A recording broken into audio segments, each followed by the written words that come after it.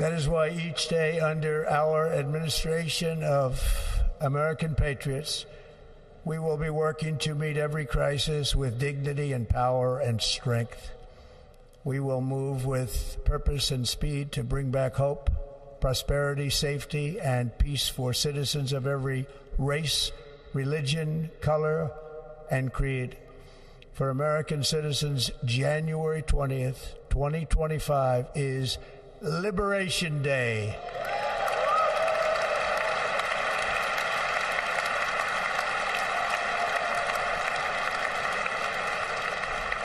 It is my hope that our recent presidential election will be remembered as the greatest and most consequential election in the history of our country.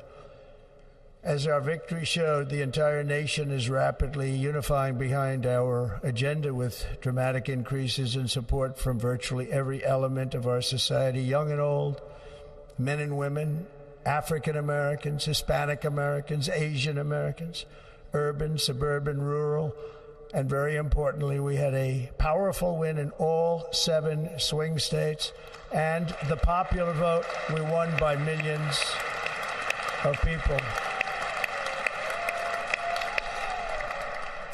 To the Black and Hispanic communities, I want to thank you for the tremendous outpouring of love and trust that you have shown me with your vote.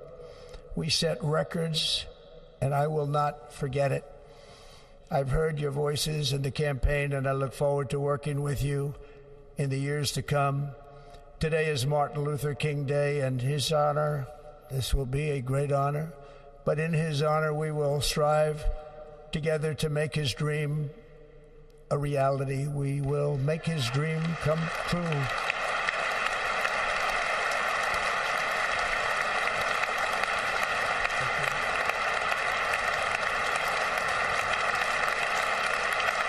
Thank you.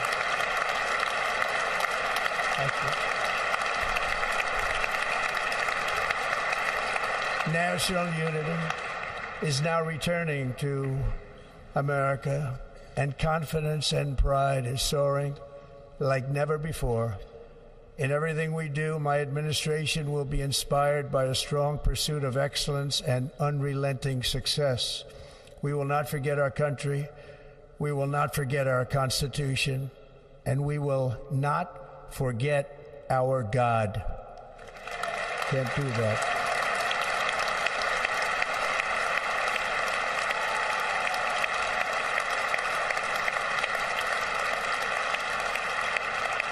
Today, I will sign a series of historic executive orders. With these actions, we will begin the complete restoration of America and the revolution of common sense. It's all about common sense. First, I will declare a national emergency at our southern border.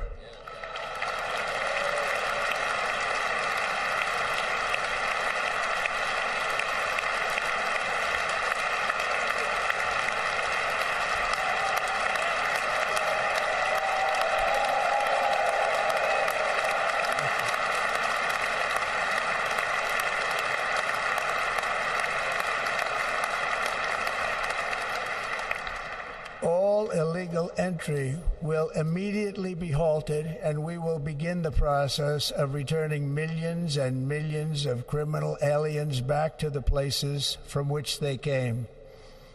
We will reinstate my Remain in Mexico policy.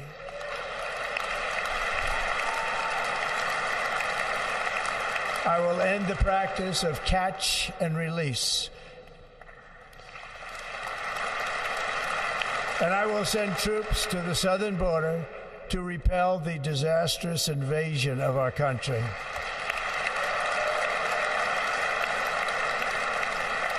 Under the orders I signed today, we will also be designating the cartels as foreign terrorist organizations.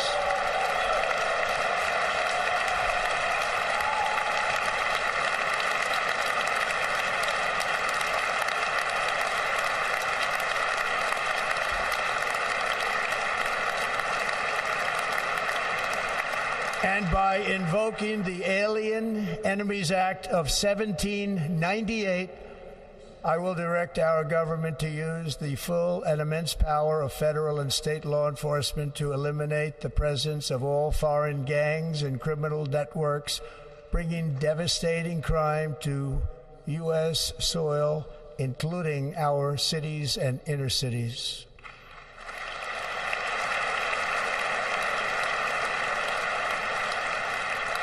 As Commander-in-Chief, I have no higher responsibility than to defend our country from threats and invasions, and that is exactly what I am going to do. We will do it at a level that nobody's ever seen before.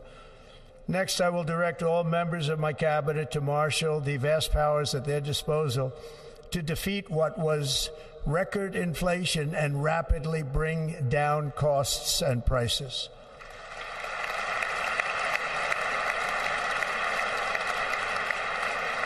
The inflation crisis was caused by massive overspending and escalating energy prices, and that is why today I will also declare a national energy emergency. We will drill, baby, drill.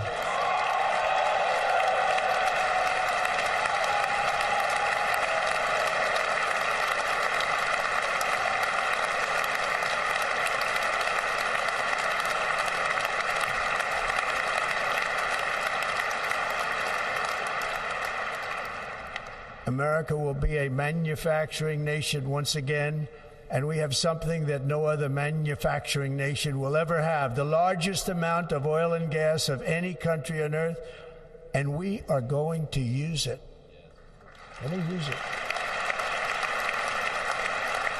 We will bring prices down, fill our strategic reserves up again, right to the top, and export American energy all over the world. We will be a rich nation again, and it is that liquid gold under our feet that will help to do it. With my actions today, we will end the Green New Deal, and we will revoke the electric vehicle mandate, saving our auto industry and keeping my sacred pledge to our great American auto workers.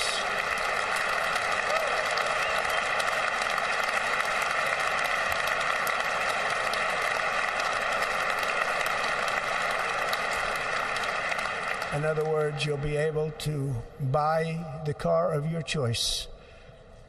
We will build automobiles in America again at a rate that nobody could have dreamt possible just a few years ago.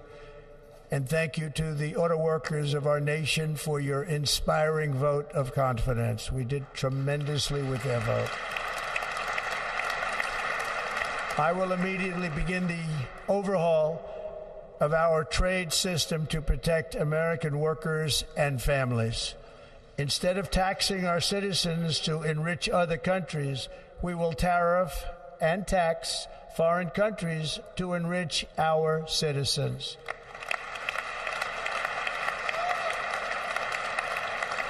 For this purpose, we are establishing the External Revenue Service to collect all tariffs, duties, and revenues. It will be massive amounts of money pouring into our treasury, coming from foreign sources. The American dream will soon be back and thriving like never before. To restore competence and effectiveness to our federal government, my administration will establish the brand new Department of Government Efficiency.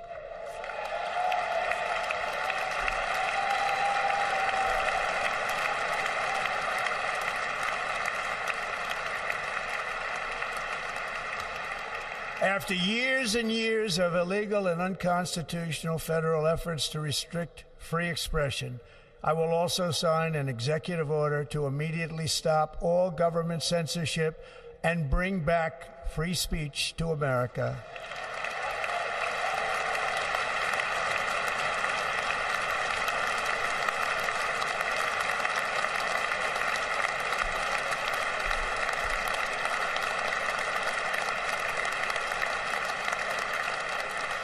Never again will the immense power of the state be weaponized to persecute political opponents.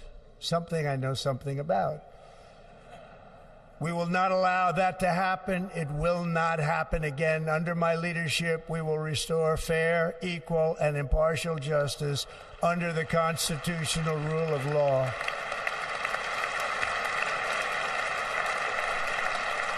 And we are going to bring law and order back to our cities.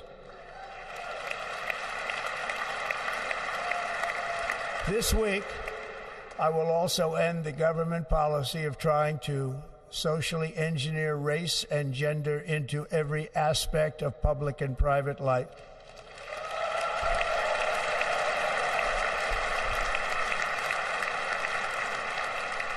We will forge a society that is colorblind and merit-based.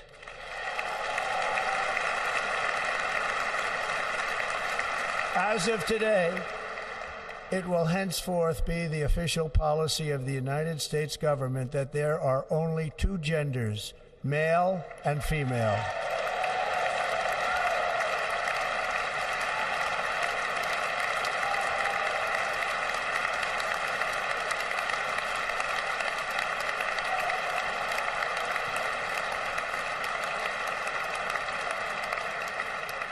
This week, I will reinstate any service members who were unjustly expelled from our military for objecting to the COVID vaccine mandate with full back pay.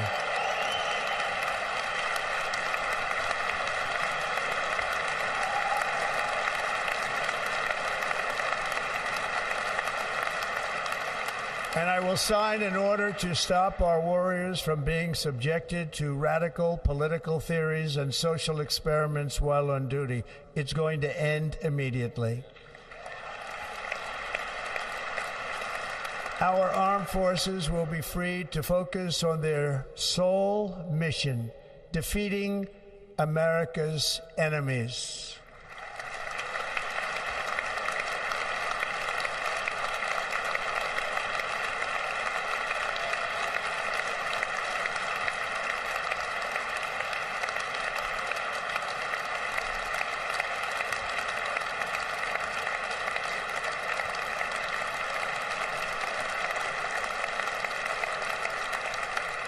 Like in 2017, we will again build the strongest military the world has ever seen. We will measure our success not only by the battles we win, but also by the wars that we end, and perhaps most importantly, the wars we never get into.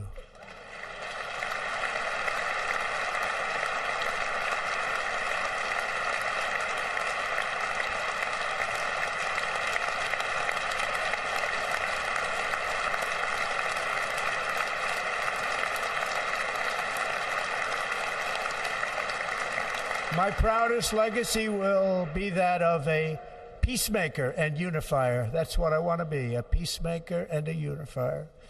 I'm pleased to say that as of yesterday, one day before I assumed office, the hostages in the Middle East are coming back home to their families.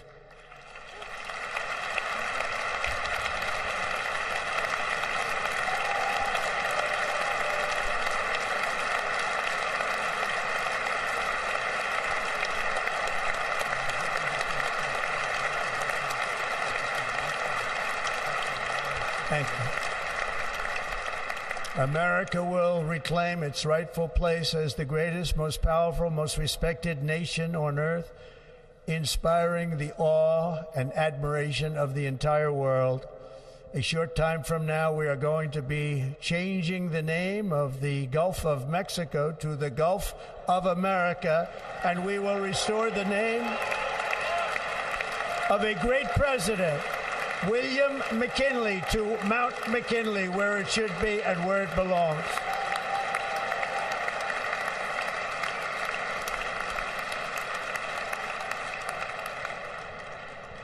President McKinley made our country very rich through tariffs and through talent. He was a natural businessman and gave Teddy Roosevelt the money for many of the great things he did, including the Panama Canal. which has foolishly been given to the country of Panama after the United States.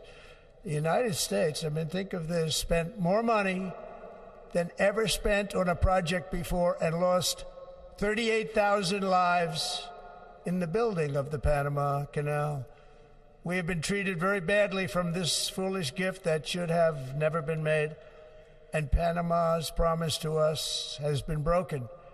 The purpose of our deal and the spirit of our treaty has been totally violated. American ships are being severely overcharged and not treated fairly in any way, shape, or form, and that includes the United States Navy. And above all, China is operating the Panama Canal, and we didn't give it to China, we gave it to Panama, and we're taking it back.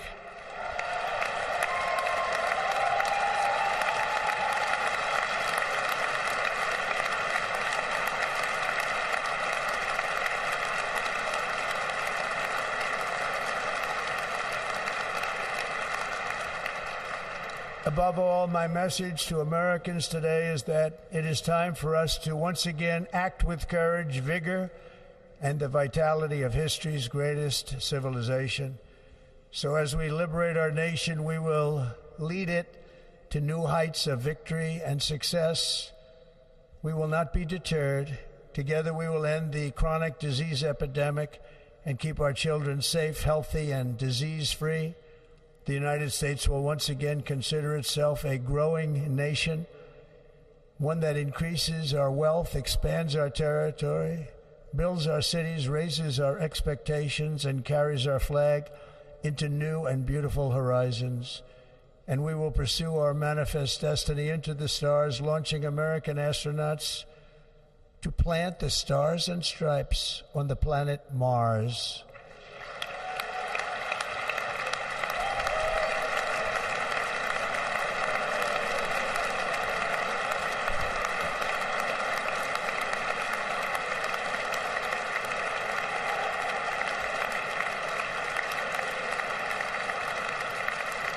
Ambition is the lifeblood of a great nation, and right now our nation is more ambitious than any other. There's no nation like our nation.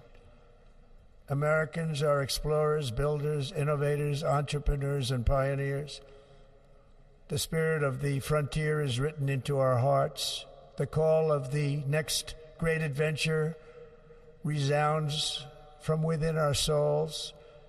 Our American ancestors turned a small group of colonies on the edge of a vast continent into a mighty republic of the most extraordinary citizens on earth. No one comes close. Americans pushed thousands of miles through a rugged land of untamed wilderness. They crossed deserts, scaled mountains, braved untold dangers, won the Wild West, ended slavery, rescued millions from tyranny, lifted billions from poverty, harnessed electricity, split the atom, launched mankind into the heavens, and put the universe of human knowledge into the palm of the human hand. If we work together, there is nothing we cannot do and no dream we cannot achieve. Many people thought it was impossible for me to stage such a historic political comeback. But as you see today, here I am. The American people have spoken.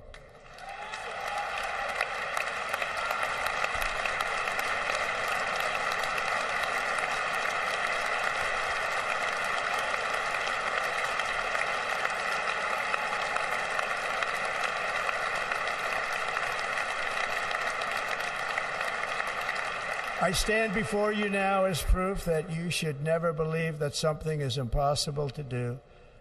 In America, the impossible is what we do best.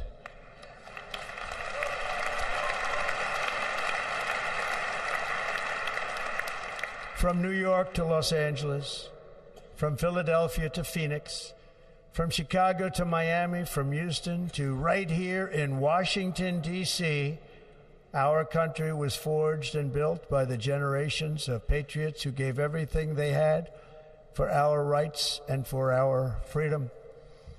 They were farmers and soldiers, cowboys and factory workers, steel workers and coal miners, police officers and pioneers who pushed onward, marched forward, and let no obstacle defeat their spirit or their pride.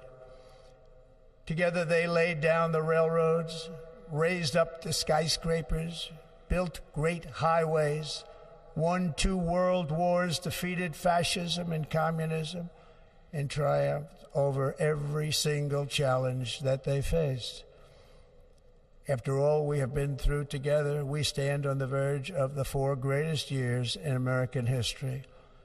With your help, we will restore America promise, and we will rebuild the nation that we love, and we love it so much. We are one people, one family, and one glorious nation under God.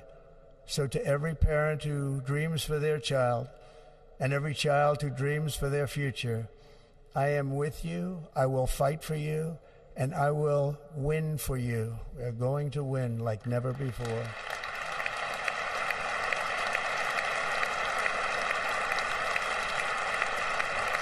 Thank you. Thank you.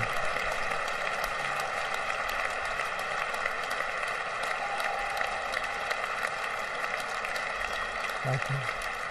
Thank you. In recent years, our nation has suffered greatly, but we are going to bring it back and make it great again, greater than ever before. We will be a nation like no other, full of compassion, courage, and exceptionalism. Our power will stop all wars and bring a new spirit of unity to a world that has been angry, violent, and totally unpredictable. America will be respected again and admired again, including by people of religion, faith, and goodwill. We will be prosperous. We will be proud. We will be strong, and we will win like never before. We will not be conquered. We will not be intimidated. We will not be broken, and we will not fail. From this day on, the United States of America will be a free, sovereign, and independent nation. We will stand bravely. We will live proudly. We will dream boldly, and nothing will stand in our way because we are Americans. The future is ours, and our golden age has just begun. Thank you. God bless America. Thank you all. Thank you. Thank you very much. Thank you very much. Thank you.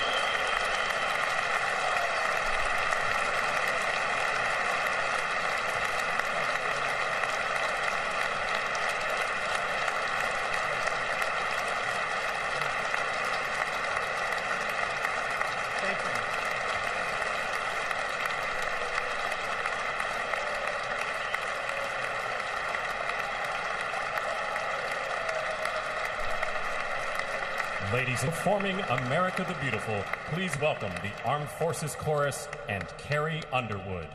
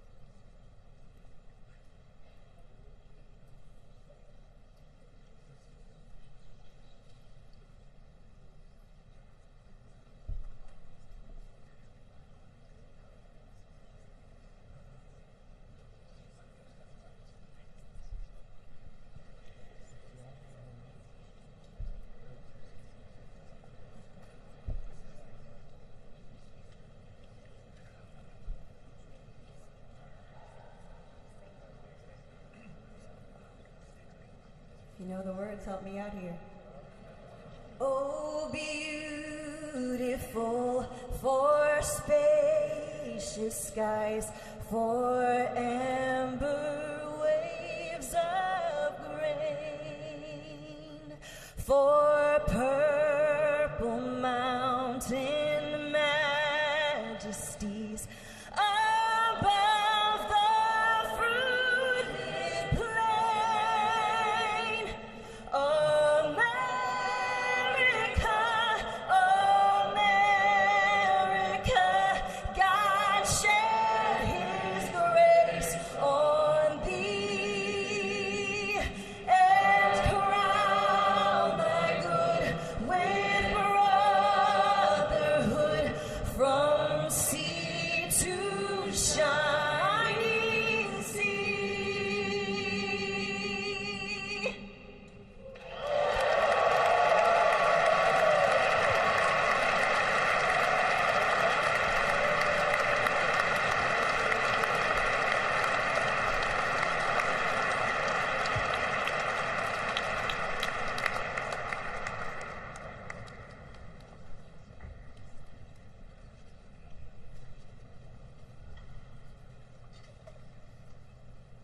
Ladies and gentlemen, Senator Fisher will now introduce the benediction clergy.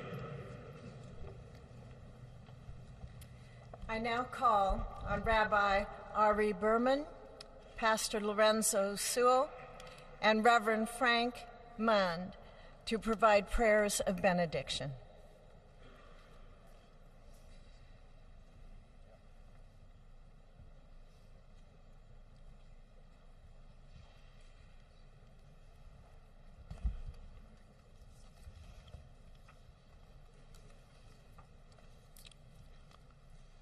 Let us pray. Almighty God, your prophet Jeremiah walked the streets of Jerusalem and blessed its inhabitants with the Hebrew words, Baruch HaGever Eshe Yiftach BaHashem. Blessed is the one who trusts in God. Thousands of years later, this great nation, which adopted these words as its motto, "In God we trust," stands at a moment of historic opportunity. Americans are searching for meaning. Our merciful Father, help us rise to meet this moment. Bless President Donald J. Trump and Vice President J.D. Vance with the strength and courage to choose the right and the good. Unite us around our foundational biblical values of life and liberty, of service and sacrifice, and especially of faith and morality, which George Washington called the indispensable supports of American prosperity.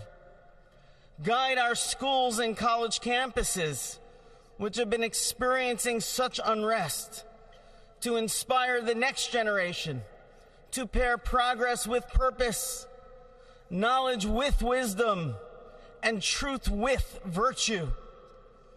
Hear the cry of the hostages, both American and Israeli, whose pain our president so acutely feels. We are so thankful for the 3 young women who yesterday returned home, and pray that the next 4 years brings peace to Israel and throughout the Middle East. Almighty God, grant all Americans the opportunity to realize our shared dream of a life filled with peace and plenty, health and happiness, compassion and contribution. Stir within us the confidence to rise to this moment.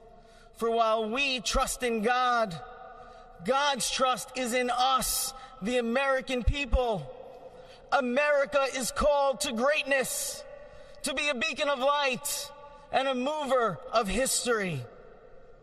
May our nation merit the fulfillment of Jeremiah's blessing, that like a tree planted by water, we shall not cease to bear fruit.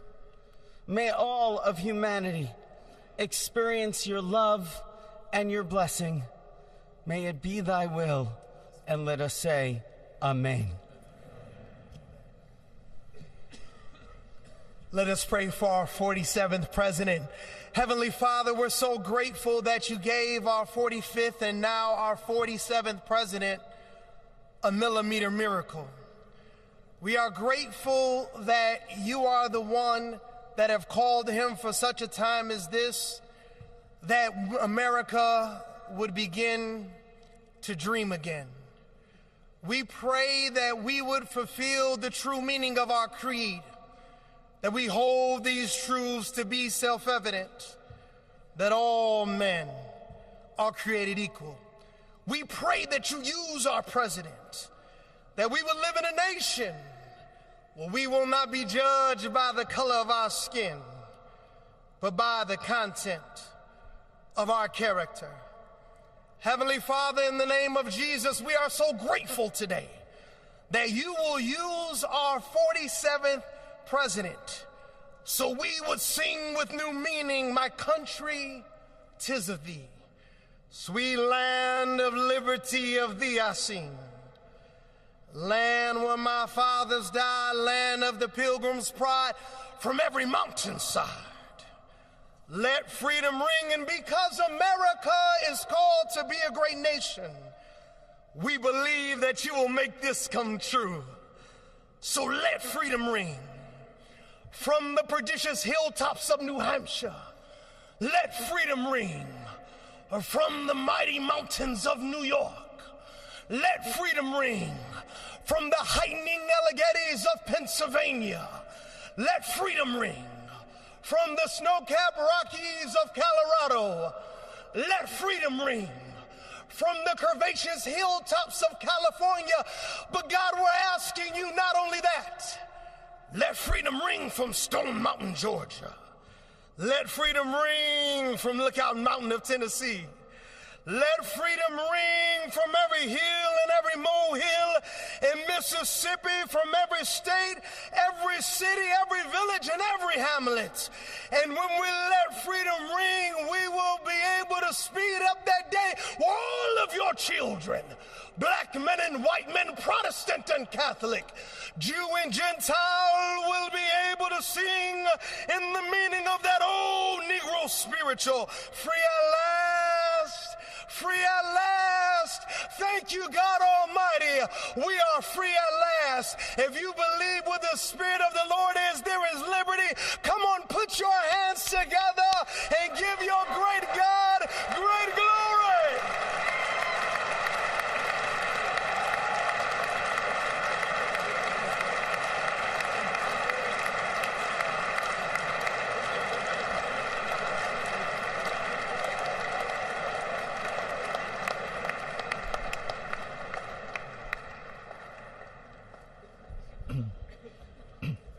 Almighty and eternal God, we gather here today in reverence, joined in our shared hopes and dreams for our beloved nation. In this sacred moment of the inauguration of President Donald J. Trump and Vice President J.D. Vance, we turn our hearts to you, seeking your divine assistance and abundant blessings upon this pivotal moment in history. We come before you with profound gratitude for the many gifts you have bestowed upon our land. Thank you for the freedoms we cherish, for the strength of our communities, and for the resilience of our spirit. As our President and Vice President embrace their newly appointed roles, we humbly implore that your everlasting love and wisdom will envelop them. Grant them the clarity of mind to navigate the challenges that lie ahead, and the compassion to serve all citizens with fairness and integrity. May their hearts be filled with a giving spirit and sincere understanding for those whom they represent. May they be beacons of hope in times of uncertainty and prophetic voices in defending the dignity of all created life. We pray for a spirit of collaboration to flourish in our government and across our nation, fostering an environment where dialogue and heartfelt listening will prevail over division or discord. May each decision made by our President and Vice President reflect the values of justice and peace. As we embark on this new chapter, we also seek your comfort, O God, for those who feel lost or disheartened. In this time of transition, may your light shine upon them, reaffirming their belief in a brighter tomorrow. May we all strive to lift one another, supporting our fellow citizens with kindness and empathy, recognizing that together we can overcome any adversity. Grant us the strength to endure, the courage to face our fears, and the clarity to see the light that remains, even when clouds of uncertainty may gather. Inspire our new leaders to be champions for the vulnerable and advocates for those whose voices are often silenced. May they pursue policies that promote the well-being of all, seeking to build bridges that will foster unity and belonging. As we stand witness to this inauguration, we hold fast to our faith in the goodness of each of us and the possibility of change. We trust that with your guidance, O God, our nation can move forward to a future filled with promise, prosperity, and understanding. And finally, we lift our hearts in gratitude for the beloved parents of President Trump. Without Mary and Fred Trump, this day would never be the miracle that has just begun. From their place in heaven, may they shield their son from all harm by their loving protection, and give him the strength to guide our nation along the path that will make America great again. Let us go forth now with these words of President Trump's emblazoned on our hearts. As long as we have pride in our beliefs, courage in our convictions, and faith in our God, then we will not fail. We stand tall, we stand proud, because we are Americans, and Americans kneel to God, and to God alone. Amen. Ladies and gentlemen, please remain standing for our national anthem.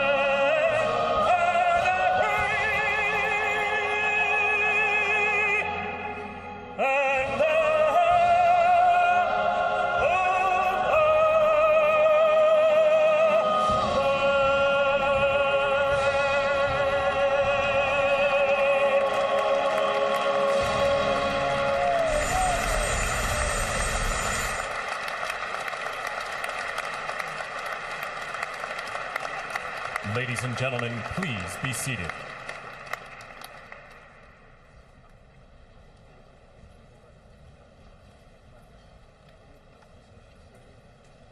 Ladies and gentlemen, please remain at your seats while the President and official party depart the platform.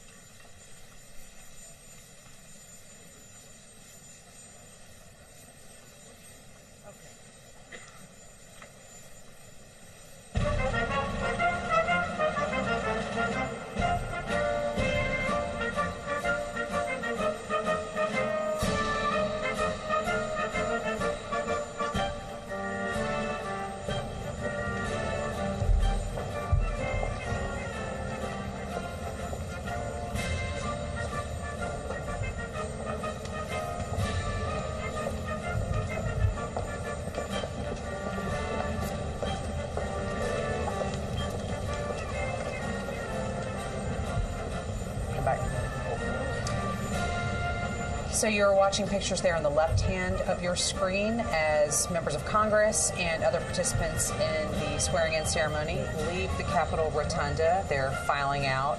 As those proceedings are now over, on the right side of your screen, we are watching a door elsewhere in the Capitol where we expect that we will see President Donald Trump and First Lady Melania Trump and former President Joe Biden and former First Lady Jill Biden walking out. This is another one of those set pieces that occur on Inauguration days where an outgoing president is bade farewell from the current president. So earlier, remember, we were looking and seeing those pictures of the helicopter there on the Capitol grounds that is waiting to take the Bidens from this part of their journey onward to Joint Base Andrews and then California. We are watching and waiting for them to come out and get started on that process. And as we do, Sagar, let's talk a little bit about Biden's last official acts as president. In the minutes, basically, before Donald Trump was sworn in and took the oath, what did we see coming out of the Biden administration? Yeah, we had mentioned earlier this morning that he had issued some high-profile, preemptive pardons to Dr. Anthony Fauci, to General Marca, to members of the January 6th committee.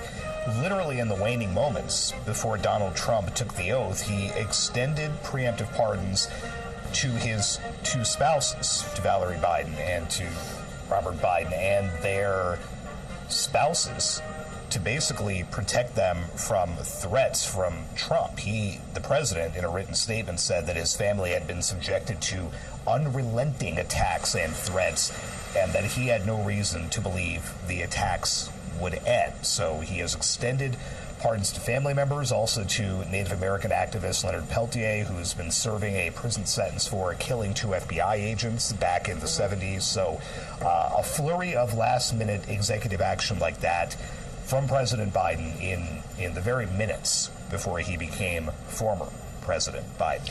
And it's interesting to think, just a bit of context, back when Joe Biden issued the pardon for his son, for Hunter, and there was a lot of commentary about how this is coming so late in a presidency. Clearly, he was trying to kind of wait as long as possible so there wouldn't be any blowback or opportunity for people to be critical of the administration.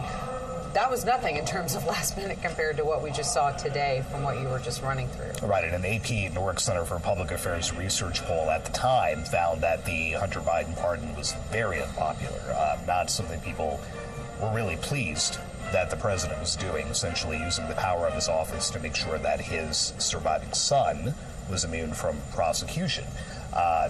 Like you said, that now almost seems like it was months and months and months ago, like a lot of things here in Washington do, but to take care of, essentially, of his brother and sister and their spouses minutes before leaving the presidency is something else altogether. Definitely. We are still watching now, waiting for Joe Biden and Jill Biden to exit the Capitol as they get into a waiting helicopter that will take them on to Joint Base Andrews and then California. We anticipate they will be going to Santa Ynez, which is an area that the Bidens most recently traveled to in August after his remarks at the Democratic National Convention in Chicago.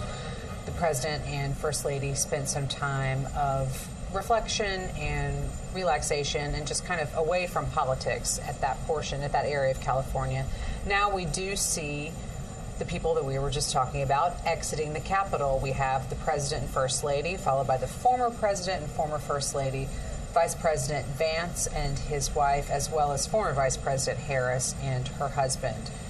So a moment of bipartisanship as the Trumps and Bidens take part in this next set piece of official Inauguration Day events here in Washington, the farewell to the outgoing president and First Lady. And again, something we did not see 4 years ago. Right. Because the Trumps had already left for Florida before Joe Biden and Jill Biden even got to the Capitol. Right. This gets back to a much more familiar scene.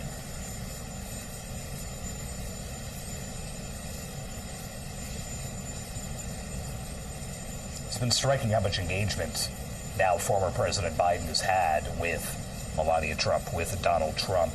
He made it a point to speak to one of J.D. Vance's young children right after his father took the oath, had a big smile on his face and leaned down and spoke with the boy, shook hands with Carrie Underwood after she performed, very quickly shook hands with Donald Trump after he took the oath. He's had a pretty big smile on his face for a lot of what we've seen today.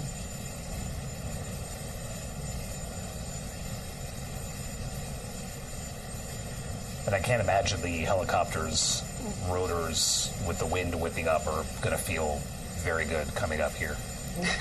Having sat on the White House South Lawn way too many times when both of those men boarded Marine One, it's cold on a hot day. On a really cold day like this, not fun. It is still only here in the mid-20s here in Washington. Let's just listen in as these farewells happen at the Capitol.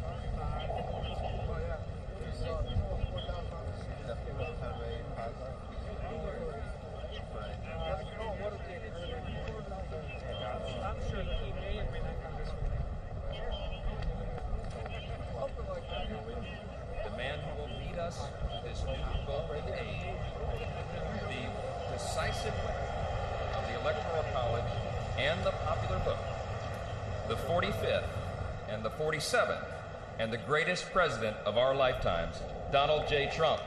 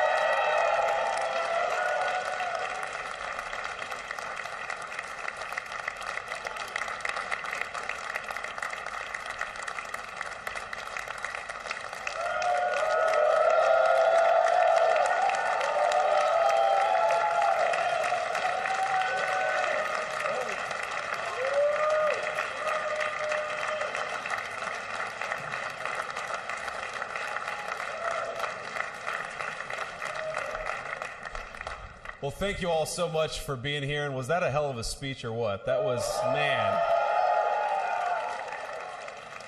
That was a good way to start it off. You know, I didn't know exactly what the president would put in that speech, and I hoped to myself that he wasn't going to hold back. And, sir, you didn't hold back. That was a hell of a way to start the next 4 years. But I just want to say from the bottom of my heart, and I know I speak for the president and for all of us, thank you, thank you, thank you for making this possible. We love you.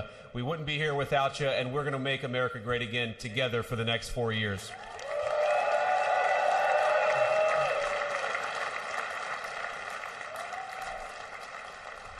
And the last thing I'll say is, you know, having stood outside for about 5 minutes to wave goodbye to the Bidens, thank God we moved that thing indoors because it was a beautiful ceremony and it was cold as hell outside.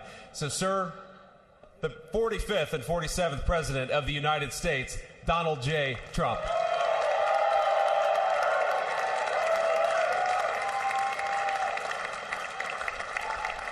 No, he's right. I said, oh, look at this beautiful sunny day.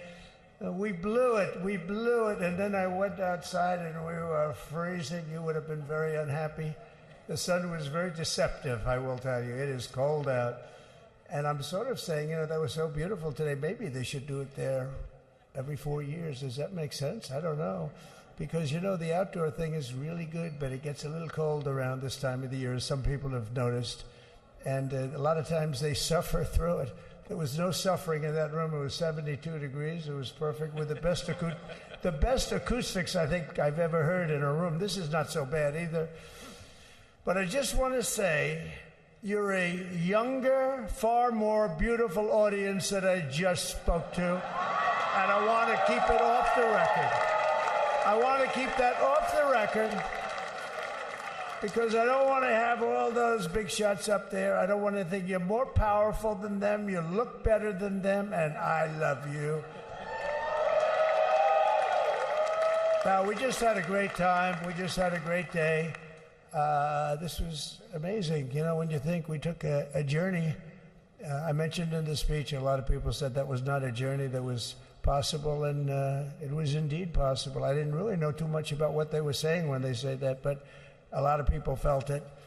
And we hooked up with J.D. very early. I watched J.D. over a period of time. I endorsed him in Ohio. He was a great senator and very, very smart. The only one smarter than him was his wife. That was I would have chosen her, but somehow the line of succession didn't work that way, right? But now she's great and he's great. This is a great, beautiful couple and unbelievable career. I just said to him, you are very upwardly mobile. because he hasn't been doing it that long. But he picked it up so quickly. Remember, the first week was a little bit like the fake news was hitting him really hard. And I said, oh, this may be tough. But after that, it was smooth sailing for him. He took on everybody. He took on the meanest. I don't want to use the word corrupt because we're into a new system, so let's wait till the corruption begins, because it will. But he took on some pretty mean people, and he handled it well. I want to also congratulate Mike Johnson for the job that he's doing.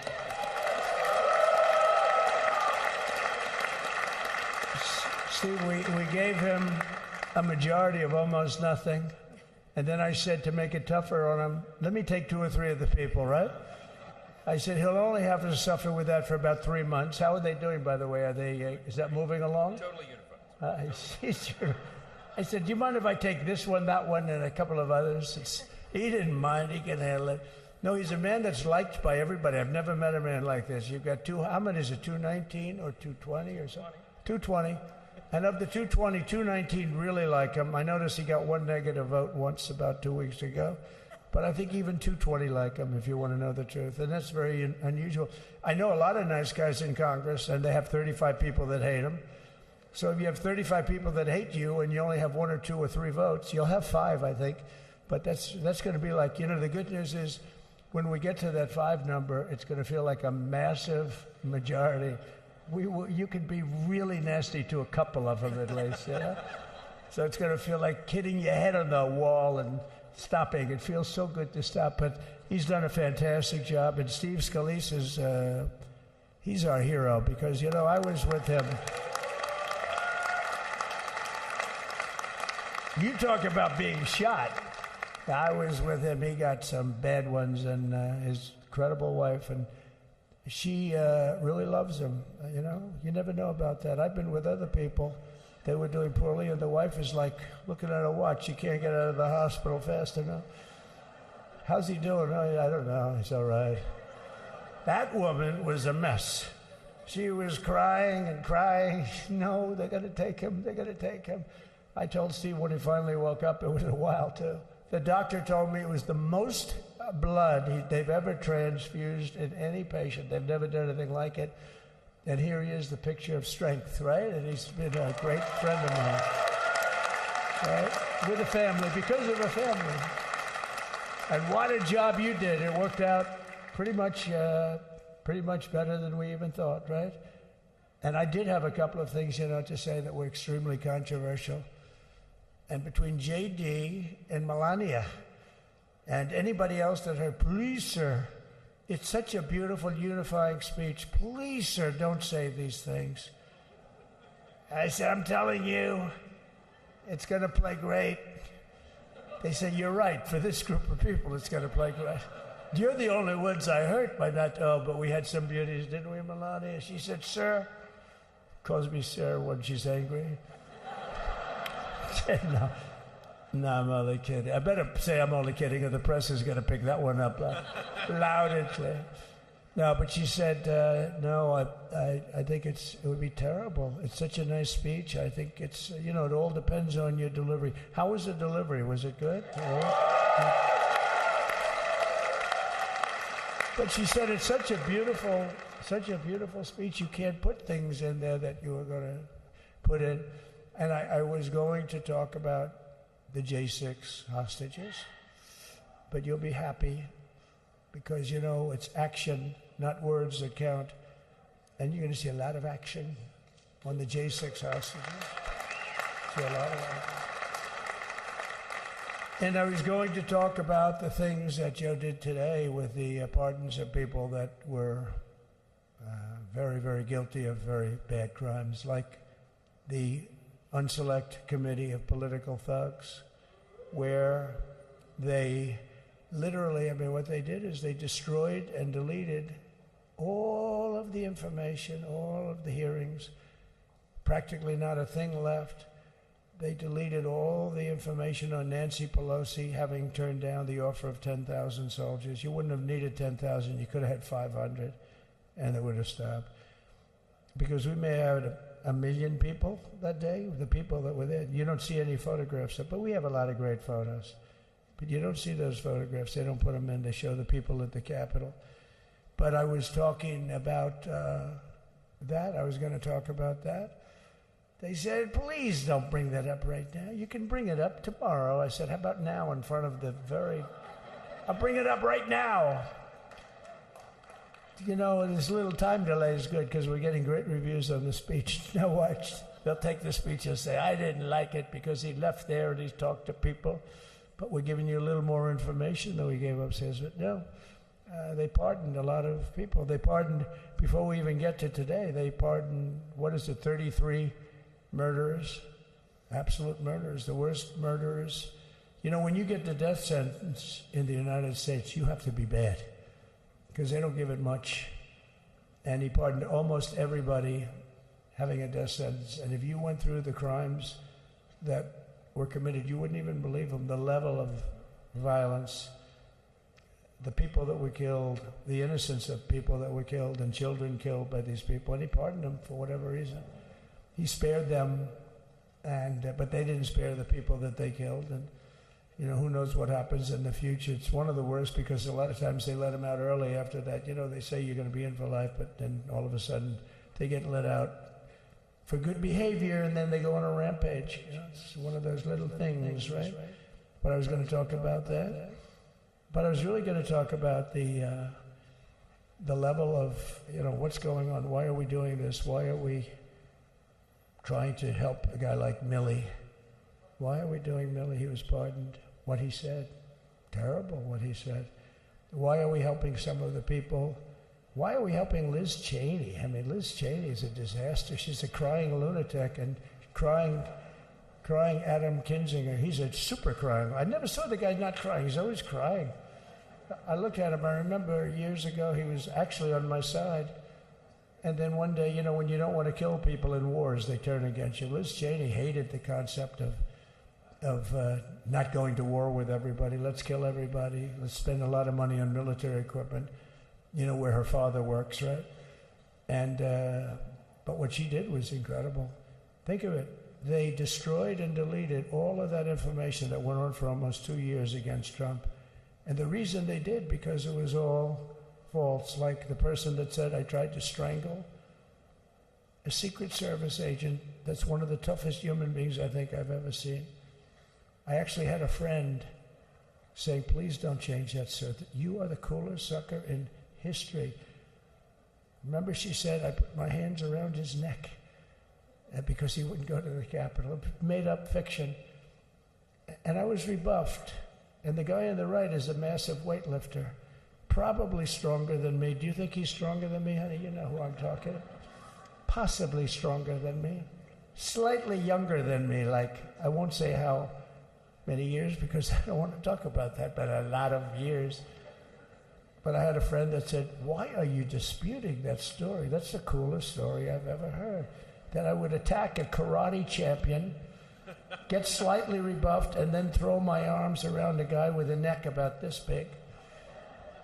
Even though there are bars, you know, there are bars, you can't really do that anyway. So I wanted to talk about that. But all of that stuff got deleted. And the reason it got deleted is they were all caught in lies. You know, Secret Service testified, and they said it didn't happen.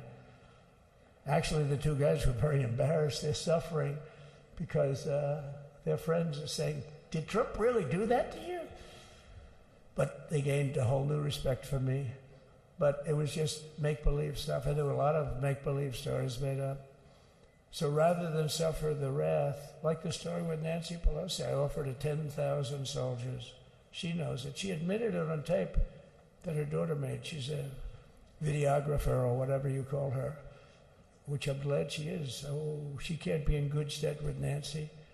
But Nancy said it was my responsibility as she's leaving the Capitol. She said it was, and it was. She's in charge of security at the Capitol. But I offered them up to 10,000 soldiers, even more. One time I said more, as many as you need. But you needed 400 or 500. If 4 or 5, you 10,000, that would be more than the number of people there by lot.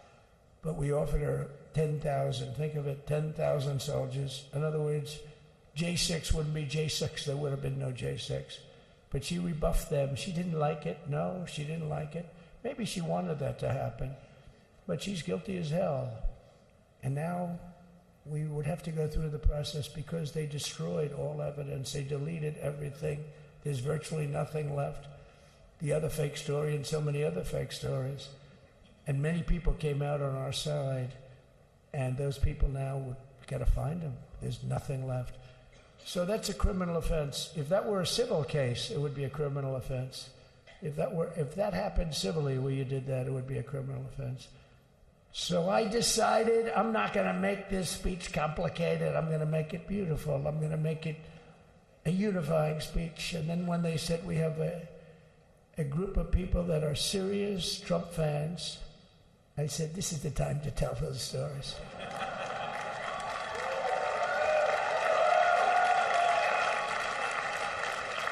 He knows.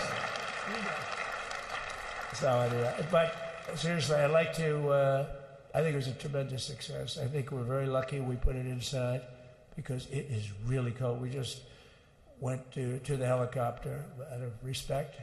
It's something that's taken place for a long time. I guess it's as old as helicopters. You used to get into a stagecoach, now you get into a helicopter. Times change. But it's pretty old custom. And it's a beautiful custom, actually. It's a beautiful custom. I wish we could have had a better relationship. I wish we could have had a better relationship between Republicans and Democrats. I was with Senator Schumer. I said, Chuck, I think it's time we all start getting along a little bit because it doesn't make sense. I mean, we literally never get a Democrat vote. They never get a Republican vote, almost. And although there is a bill coming up very shortly that we have a lot of Democrat votes, right? That's going to be a very beautiful bill. We're going to have a deciding, I would say, within a week or so, I think. And it's going to be a very good bill. You all know what I'm talking about. So I just want to thank you all for being here. You have been our fans from day one. All these people all over. You've been our fans. This has been there's never been anything like it. There's never been anything like it. This has been a movement like no movement ever in history for probably any country, let alone this country. You know, if somebody's running for president, and if they go out and they announce they're going to Arizona, they're going to Nevada, they're going to someplace, if you have 200 or 300 people, that would be standard. Ronald Reagan would go out.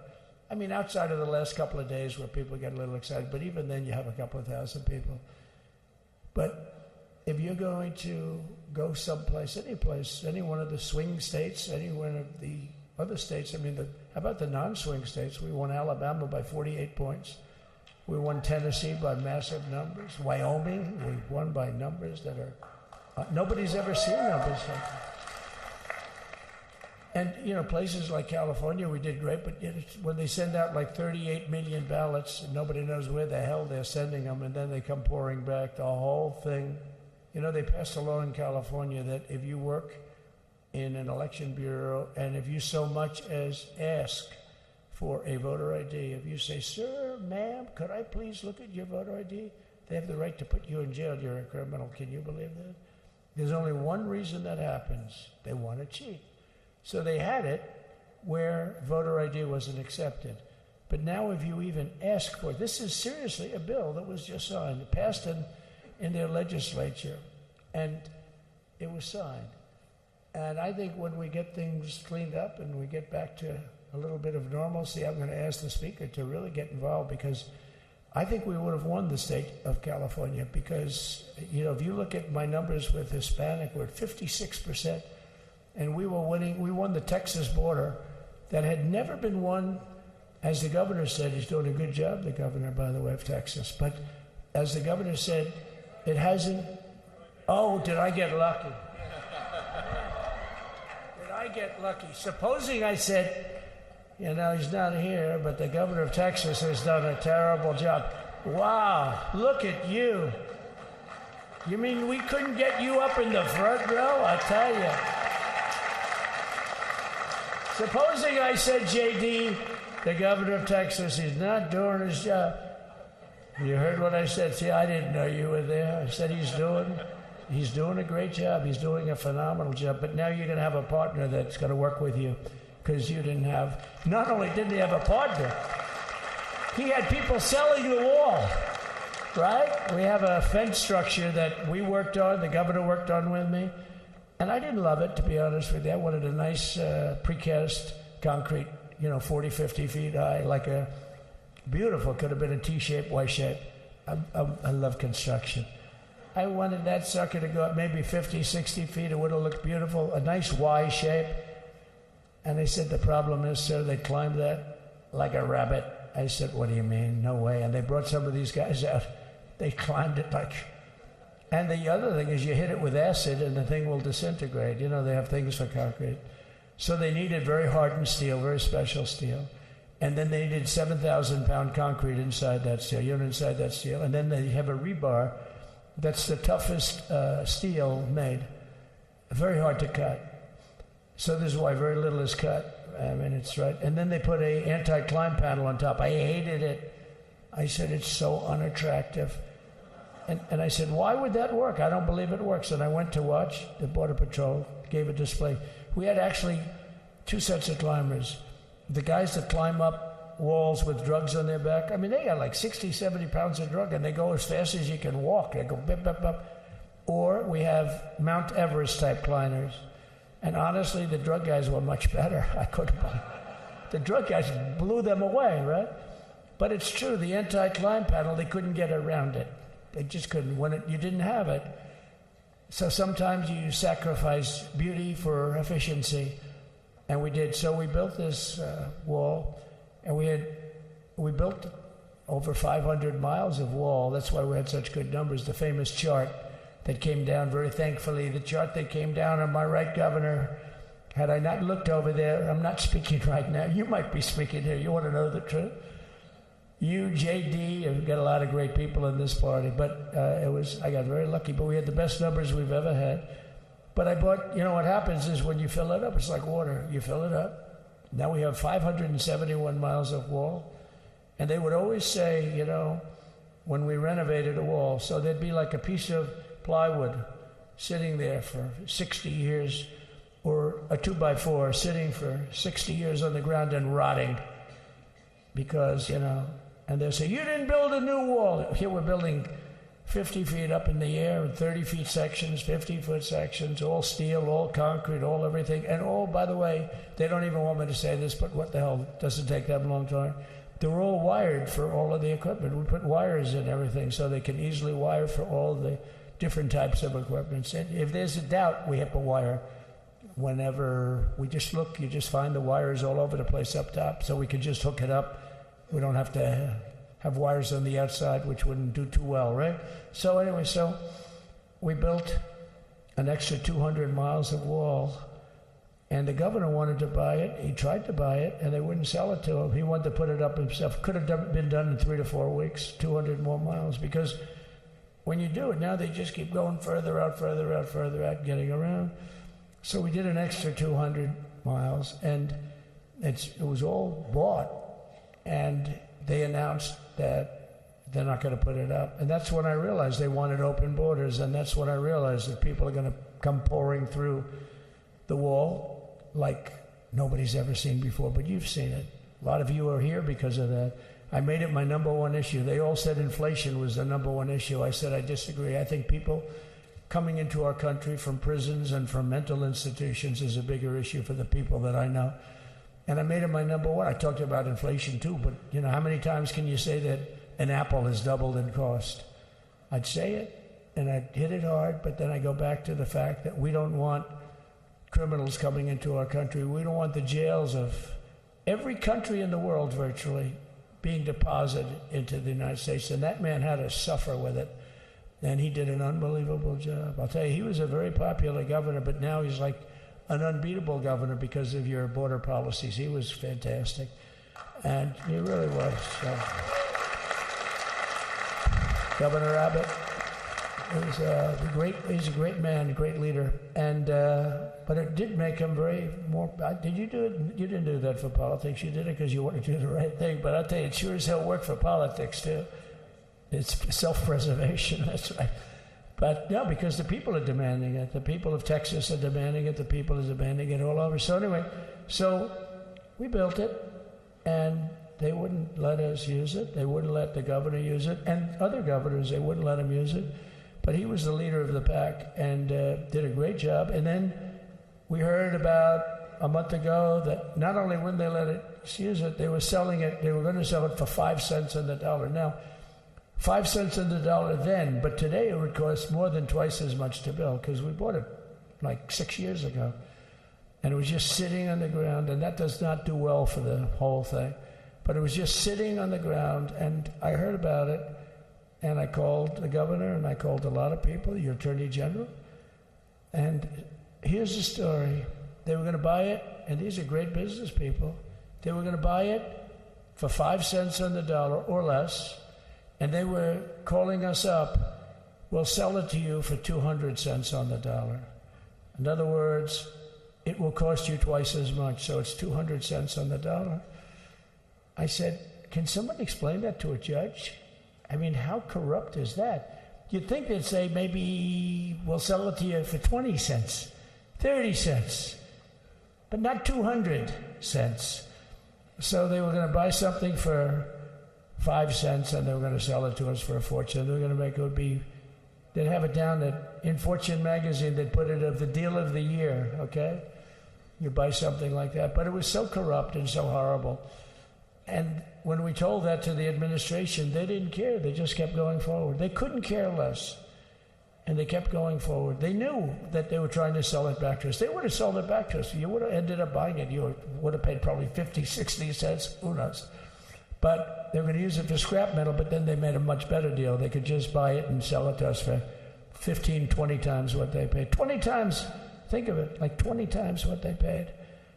And we wouldn't let it happen. And the governor with his attorney general, Ken Paxton, they made a fantastic, they're a good lawyer.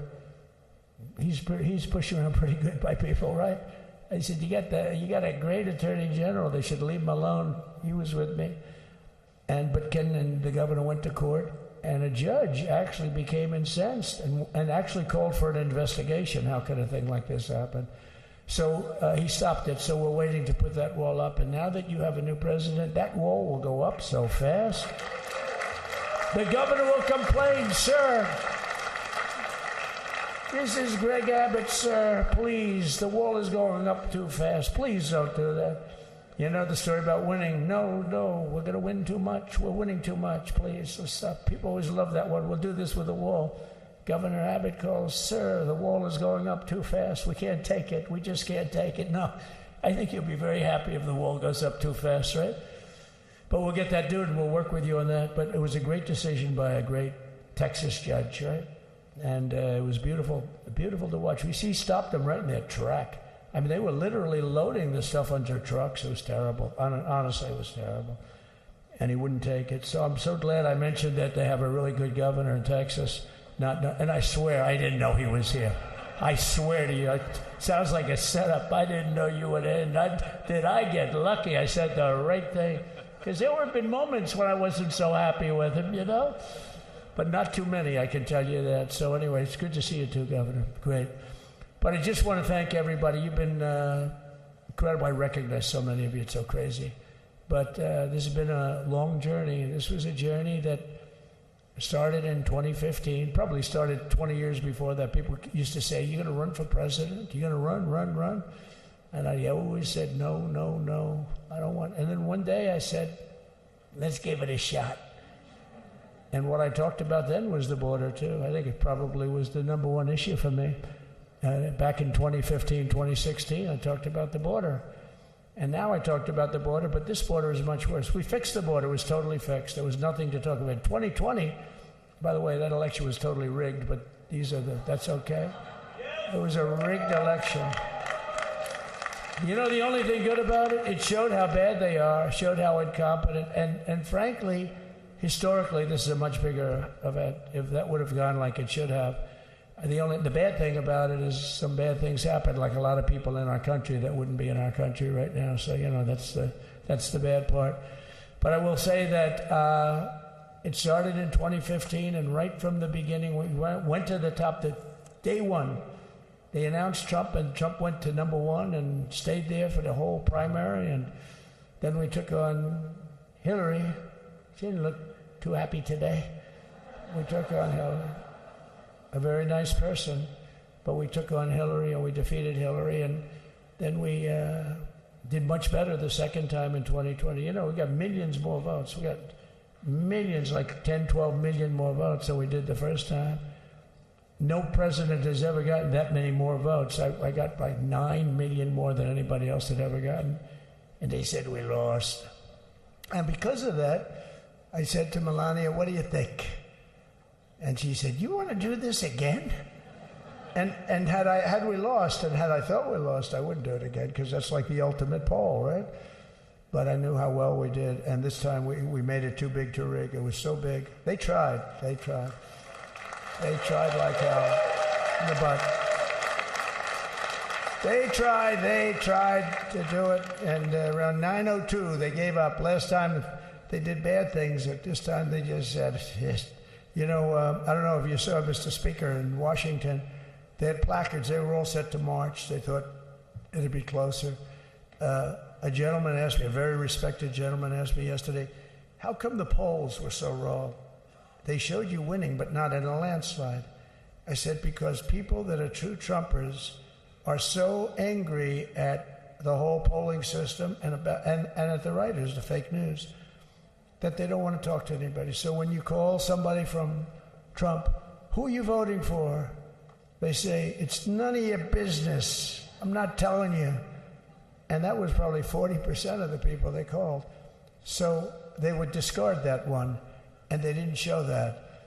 And then when the election happened, you know, the vote came, and it was much different, much higher than we're going to win, but they really thought, they couldn't believe it. The one man said, I mean, it was so much higher. We won all 7 swing states.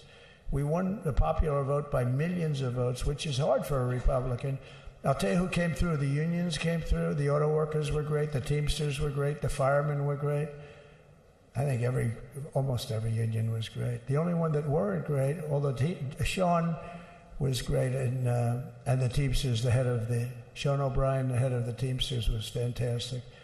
But generally speaking, the head of the union was against Trump, but the union would be with us for like 80-85%. Look what we did with the auto workers in Michigan. Look what we did with the Teamsters.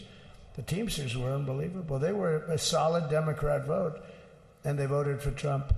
So we had a great experience. Now we have to go to work and get it done, because we have to do something that's going to be great. We're going to turn our country around, and we're going to turn it around fast. And I think this was a better speech than the one I made upstairs, okay? I think this was better, JD. I think this was much better, and I got to see my friend. So, Governor, take care of yourself. You call me, we'll start working. You know what that means with him. He's going to be calling me tomorrow morning at about 6. And I said, how about next week? You call me and we're going to get it started real fast. We'll really help you a lot. You've done a fantastic job protecting something which it's not supposed to be for the states. And amazing job you've done. Thank you very much. And I want to thank everybody. And I have a First Lady who's been incredible. She's been incredible. I shouldn't say this. I'm going to get hell when I say this, but her feet are absolutely aching. You know, those heels. And we thought we were leaving. We were going home. Sir, would you be able to go down and say hello to some of your other fans that are here? I said, oh, I didn't know that. Wow. Did you get to see pretty clearly the picture, I hope? Good. That's good. But because you wouldn't want to make the same speech again, right? But she said, darling, I love you so much, but my feet are killing me. I said, honey, let me just see how far it is. I asked the person. Oh, not that long, maybe 400 or 500 yards. That's 5 football fields. I said, can you make it? She said, we're going to make it no matter what. We're going to make it because we have to go. Right? Right? And then we went out to the helicopter, though, just prior to this, and said goodbye. And it's a custom, and the wind is blowing like crazy. And with the hat that she's wearing, she almost blew away. We almost lost She was being elevated off the ground. She almost flew away. No, so we all appreciate it because she's been a great First Lady, a beautiful and a great First Lady. And they love our First Lady. You know, JD, whenever I make a speech, I see hundreds of times, we love our First Lady, we love, and they do, and they should. She's great. So I just want to thank you very much. I just want to thank everybody. And I felt that, I said to JD, should we give him the A treatment, the B treatment, the C, the D, or the F? You know what the F is? Hello, everybody. Thank you for being here. Bye-bye. I gave you the A+ treatment. Thank you. Thank you all. Thank you, Governor. Thank you all very much. Appreciate it.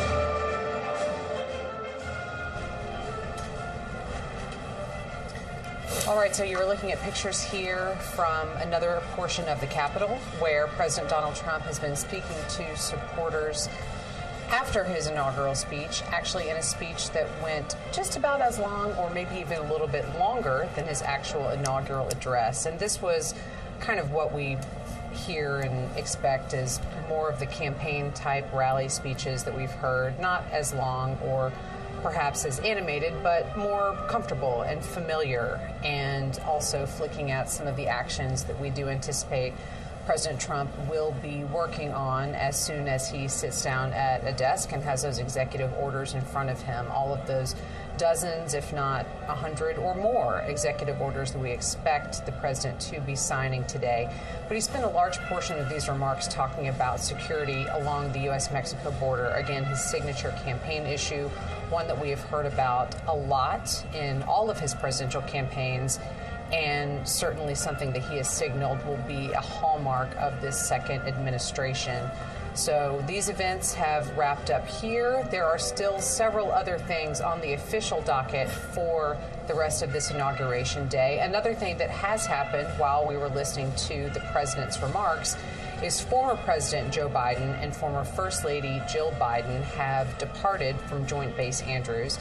They've taken off on their trip to California. And Sagar, I think you can help walk me through a little bit of the nomenclature about some of these aircraft that we've been looking at today. I know I mentioned earlier, I know it's Marine One, the helicopter when the president is on board, but I didn't know what to call it when there is someone other than the president on board. So talk to me about that helicopter that the Bidens used to get to Joint Base Andrews, and then the aircraft that they're on to fly on to California. So you have that familiar color scheme on these Sikorsky helicopters, the green and the white with United States of America written on them. Just like with Air Force One, that helicopter is only Marine One when the sitting commander-in-chief is on board. So seeing as how Joe Biden was no longer the commander-in-chief, what to call that?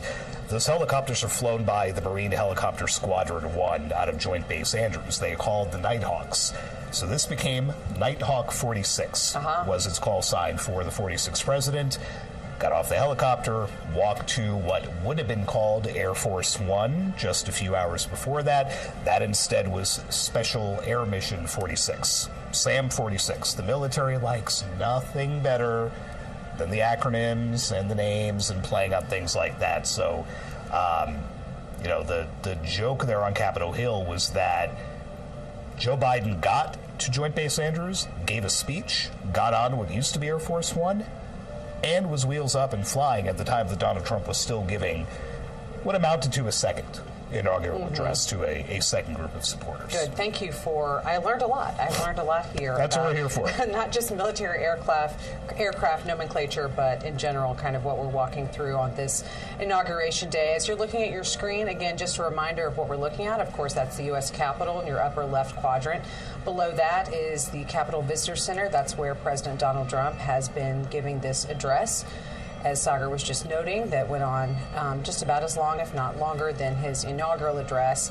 But also on the right-hand side, that's a look at Pennsylvania Avenue. That's one of the pathways, the main thoroughfares here in Washington, that is tradition on Inauguration Days for the new president to traverse in some fashion. It's usually in the form of a parade, clearly with the weather and events being changed around today. That will be a pathway instead that will take President Trump from the Capitol to the Capital One Arena, which you're now looking at there on your screen in the upper right-hand quadrant. There are some events happening there. There have been hundreds and thousands of supporters of President Trump gathered there for hours, lining up in the pre-dawn hours pretty much, waiting, because that is where he will be going for the festivities that are being subbed in on the schedule today in lieu of that traditional parade. They've been watching live all the inauguration swearing-in activities, and later on today they will be seeing President Trump, and we expect him to be signing some executive orders as he officially begins his administration, but also, I would imagine, giving more remarks similar to what we just heard at the Capitol Visitor Center. Again, maybe with even more flair and more of a campaign feel than we heard in the inauguration address and also those remarks that followed. There's also a part of the schedule of events today, an official inaugural luncheon. That happens in this space between now and when the parade would be beginning, but now is actually going to be taking place at the Capital One Arena. So again, more things that are on the schedule, but that's what you're seeing there, taking a look outside and inside the Capitol complex, and then two other views from around Washington, Pennsylvania Avenue, and the Capital One Arena, where again Donald Trump will be addressing some of his supporters later on today. And as you can see now there in the lower left, those are shots from that luncheon that we were just talking about. As members of Congress and other officials are gathering, this is another one of those Inauguration Day traditions. We're a little bit behind the official schedule at this moment, but that is, again, that's kind of what happens. We go with the flow. But all of those people are gathered there waiting for President Donald Trump to come in and participate in this official part of the schedule. I mean, steak and crab cakes. You can't go wrong on that menu. Yeah, so what's on the menu, Sagar? You have some intel? That's it. Steak and crab cakes. Okay. Well, that's not it, but that's what jumps out. Steak from Nebraska for Senator Deb Fischer, who is part of the inaugural organizing committee. There is a Minnesota apple desserts in a nod to Amy Klobuchar, the Democrat from there. And again, as a Baltimore guy, crab cakes are what jump out at me. So we'll have to get some intel from someone in the room as to whether they're legitimate Baltimore jumbo love crab cakes or, you know, the diced up backfitting kind of thing that Baltimore folks want no part of. I'm not going to get involved in the debate over crab cakes. You want to stay very much out of that. We can see some pictures now, too. Inside that luncheon, there is Ivanka Trump, clearly the eldest daughter of President Trump, who was involved pretty heavily in his first administration, but has taken a step away from politics. She is said to spend more time with her family, but still very supportive of her father, in her own words. In the upper right there, we see in the Capital One Arena, there's Kellyanne Conway. She has been a longtime advisor of the president, helping run his first campaign and serving in an advisory capacity during the first administration. She has remained with him in an advisory capacity, speaking in the Capital One Arena, where Donald Trump will be later on this afternoon. And that's what he did.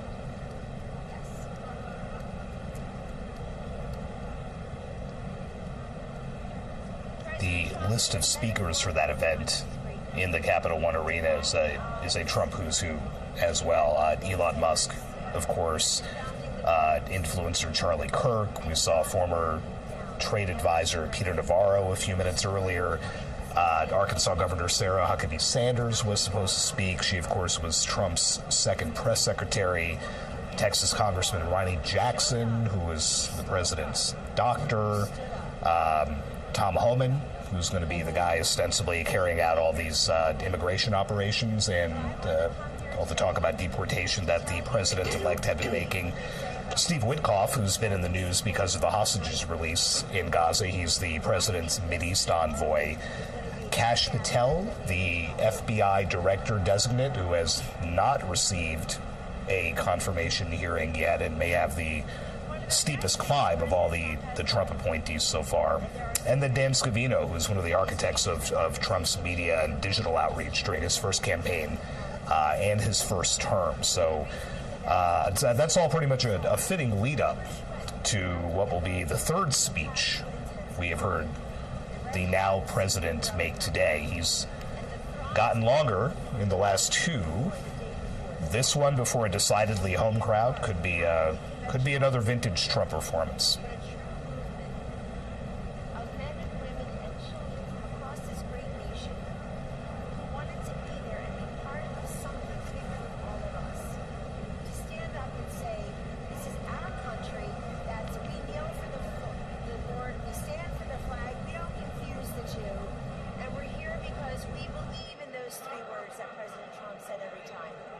Secure the border, respect law enforcement, cut your taxes, repeal, replace Obamacare, get rid of Common Core. And this time, in 2024, you were there again. But so were so many Americans who had never voted or had never voted Republican.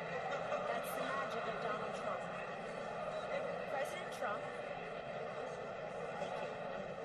President Trump has done away with all these acronyms. CRT, BLM, ESG, DEI.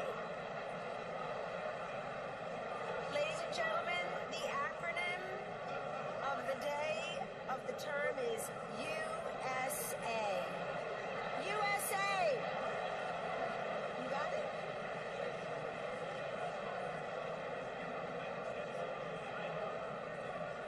People in Washington love to fight.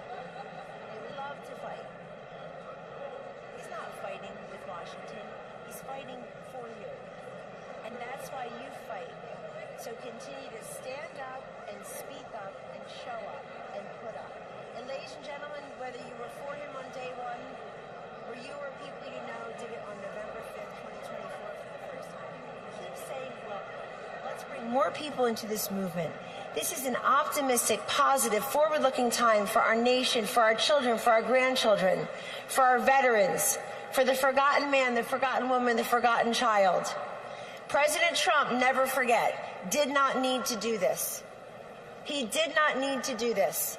He already had everything that people who go into politics want. Money, fame, brilliant, beautiful wife, golf anytime he wants. He did this for the people. And as we all know, he dodged a bullet. But ladies and gentlemen, the whole country dodged a bullet. In not having Hillary Clinton or Kamala Harris as our presidents. Welcome. Again, happy Inauguration Day. And we're just part of the warm-up band for the main act, Vice President J.D. Vance, and 45-47, President Donald J. Trump. God bless you and God bless the USA.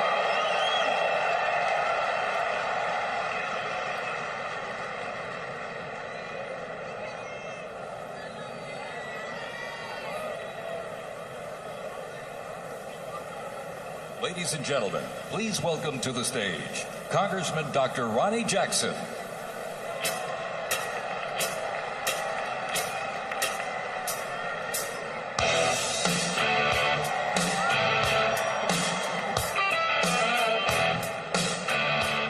All right, welcome America to the greatest day ever. I don't have to tell anybody in this room, these are my favorite people on the planet right here. You guys are the MAGA warriors. You guys, thank you. Thank you for everything you do. Well, I also don't have to tell you there's a new sheriff in town, right? Donald J. Trump was right about everything. Everything. I've known him for a long time. I was blessed to be his physician and work in the White House side by side with him.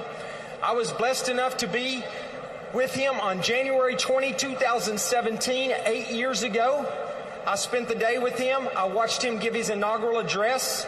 And I'll tell you, I was extraordinarily blessed to have just come from the Capitol, where I had one of the most satisfying 2 hours of my entire life, when I got to listen to President Trump talk about how horrible this country has been treated, and all of us have been treated, and the horrible things that have been done to all of us this last administration for the last 4 years, and how he was going to fix it all, and he did it right there with Hillary Clinton, Joe Biden, Jill Biden, and everybody else, Kamala Harris. They had to sit there and listen to it, and I loved it. Loved it.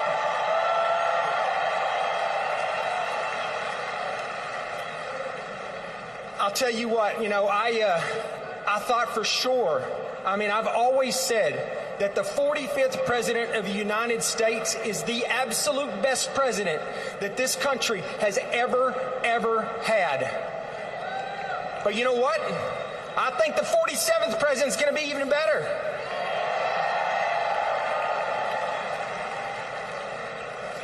We are in for a change. This is a great day. How many of you out there think this is one of the best days of your entire life? Absolutely it is. We had one chance to get this country back. We were headed down a path of destruction that we would never, ever recover from. I promise you. And we have been given a second chance in the form of Donald J. Trump. He's here, he's back, and he's going to fix what's broken. We're going to get our border back. We're going to stop the illegal immigrants and the cartels that have laid devastation to this country. We're going to lock them up. We're going to get rid of them. We're going to get our economy back. We're going to get our military back. We're going to get our federal government back. We're taking it all back.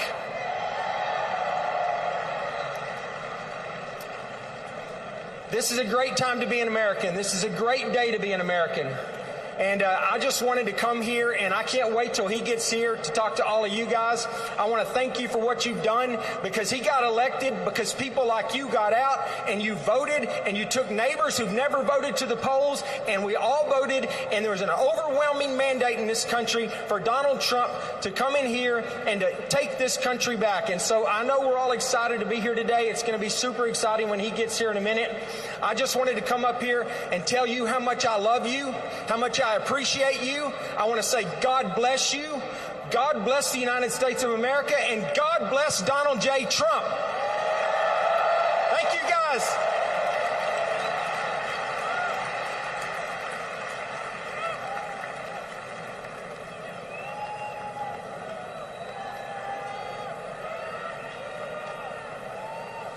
Ladies and gentlemen, please welcome to the stage Governor Sarah Huckabee Sanders.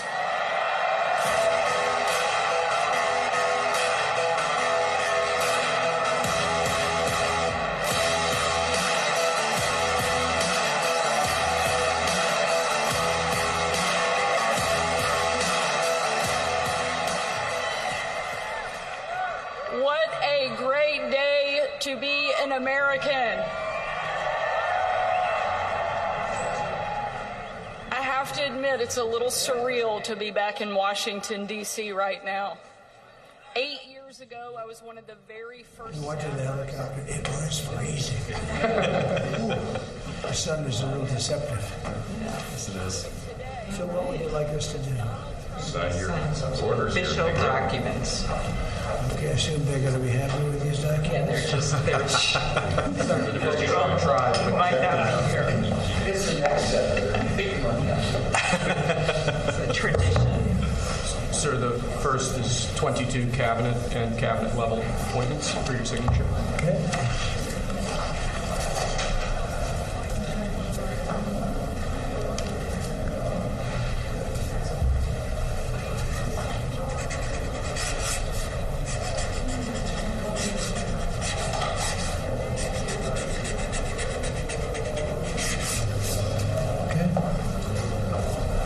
next one will be,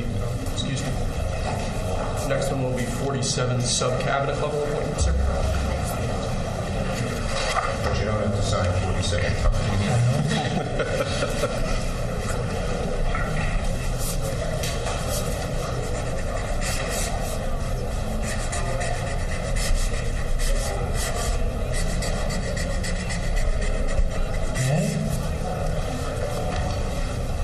Thank you, sir. Now 31 acting designations and appointments to effectively take control of the government. Let's do that.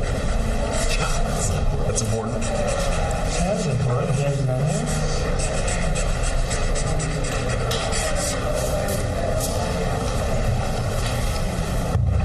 And we have 15 commission chairman and acting chairman appointments.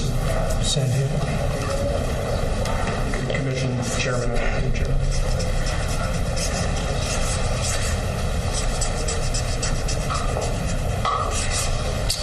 He was number one at Harvard also. You know that? Good counsel. They have something in common. Thank you, sir. Lastly, we have a proclamation ordering that on all future inauguration days, including this inauguration day, that flags shall be flown at full mast. Very important.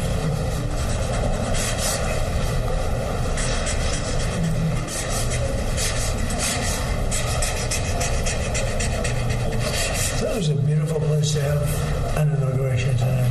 The sound was so good. The temperature was 72 degrees, but the sound was so good. Maybe something to think about. Thank you.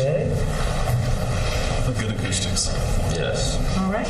Now That's thank it. you. We go to lunch. Great. Very Nice good. to meet you. Thank you very much. There you go. Take that. All right. See you. Thank you, sir. Did you have a good meeting with former President Biden? Very nice. Very nice. Beautiful custom. Mr. President, He goes back as long as helicopters. Before that, it was a stagecoach. But it was, I thought it was beautiful. Thank you. Great job. Great job. Chuck. Mr. President, do you have any reactions to the pardons President Biden did at the last minute? Well, I'm not going to discuss it now. I think it was unfortunate that he did that. We won't discuss it now. There's plenty of time to discuss it. Thank you very much, guys. Should we go to lunch? Okay. Okay. Head to lunch. Ready for lunch? Okay. Thank you.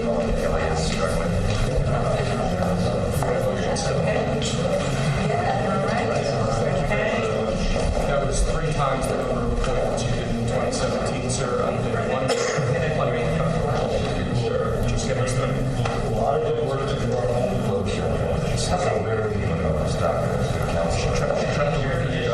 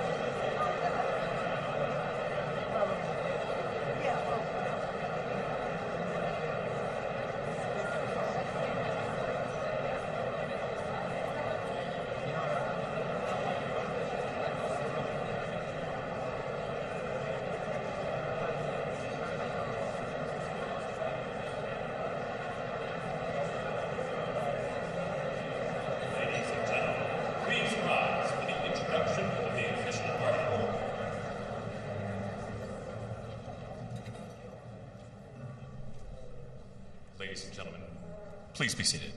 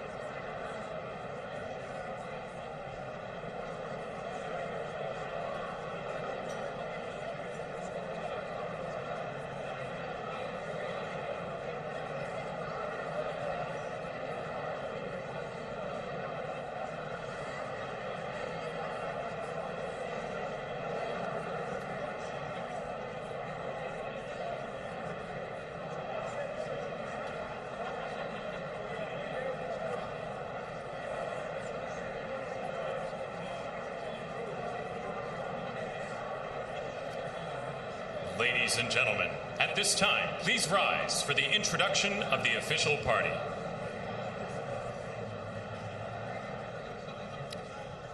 Please welcome members of the Joint Congressional Committee on Inaugural Ceremonies, the Speaker of the House, the Honorable Mike Johnson, accompanied by Mrs. Johnson, Senate Democratic Leader, the Honorable Charles Schumer, accompanied by Mrs. Weinshaw Schumer, House Majority Leader, the Honorable Steve Scalise, accompanied by Mrs. Scalise, and House Democratic Leader, the Honorable Hakeem Jeffries. So events are officially getting underway here at this luncheon that is occurring inside the U.S. Capitol. Again, this is one of those traditional Inauguration Day events where we see members of Congress, other invited guests, and also the President. Donald Trump will be joining this crowd shortly. They have been gathering. Many of these people were in the rotunda for the swearing in.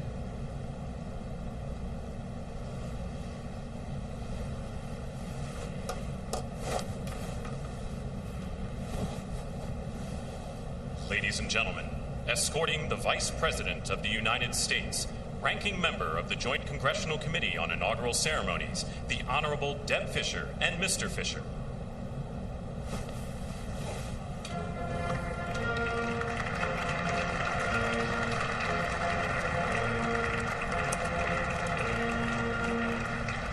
Ladies and gentlemen, the Vice President of the United States, the Honorable J.D. Vance, accompanied by Mrs. Vance.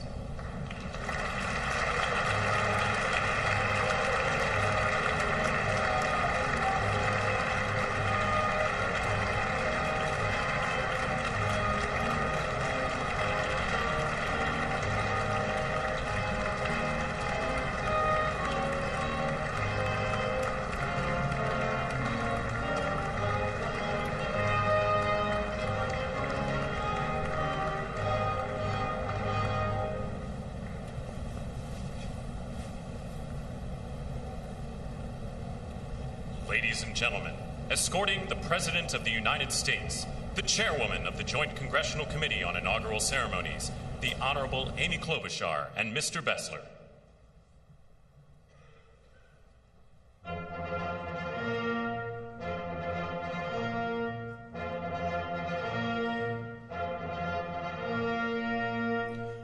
Ladies and gentlemen, the President of the United States, the Honorable Donald John Trump and Mrs. Trump.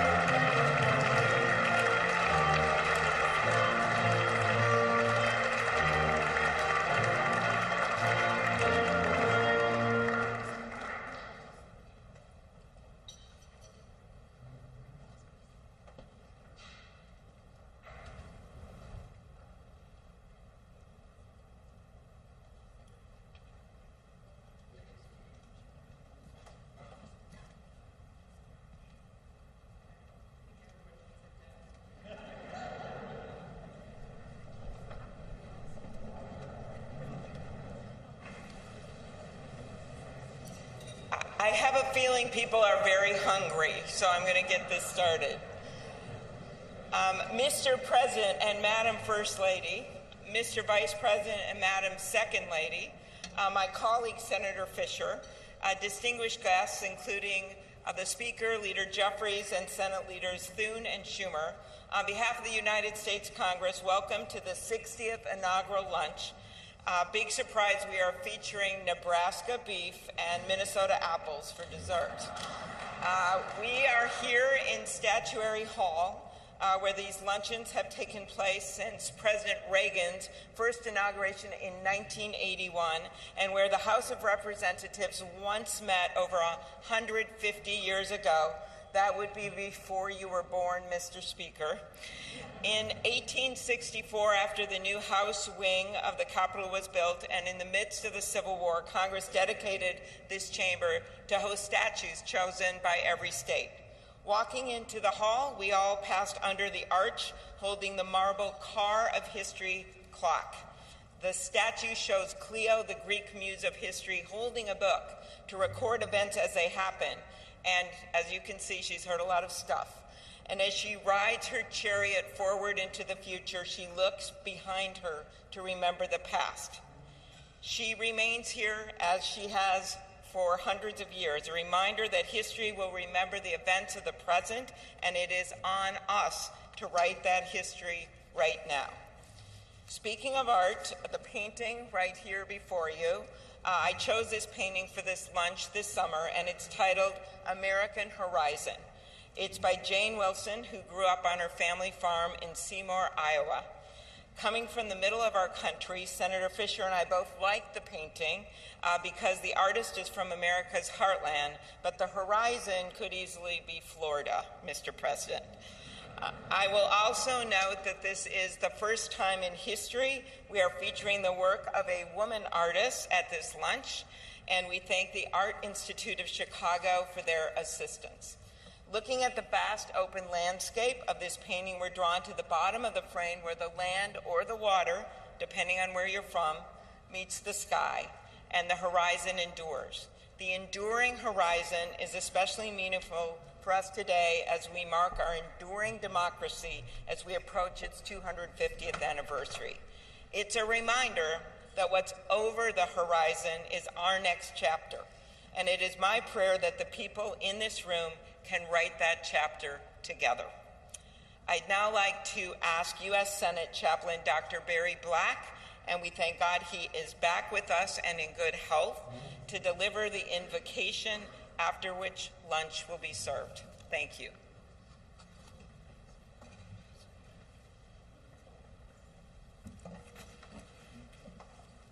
Let us pray. King of kings and Lord of lords, whose kingdom is above all earthly kingdoms, and who judges all lesser sovereignties. Look with favor upon President Donald John Trump and Vice President James David Vance. Empower them with the wisdom and courage needed for our times.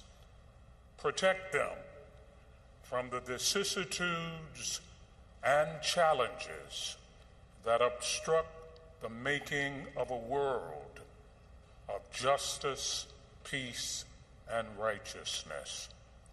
Lord, give them a deep desire to do their best for our country and world, and a determination to act in ways pleasing to you. Preserve their families in health and strength by your grace and power. Bless now this luncheon as each of us finds your grace sufficient for every need. We pray in your sovereign name. Amen.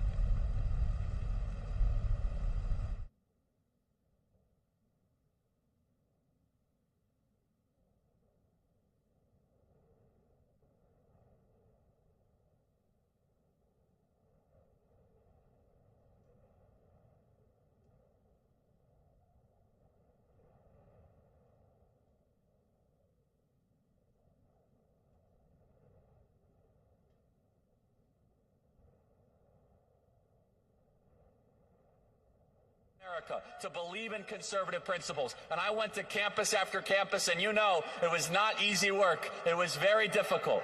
But I want to all the young people of America and Gen Z, I want you to know, President Trump is going to deliver for you so that you could be able to own a home, have big families, believe in this country, and the American dream that your parents once had, you will also be able to enjoy. And let us all together say, thank you, God. Thank you for giving us 45 and 47. Thank you for delivering this country from the most awful people imaginable. Our best days are ahead. Thank you, everybody. You are looking on the left-hand side of your screen at a shot of the U.S. Capitol, where the luncheon involving President Donald Trump and Vice President J.D. Vance is now ongoing. On the right-hand side, continuing to see pictures coming in from Capital One Arena, where the President and Vice President and their spouses will head later this afternoon for what would have been the inaugural parade and will now be probably somewhat more of a campaign-style rally, a festive atmosphere celebrating this first day of the second Trump administration. Just a reminder that we will continue to bring you live coverage through this afternoon from both of these venues, and as President Trump and Vice President Vance are in transit, taking that route down Pennsylvania Avenue where the parade would have been, but now their motorcade will be traversing the city of Washington here. So let's continue to take a look at Capital One Arena and also on your left, the U.S. Capitol. Inauguration day ever.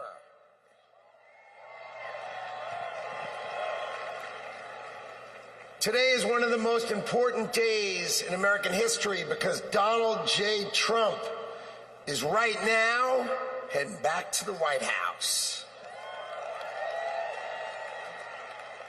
I could not be prouder to be standing before you because 77 million Americans voted for Donald Trump to make sure that it is always America first. So I want to tell you some stories because no president, you know, Donald Trump is now the oldest president to take office, but no president has ever had his work ethic, his energy, or his intuition. So when the president sees a problem, he calls it out. You know it, right? He's the one who said fake news. He's the one who said the swamp. He's the one who said the deep state. We've all heard him say it, and now we all know it's true.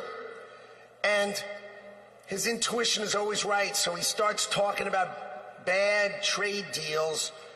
You know, that's what he thinks. So let me tell you a story about the last day on the campaign trail. So I went to meet the president in North Carolina, okay? He gets up in the morning at 8 o'clock. We get in the motorcade. He gives a speech.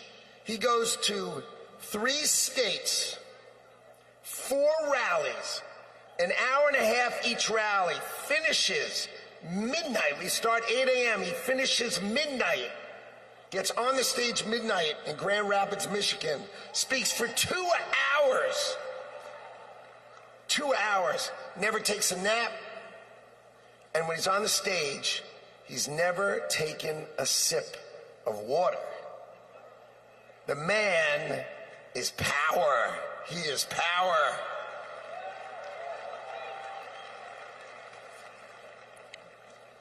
See, no other president will let the administration do it. He's going to help us fix America. So, I've never been in politics before. I spent my life working and building companies, and I worked hard to build a life that really is, it's only possible in America.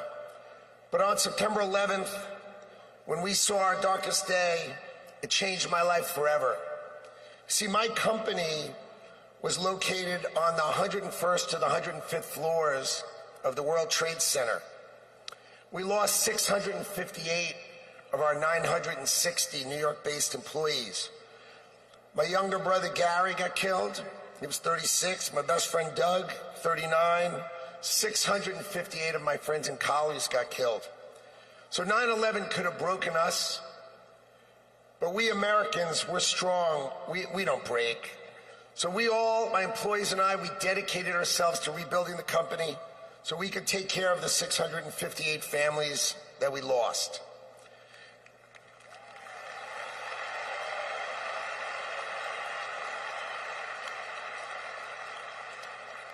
And I want you to know, we received thousands and thousands of cards and letters, and most importantly, we received all of your prayers, and that mattered to us and helped carry us through. So the events of September 11th, they instilled in me a sense of community and dedication for the country. So when the president asked me to join him in his administration, I jumped at the chance. So I was the co-chair of the transition team, which helped pick for the president, helped sort of set him up so he could pick all the nominees. And then I'm really proud to tell you that he was nominated, President Trump has nominated me to be the next Secretary of Commerce for the United States to serve all of you.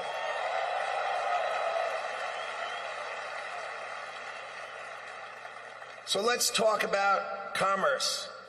You see, we plan to end the decades of policies that threw American workers to the wolves. Factories were closed, jobs were lost, wages decreased. We left Americans out in the cold while country after country of this world took us to the cleaners and made money off of us. And that is going to end today.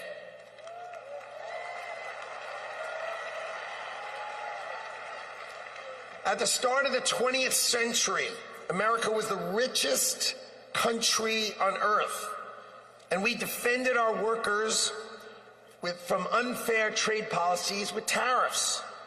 And we only made money. We had no income tax. All we did is charge other countries and foreign companies, if they wanted to sell to America, you had to pay for entry. Okay, so imagine this. The U.S. government had no income tax. Americans got to keep all their hard-earned money, and foreigners paid the price. So now, what's happened? We have the Internal Revenue Service. That means charge us internally. Now imagine politicians who can't even balance their own checkbook, taking our money, and what do every year? Let's just take more, let's just take more, let's just take more. So this is how Donald Trump is going to end it and fix it. Last week, he announced that we're going to return America to greatness by creating, and today is its birthday, the External Revenue Service.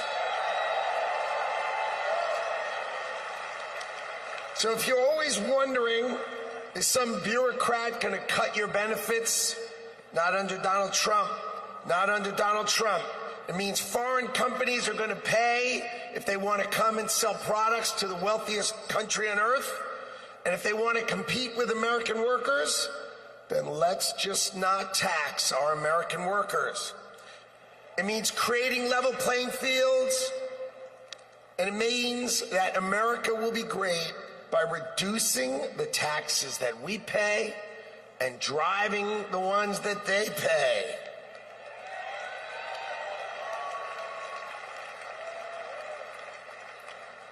So what that means is the External Revenue Service will put up tariffs or walls that protect you. And that means if these companies don't want to pay, there's only one thing they can do. Build their factories in America, hire Americans with great high-paying jobs. Let's double the size of our unions in America, but not just by adding more and more great-paying jobs. That's our objective. So today is the beginning of celebrating the return of common sense and ending the decades of disrespecting the American worker and the disrespect and unfair treatment of our workers. Today, Donald Trump returns to the White House and prosperity returns to America. Thank you all. And I love today. What a day.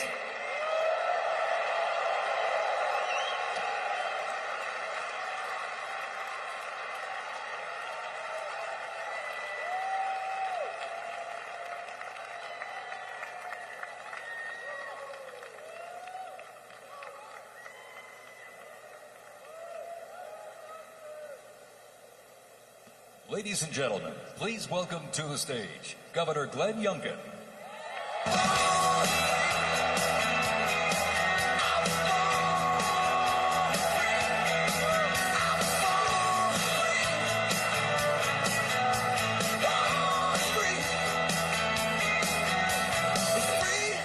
Thank you. Well, come on now. Can't you feel it? The American spirit is alive and well.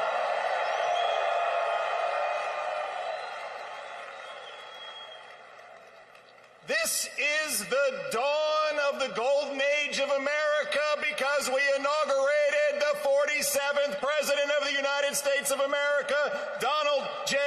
Trump. Come on. What a day to be in Washington, D.C. You know, I live right across the river in Virginia. And by the way, in Virginia, we know that taxes have to be low, jobs have to be plentiful, and it's your money, not the government's. But we also know that in Virginia and in America, freedom is not free. We know that our military heroes and their families sacrifice everything. We know that law enforcement stands in the breach. We must back the blue, and I want everybody here to give a rounding applause for the 25,000 military and police officers keeping us all safe today today in Washington, D.C.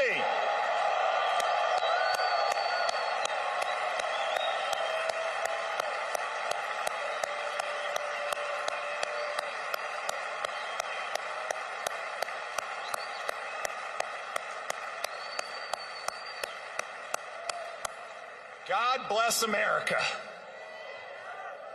My friends, we are standing here on the dawn of a new age, and we are seeing the sun set. The sun set on weakness, the sun set on wokeness, and the sun set on a wide open border that has turned every state into a border state.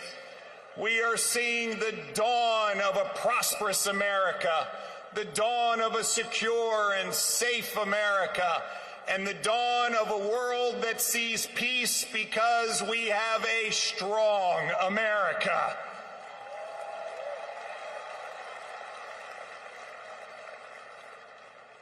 Our new president, Donald J. Trump, has never, ever lost faith in America. They tried to take him down legally. They tried to put him in jail. They tried to even assassinate him. And he never gave up on America, and America, we will never give up on him.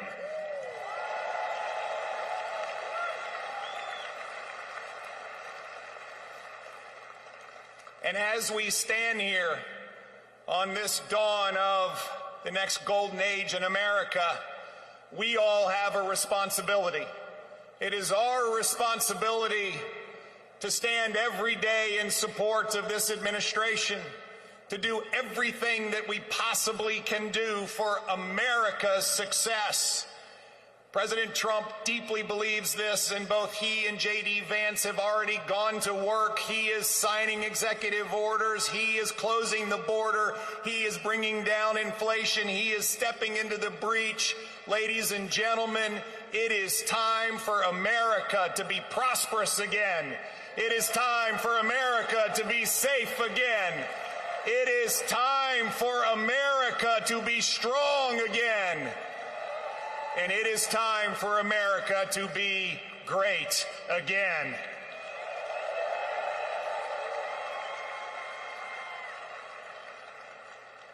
I hail from the great Commonwealth of Virginia, and we know a few great Americans in our history.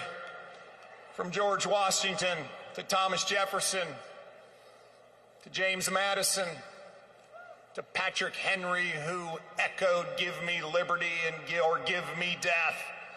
My friends, those words that Thomas Jefferson penned, which are the greatest words, at least in this hemisphere, ever written, that we hold these truths to be self-evident, that all men are created equal and we are endowed by our Creator with certain unalienable rights, and among them are life, liberty, and the pursuit of happiness. Well, ladies and gentlemen, we stand here on the dawn of a new age where life, liberty, and the pursuit of happiness are available to every American. And we must stand together as we collectively say, God bless America, and God bless Donald J. Trump and J.D. Vance. Thank you all very much. God bless you.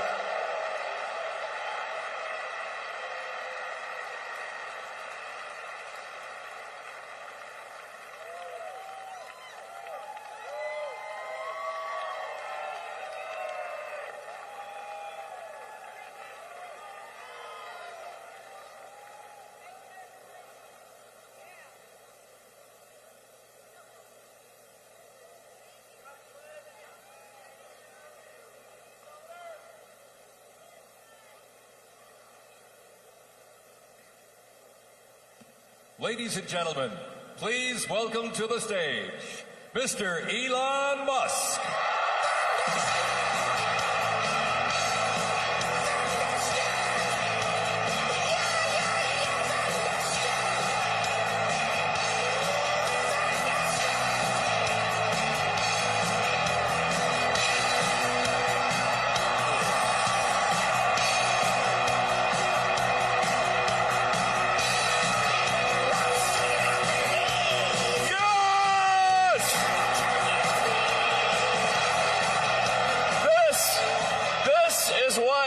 victory feels like. Yeah! And this was no ordinary victory. This was a fork in the road of human civilization. Okay? You know, there are elections that come and go. Some elections are, you know, important, some are not. But this one this one really mattered. And I just want to say thank you for making it happen. Thank you.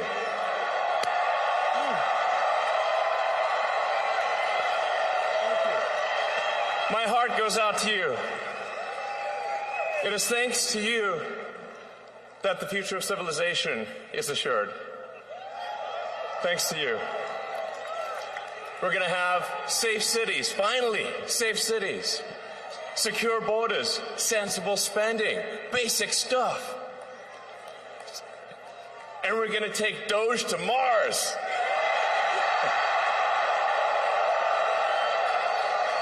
I mean, can you imagine how awesome it will be to have American astronauts plant the flag on another planet for the first time? Bam! Yeah! How inspiring would that be? You know, there's always problems in life. You know, there's this problem, solve that problem. But you know, there need to be things that inspire you. There need to be things that make you glad to wake up in the morning and say, I'm looking forward to the future. Yeah. And I love you guys.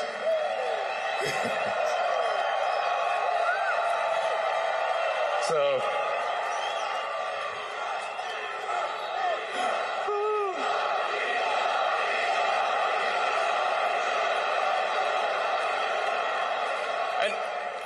and let me tell you, I'm going to work my ass off for you guys. So, I really will. So, and yeah, but I'm super fired up for the future. It's going to be very exciting.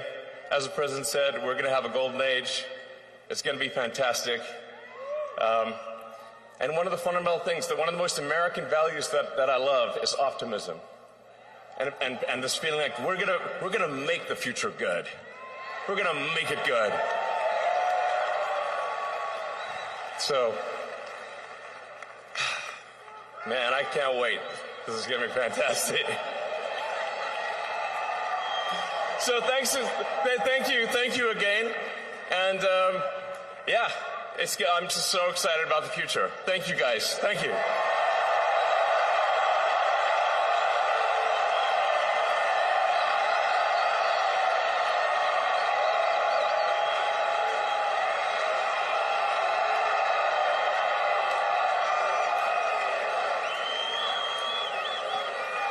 Ladies and gentlemen, please welcome to the stage, Kash Patel.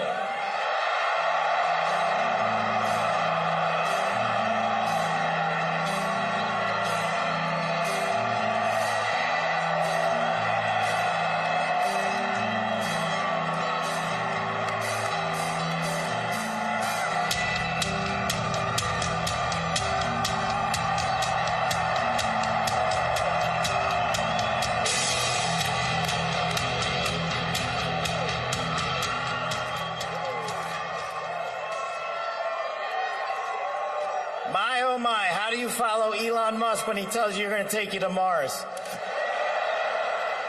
I'll tell you how. He and I share something deeply. We love the American dream. And we have been given a gift by God today to usher in a new dynasty because we just inaugurated Donald J. Trump as our 47th president. And we just inaugurated J.D. Vance as our Vice President of the United States. And we did that because the American dream is alive and well, because you chose that our dream can be the dream for our children and the dream for our world. And we are at a crossroads here in America. But our future is bright because you had the courage to stand for your convictions. So I'm humbled here to talk to you about why I love the American dream. My story's pretty simple, it's unique, and some of you share in it. My parents were born and raised in East Africa. My father in the 1970s fled a genocidal dictatorship in Uganda, where he saw 300,000 of his countrymen murdered, where he saw what lawlessness would do if it was allowed to break through the system of constitutional justice.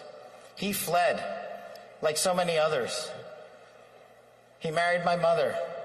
They moved here. They waited in line. They stood in line because the American dream was worth standing in line for.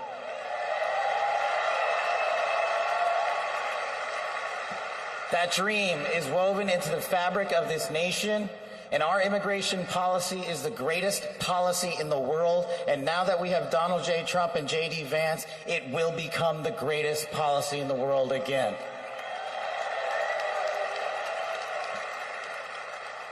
But dreams and hopes aren't enough, my friends.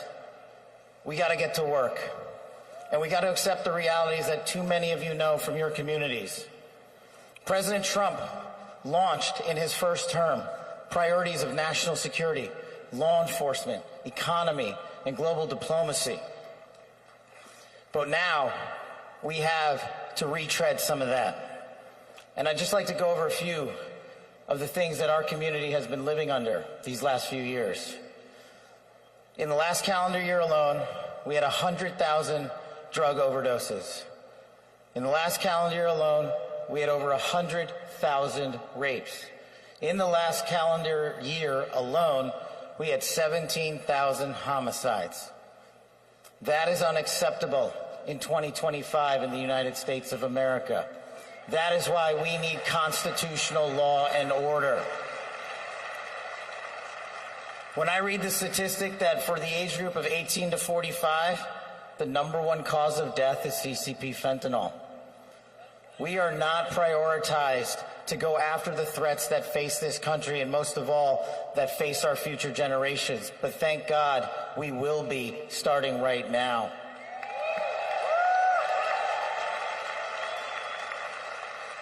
President Trump and J.D. Vance's leadership and administration will usher in the priorities that I cherished during my 16 years in government service. That we will always, always honor the men and women who wear the cloth of our nation and stand on that wall and tell you nothing's getting by them tonight. And so to them, thank you.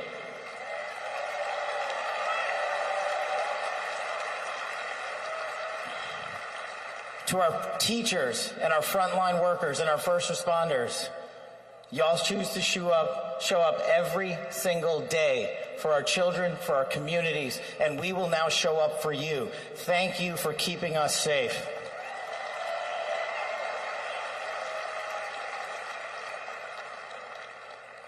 To the men and women in law enforcement, and maybe I'm biased on this one,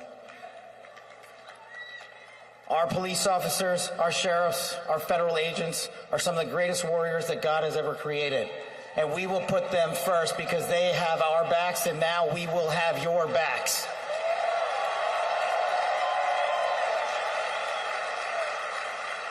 I am standing here because of the American dream. I am not standing here because of the color of my skin. I'm standing here because I earned my right on this stage, and you earned your right to be here with me.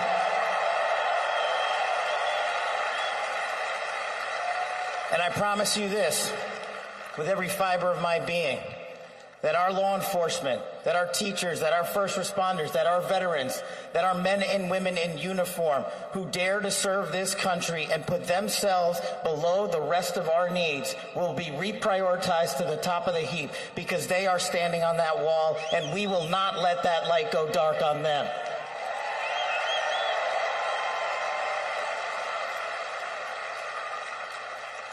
Whether I was a national security prosecutor, a public defender, President Trump's deputy director of national intelligence, his chief of staff at the Department of Defense, or so many other roles that I was humbled and privileged to serve when I swore an oath to that Constitution, which I hope to do so again one day soon. You have my word that you have ushered in a dynasty of change. You have ushered in a dynasty that will allow our children to live this American dream. My American dream. I am living the world's American dream. I am the son of lawful immigrants. We worked our tails off just like you all do, and I'm going to make you a deal. I promise you I will never quit on your children. I will never quit on their children, because this American dream does not belong to me. It does not belong to them. This American dream belongs to the world.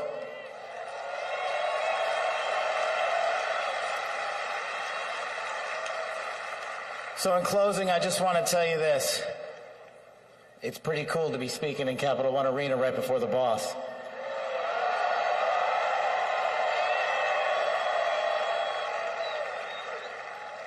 You've inspired me beyond words. Your love, your devotion, your commitment to our country, everywhere I go, shows us that we are not only the beacon of hope, but we are the land of constitutional justice. We are the land under Donald J. Trump and J.D. Vance where we are going to end the two-tier system of justice. We are going to remove the weaponization of the intelligence community for political purposes. And we are going to put the men and women of America first.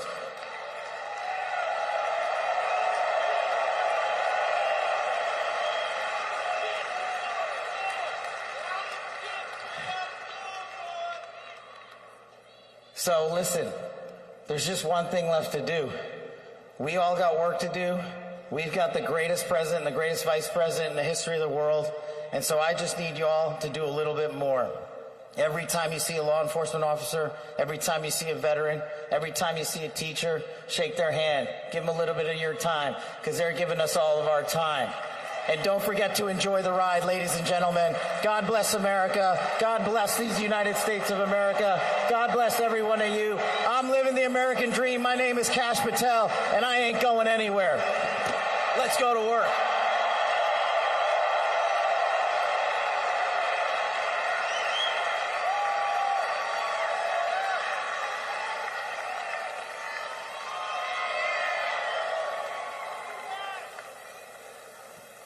Ladies and gentlemen, please welcome to the stage, Dan Scavino.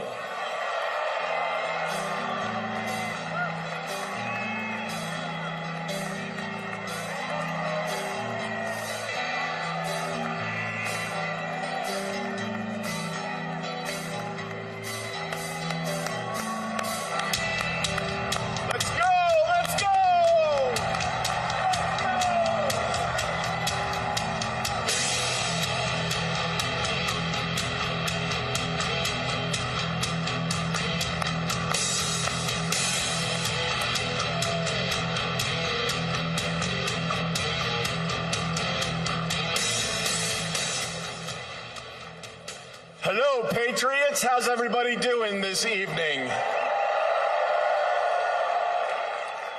We're back!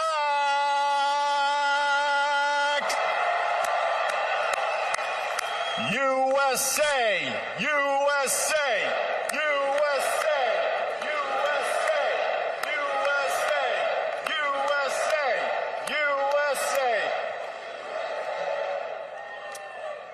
The 45th and the 47th President of the United States of America will be here shortly. He's down at the Capitol. He'll be in a little while. He'll be here. They asked me to come out and say a few words and say hello to you great American patriots that came from all over the country. Thank you for being here today.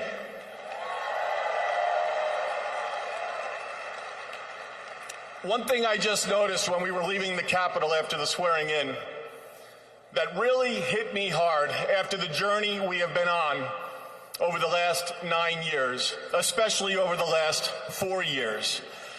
It really hit me when they took the presidential seal right here and put it on front of the podium for when the president gets here. President Trump often says to us on Team Trump over the years, "You're so lucky that I took you on this journey." In the good times and the bad times, no matter what would be happening, we'd be sitting on Trump Force One, Air Force One, in the Oval Office, at Mar-a-Lago, no matter where it may be. Good times, bad times. you are so lucky I took you on this journey. And you know what, Mr. President? You are damn right. You took all of us on this journey.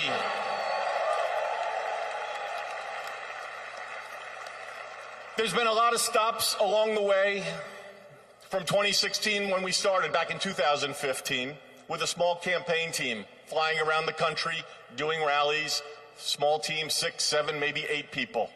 Then it continued to grow. Before you knew it, the GOP nomination was going to Donald J. Trump in Cleveland in 2016. Fast forward, he became the 45th president of the United States of America. He had a great 4-year term, and you know what's been great? The last 4 years have not been great in many senses, but he's back in office right now, and I'm just absolutely so pumped up for what this president is going to do. He loves each and every one of you in this arena. The guy cares. He has a fighting spirit, as you saw in Butler, Pennsylvania, with the assassination attempt that came a few months ago. You could say that again. Fight, fight, fight. It's a moment that I will never forget, being there and in the hospital with him. I want to just give you a behind-the-scenes moment with the president and the heart that he has. We were in the hospital he had blood coming down his ear.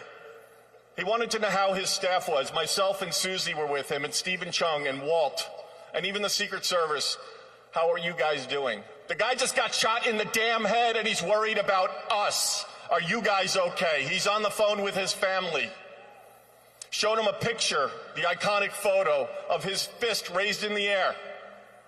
Told him it was from Doug Mills from the New York Times, a great photographer. He looked at the picture. He's staring at the picture. One of the most historical photos of all time. There'll never be anything like it. He said, call Doug and see if he's doing okay. That's the attitude he had in that hospital.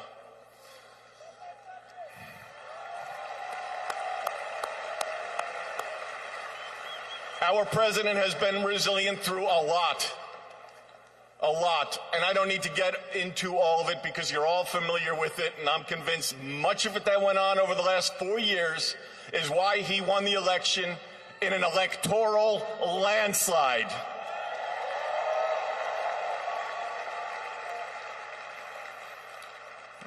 In Butler, Pennsylvania, when he got up and he raised that fist and he shouted, "Fight."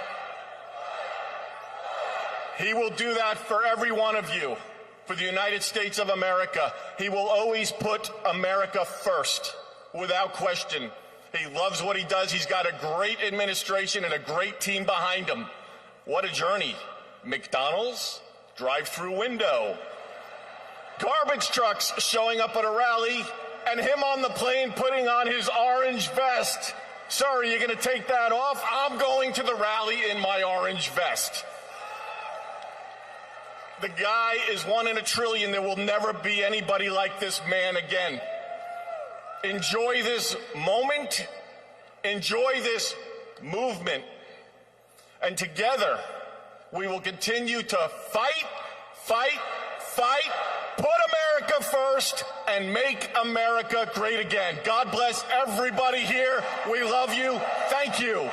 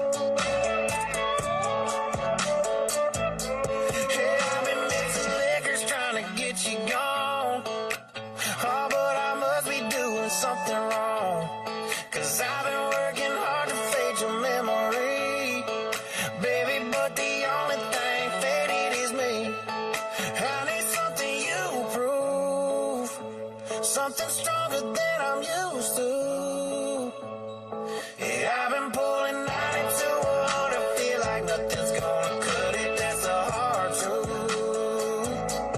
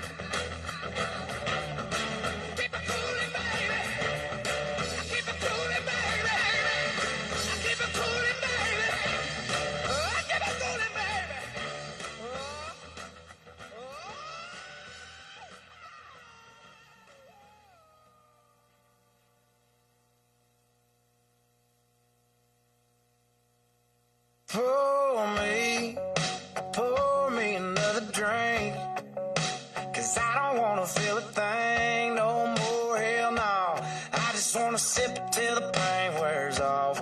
Pour me another round. Line 'em up and knock 'em down. 2 more, let's go. 'Cause I ain't never heard like this before. Don't wanna think about her, or wear a ring without her. Don't wanna hit the karaoke bar, can't sing without her. So make them drinks strong, 'cause brother, she's gone. And if I'm ever gonna move on, I'ma need some whiskey glasses, 'cause I don't wanna see the truth. She's probably making out on the couch right now with someone new. Yeah, I'ma need some whiskey glasses if I'm gonna make it through. If I'ma be single, I'ma need a double shot of that heartbreak proof and see the world through whiskey glasses. See the world through whiskey glasses. Last call, I swear this'll be my last call. I ain't drunk, darling, no more at 3 a.m. Mr. Bartender, hit me again. Don't wanna think about her, or wear a ring without her. Don't wanna hit the karaoke bar, can't sing without her. So make them drinks strong, 'cause brother, she's gone. And if I'm ever gonna move on, I'ma need some whiskey glasses, 'cause I don't wanna see the truth. She's probably making out on the couch right now with someone new. Yeah, I'ma need some whiskey glasses if I'm gonna make it through. If I'ma be single, I'ma need a double shot of that heartbreak proof and see the world through whiskey glasses. Oh, see the world through whiskey glasses. Yeah. Line 'em up, line 'em up, line 'em up, line 'em up. Knock 'em back, knock 'em back, knock 'em back, knock 'em back. Fill 'em up, fill 'em up, fill 'em up, fill 'em up.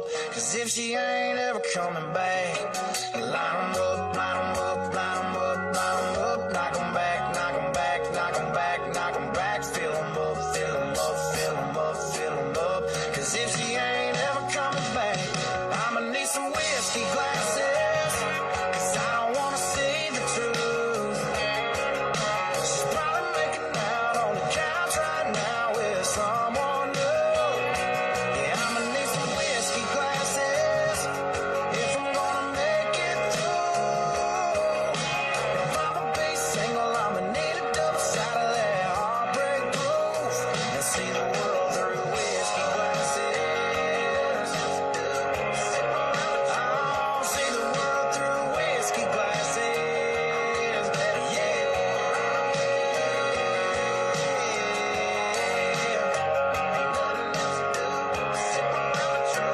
See the world through whiskey glasses. Yeah.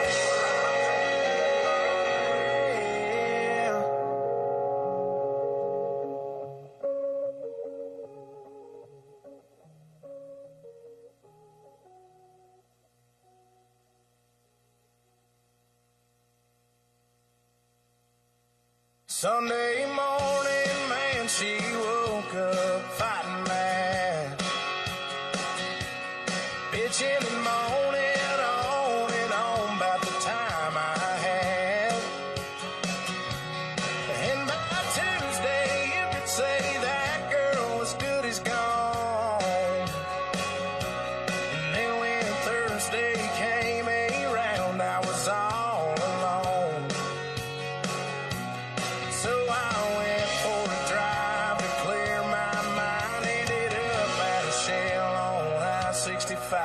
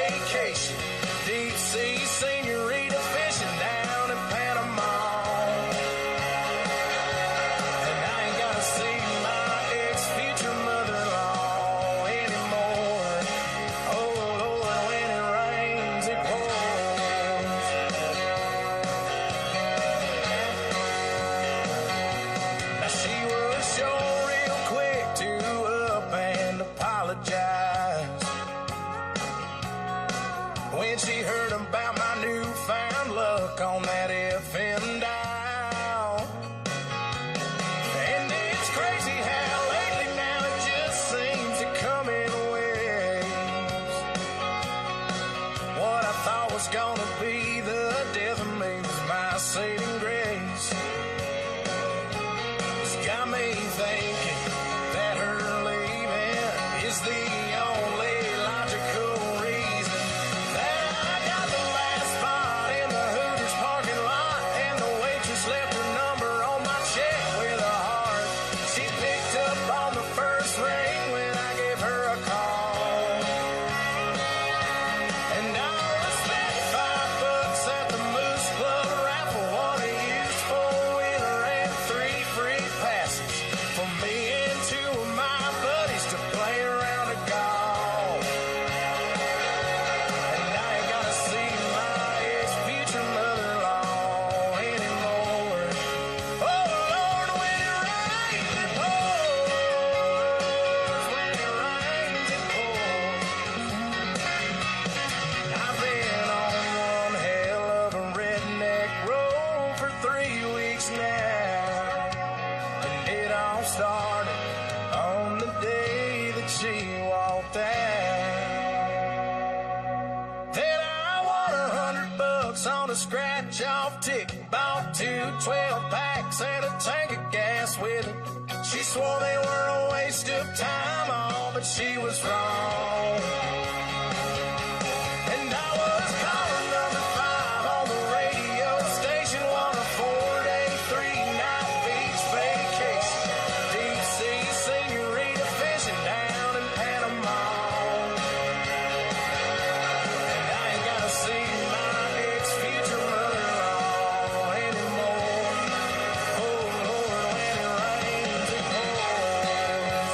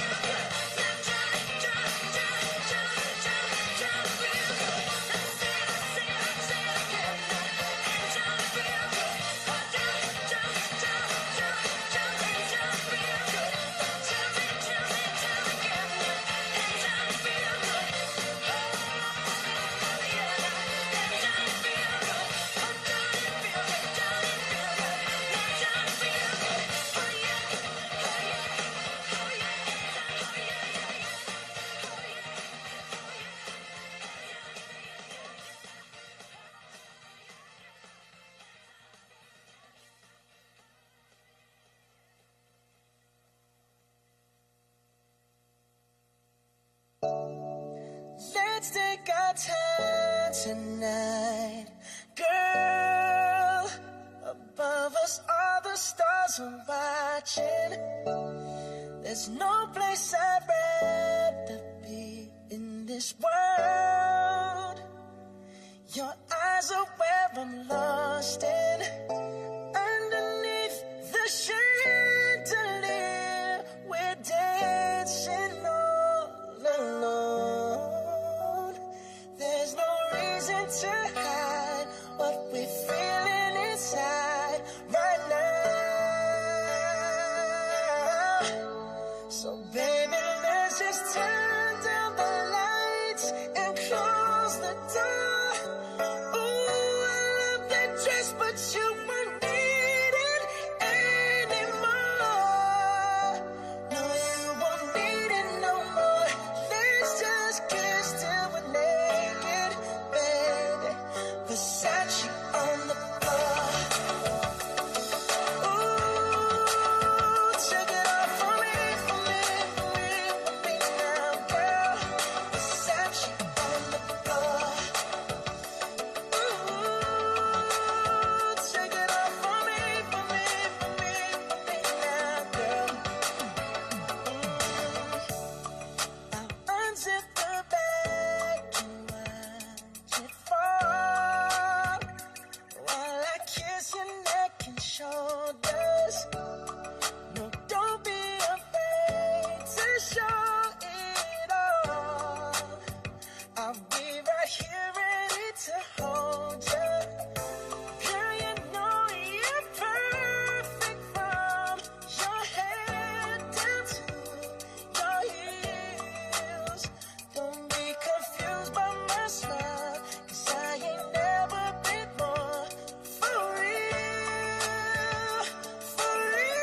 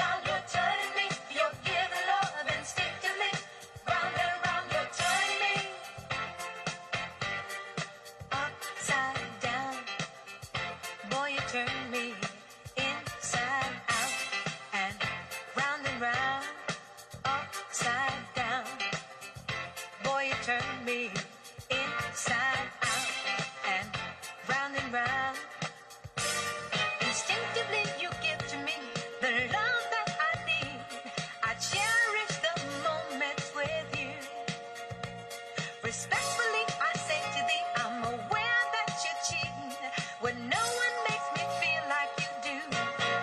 Upside down, boy, you turn me inside out and round and round. Upside down, boy, you turn me inside out and round. I know you got charm and appeal, you always play the field. I'm crazy to think you're all mine. As long as the sun continues to shine, there's a place in my heart for you, that's the bottom line. Upside down, boy, you turn me inside out and round. Upside down, boy, you turn me inside out and round. Instinctively you give to me the love that I need. I cherish the moment with you. Respectfully, I say to thee, I'm aware that you're cheating, but no one makes me feel like you do. Upside down. To come together and be a very memorable experience. It is a tradition that the committee give our new president and first lady, our vice president, and Mrs. Vance the official photographs taken at the swearing-in ceremony. And so it is such an honor to be able to have those presented to you. I hope you will display them with pride, with honor, and with a humbleness that I know you will carry with you every single day that you serve the people of this country. May God bless you all.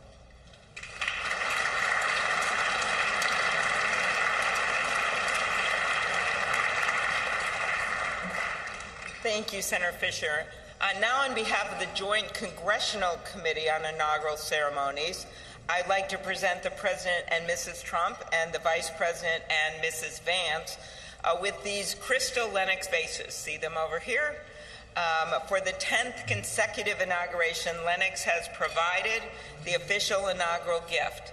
The hand-cut etched vases display the White House for the President and the U.S. Capitol for the Vice President, because I know that he is going to enjoy not only being the Vice President, but also, as Senator Thune and Schumer know, the President of the United States Senate, and there's no better job than that.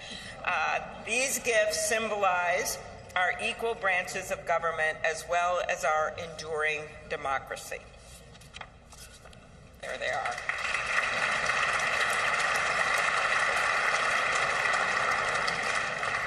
I will now invite Speaker of the House, Mike Johnson of Louisiana, to give the toast to the Vice President.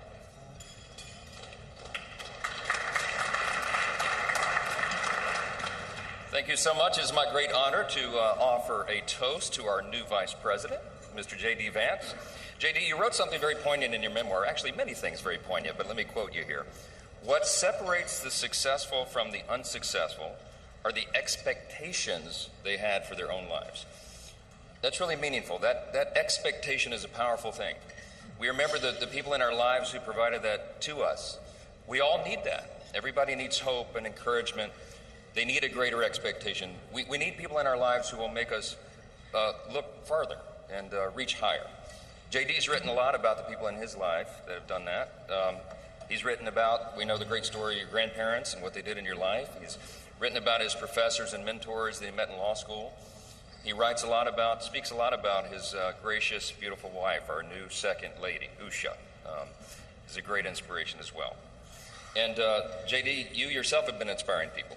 Your story really has. It's one of the reasons that I believe God has raised your platform as he has, because you've been so faithful to tell that story and to inspire so many others. And so our hope and our prayer is, as you continue to do this, that as you go to help us execute on the America First agenda, that you also do what you've been doing so well all along, and that is providing a model for what is possible in America. What a great story. What an inspiring story you've had, and it's just getting started. I pray specifically that you inspire a lot of the young men in America. Some of them feel hopeless and stagnant sometimes, and you're a great example to all of them and to all of us that if you work hard and you play by the rules and you do the right thing, you can make a better life. You're now the Vice President of the United States, my friend. So everyone, will you please join me in raising a glass to our own mentors, the people who inspired all of us, to the possibilities of our own future, to these great new horizons. What a perfect choice this was for the painting, the artwork today. And to the great example of our new Vice President, Mr. J.D. Vance. You're here.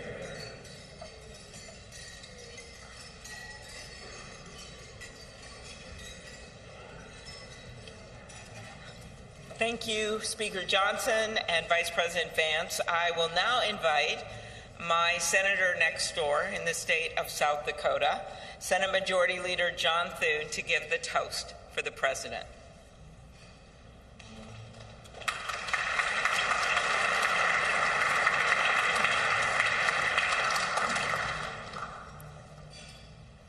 Well, Mr. President, Madam First Lady, congratulations. It is an honor for all of us to be able to be here today with you on this historic day as we celebrate your inauguration.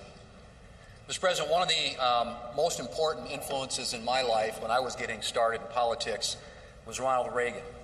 His philosophy of limited government, his belief in peace through strength, the strength of his convictions, were all things that appealed to me.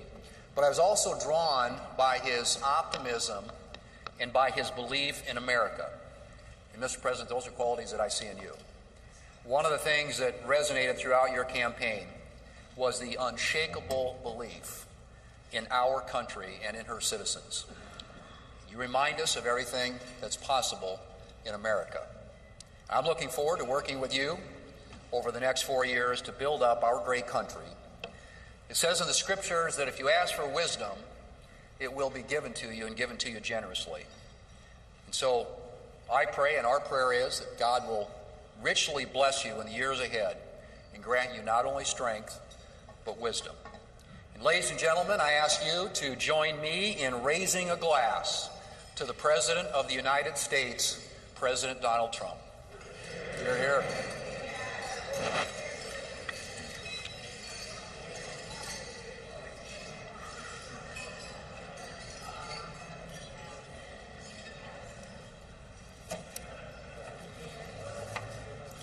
So, this has been a long day with many other things ahead for so many of you. But I want to thank you for attending the 60th inaugural ceremonies. And as we close, we ask that you pick up a gift. All of our guests are going to get a set of commemorative glasses in embossed leather featuring the Great Seal of the United States, which Senator Fisher and I selected together, and maybe Senator McConnell added some bourbon from Kentucky. Just saying. It is now my privilege to conclude this luncheon by asking Margaret Kivin, the chaplain for the House of Representatives, to deliver the benediction. Thank you. And we know we love this eagle podium. It's pretty good, Mr. President. Ladies and gentlemen, please rise for the benediction.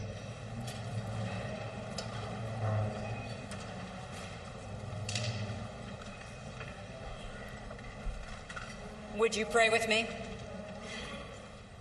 Holy and merciful God, having witnessed another successful moment in the experiment that you have entrusted into the hands of the American people, we pray your blessing on our 47th President of these United States, Donald J. Trump, and Vice President James D. Vance. Ensure that this mantle of singular responsibility that you have laid upon our President's shoulders remains secure in your will and safeguarded in your keeping. Uphold him as he preserves, protects, and defends the Constitution to the best of his abilities, relying on your divine help. God of power and might, grace and mercy, grant that your spirit of counsel has access to the President's heart to search it, to his mind to examine it, to his will to test it, that his faithfulness would bear witness to your truth. Surround him with angels and advisors who will serve as your agents to guide and guard him, caution and encourage him to remain upright and blameless in your sight. Buckle the belt of truth around his waist. Place the breastplate of righteousness over his heart. Fit his feet with readiness, that your gospel of wisdom and justice will shine forth throughout President Trump's administration. We offer this prayer to the one whose voice we follow to guide all that we do and all that we hope for. Amen. Ladies and gentlemen, please be seated. Please remain at your seats as President Trump, Vice President Vance, the Joint Congressional Committee on Inaugural Ceremonies, and the official party depart National Statuary Hall.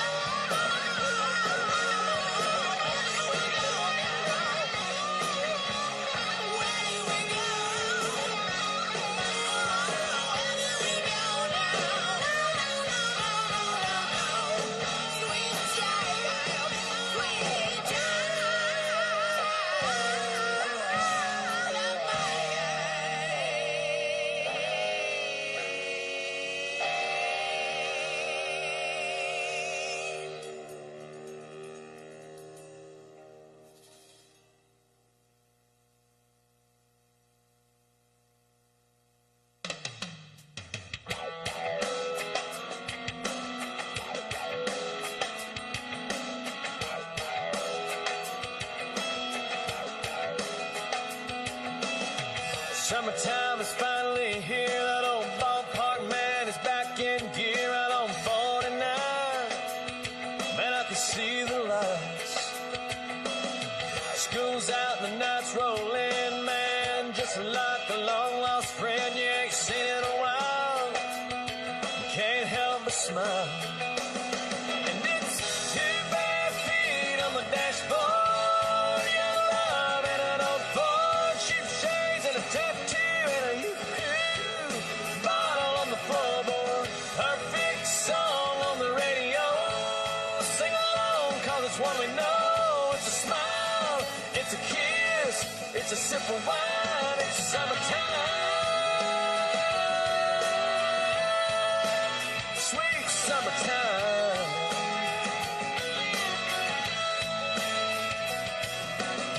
Temperature says 93 down at the deposit and guarantee, but that swimming hole, it's nice and cold.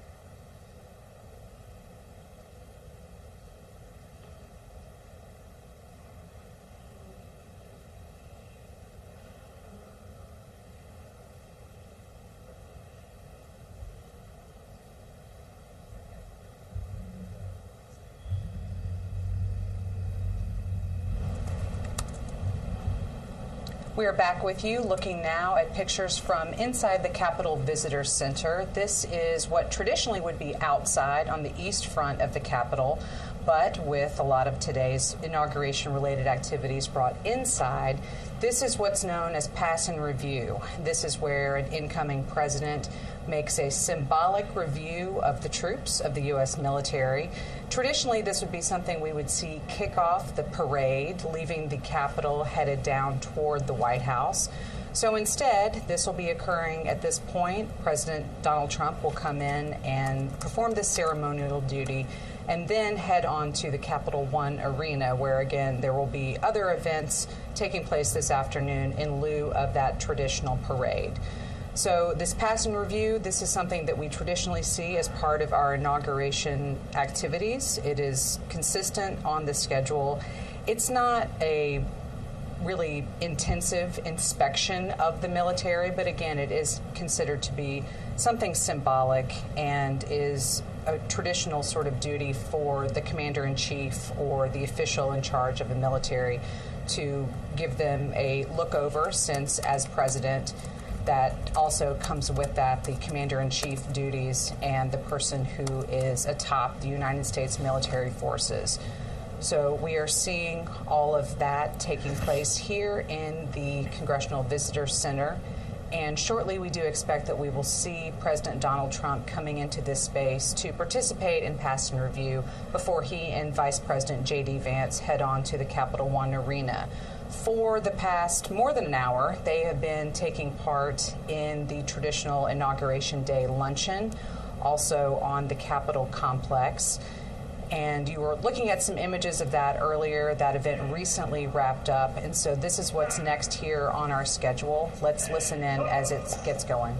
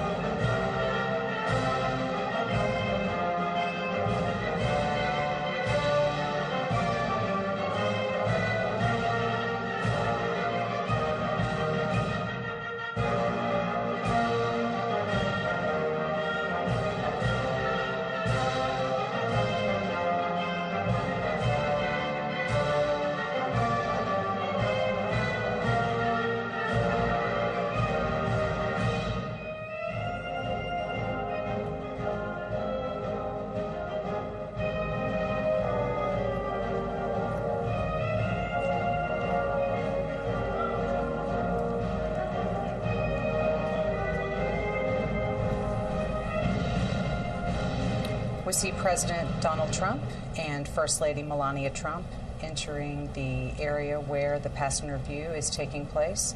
So let's listen in as the newly incoming president does his official inspection of the U.S. military forces.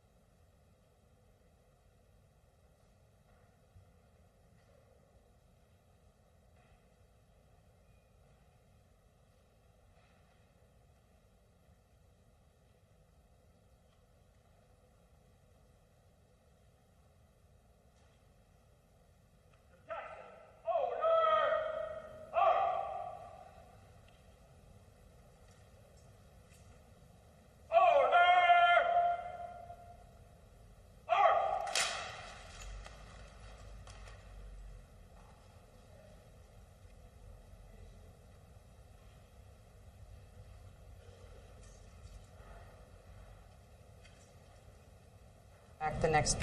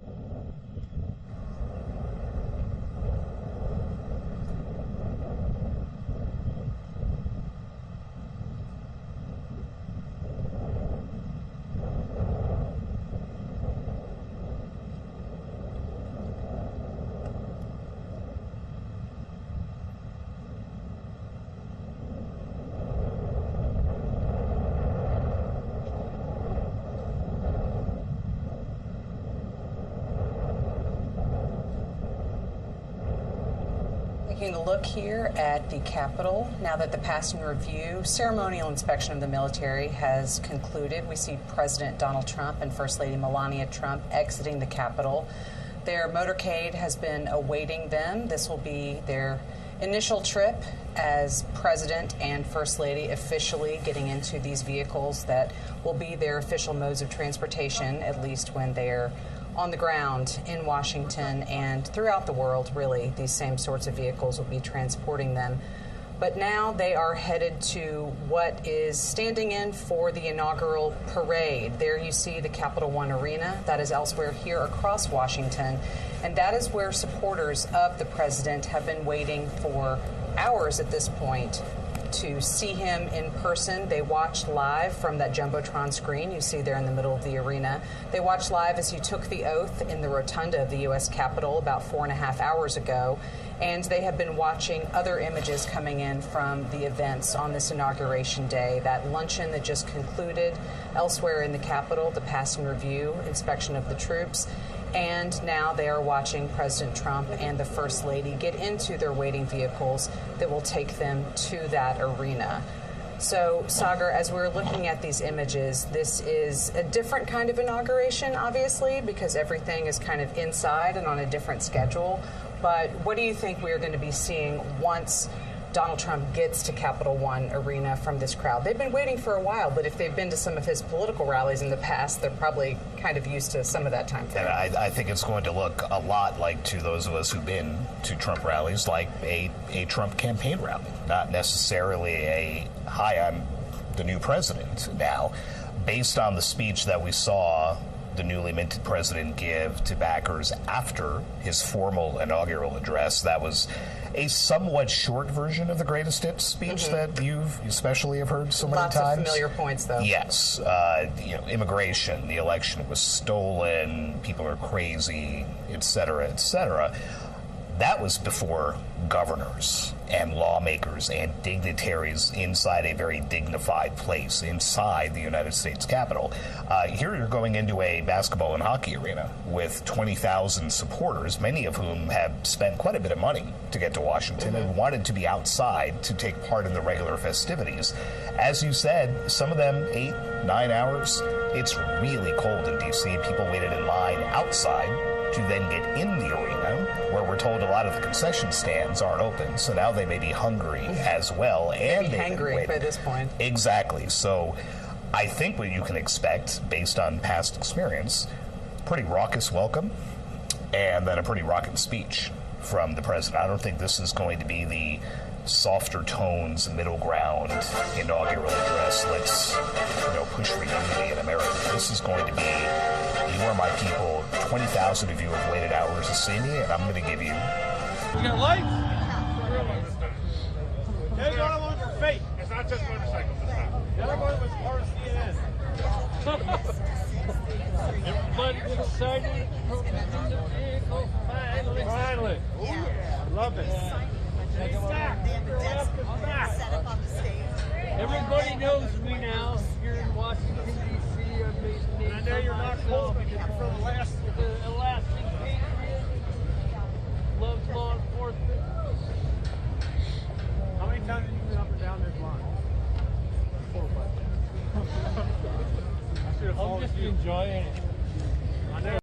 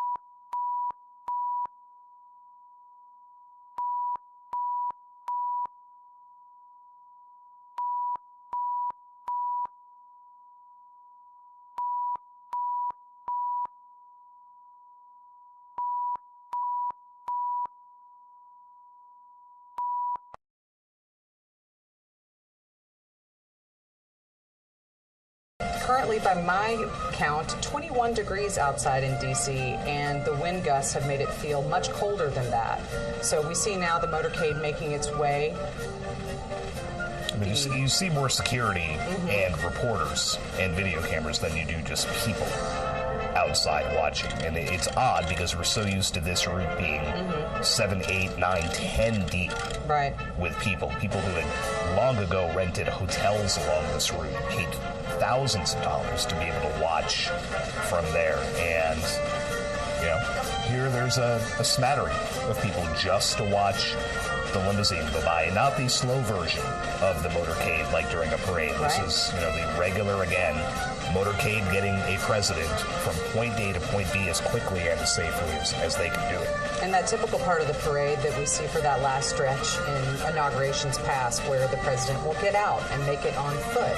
I think you said earlier that Jimmy Carter was the first president to go the entire way. That entire 3-mile route from the Capitol to the White House. Jimmy and Rosalind Carter said, you know what?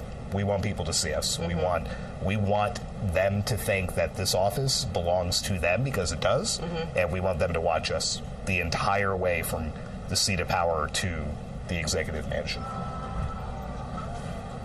Seeing the motorcade slowing down to a stop right there.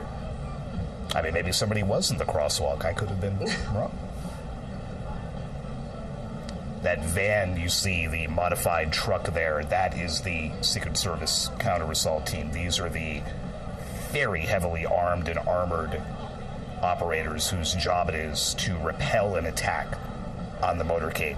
Never been deployed. Actually, have not had to jump out of the vans and do it, but when we get up on the White House driveway and they open their doors and they start taking their stuff out, it's not a group of gentlemen you want to mess with. Understood.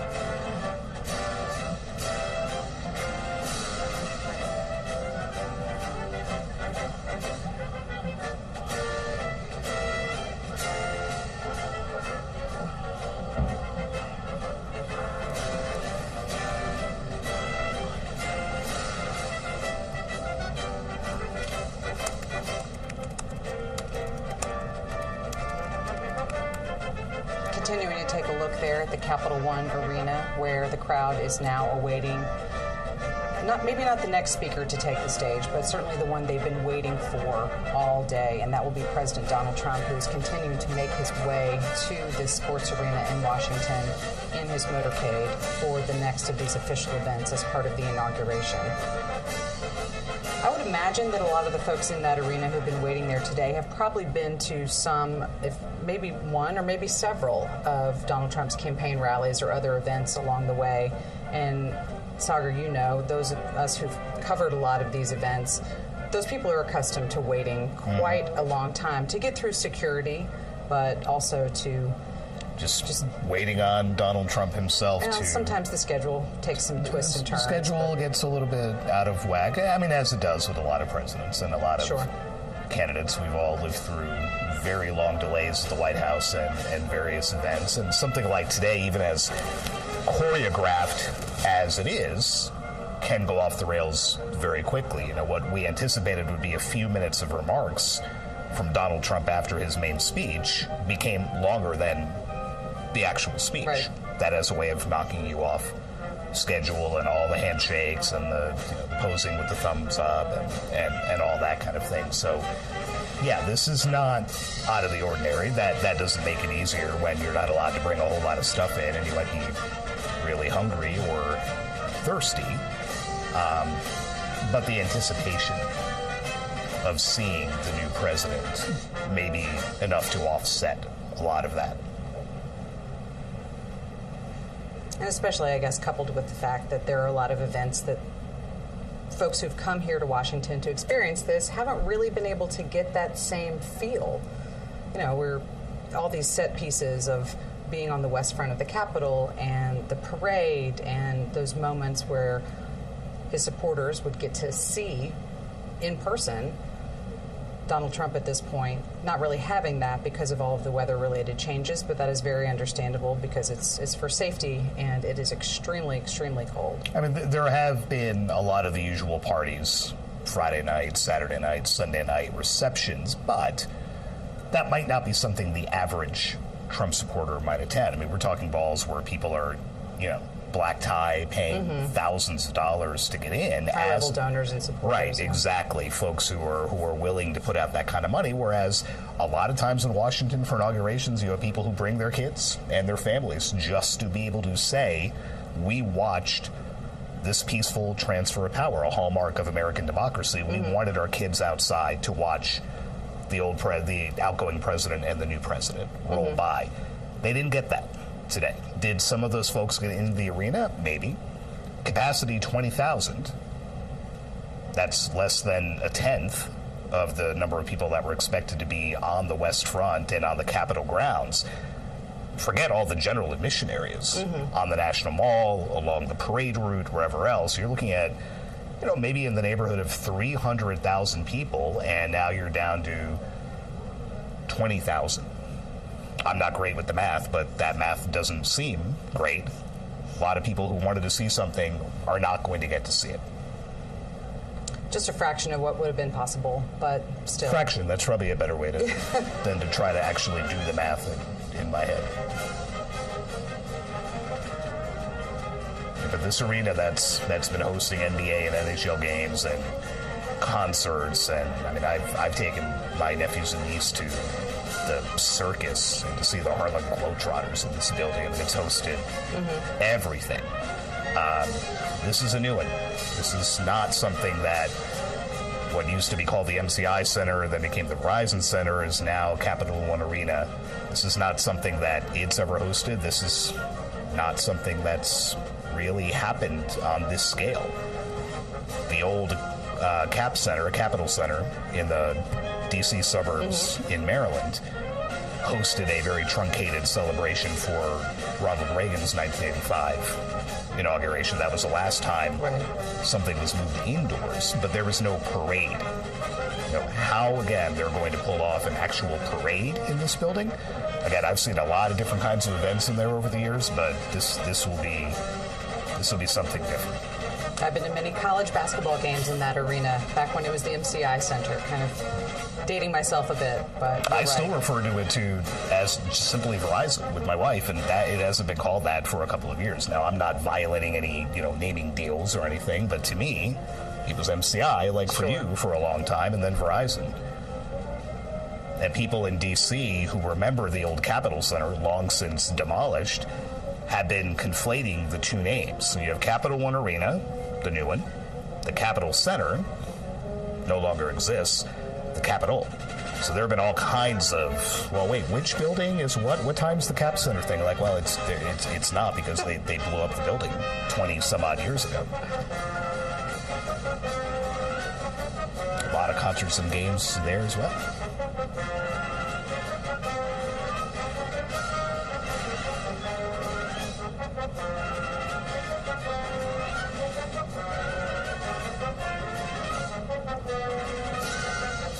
And just to go back to what we were saying earlier about some of the supporters in there, I mean, they have been there probably since at least 8 o'clock this morning. I think there were people getting ready to line up and make their way over there when I was coming in, several hours ahead of that.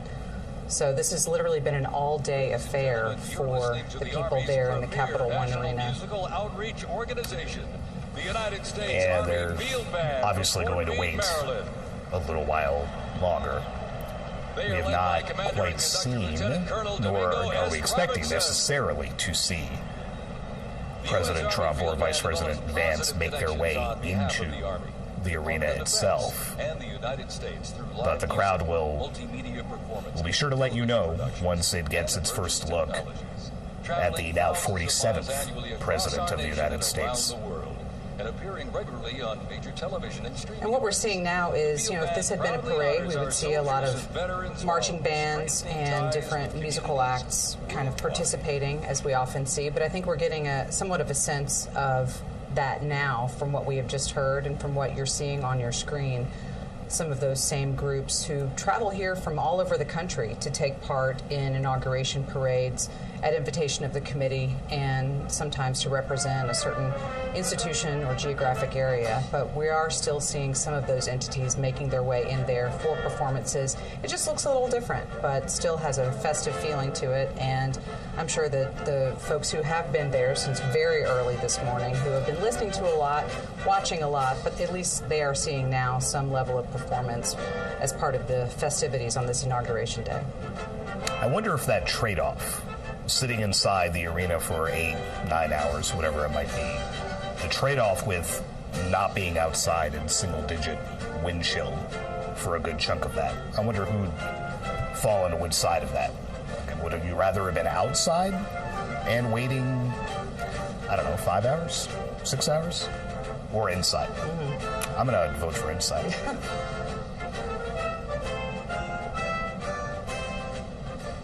And if you did bring little kids, then here's hoping your bag had some, I don't know what you would need there to keep them occupied for 8 hours, but bring it all. Yeah, and too, just logistically, Sagar, when we think about this is the same arena where Donald Trump spoke last night, and it's really only been in the last 48 hours, really, that all of the logistics for this inauguration have been completely transformed from everything we've talked about of what usually happens to what we see happening now.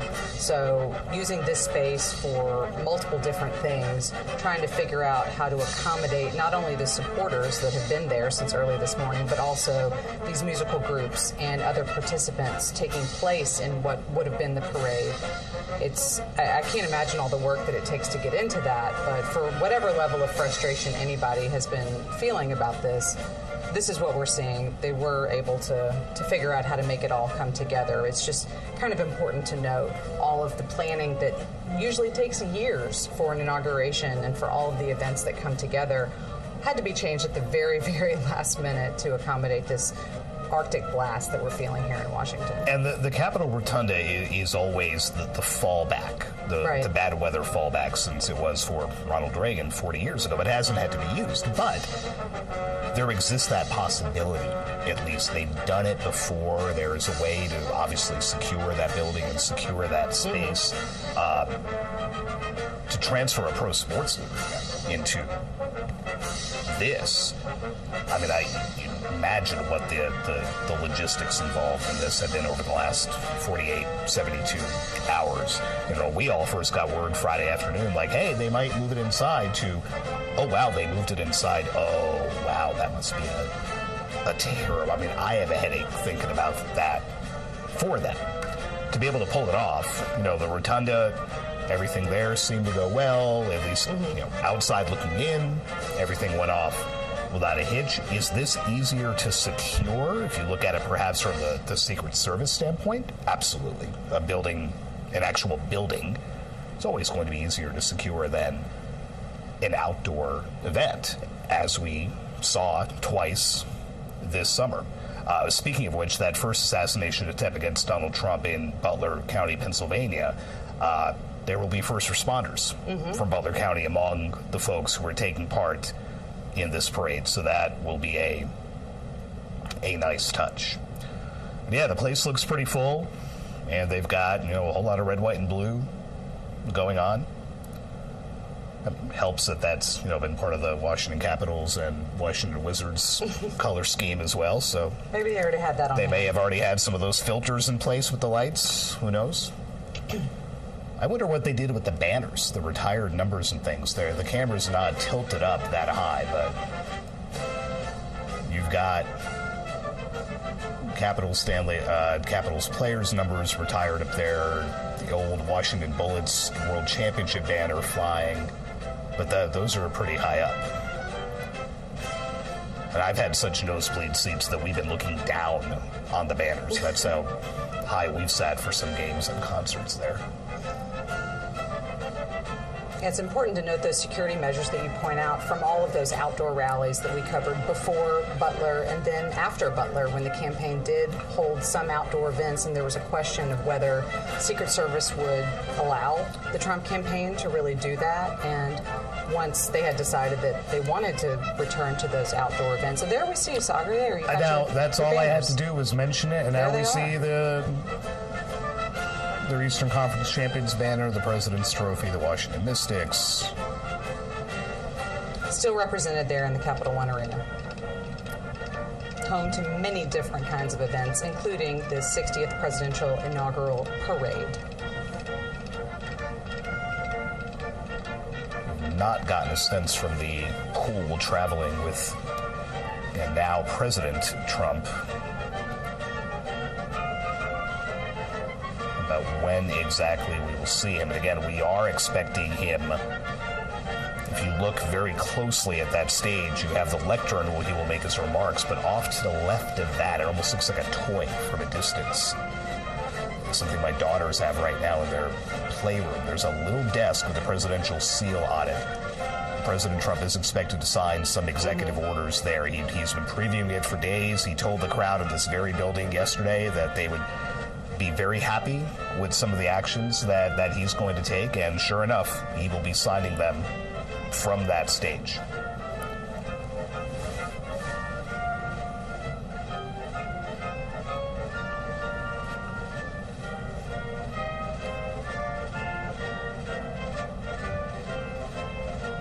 Yes, Sagar, and if we see remarks from President Trump, signing of those executive orders that you were talking about, this isn't the last thing on their dance card, so to speak, for the evening. We expect the Trumps to go back to the White House for more signing of executive orders, but even beyond that, and there's a close-up there of that desk that you were just talking about. But after that, there's a series of inaugural balls where we expect the President and First Lady to attend this evening. There's the Commander-in-Chief inaugural ball, there's the Liberty inaugural ball, and then the Starlight ball. So 3 separate events where we expect to see the President and First Lady beyond what's going to be happening in this arena.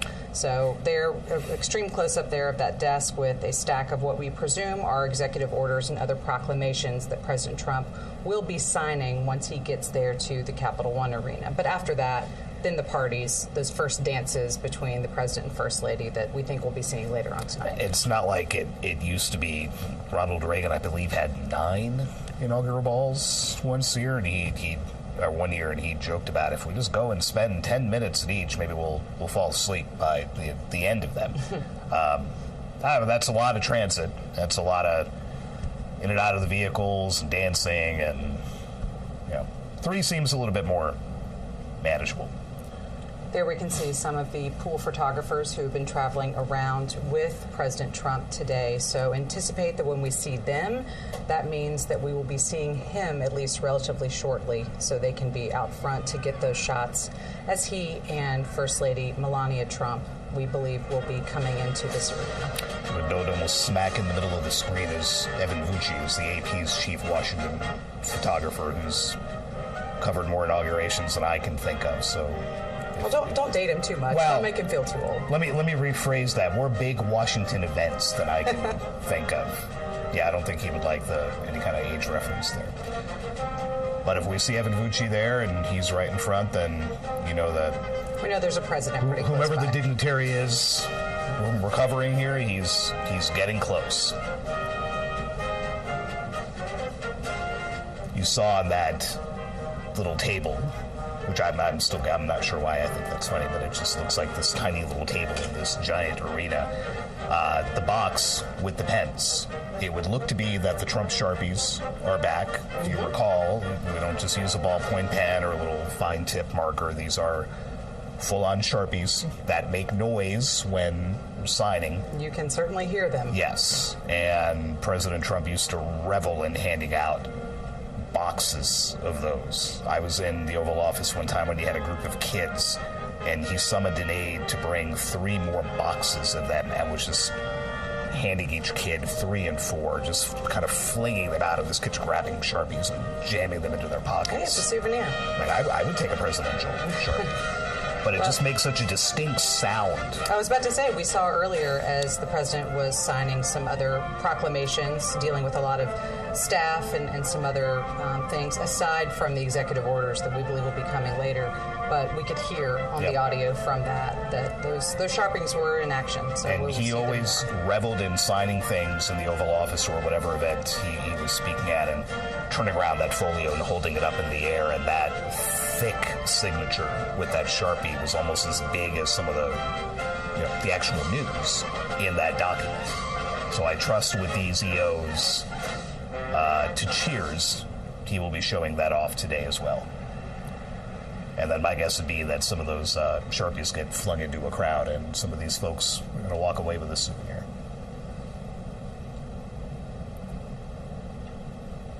A look at some of the musicians there who are providing the soundtrack to this stage of the events here in Capital One Arena. Otherwise, they would probably be marching outside on the cold streets of Washington, but they are inside,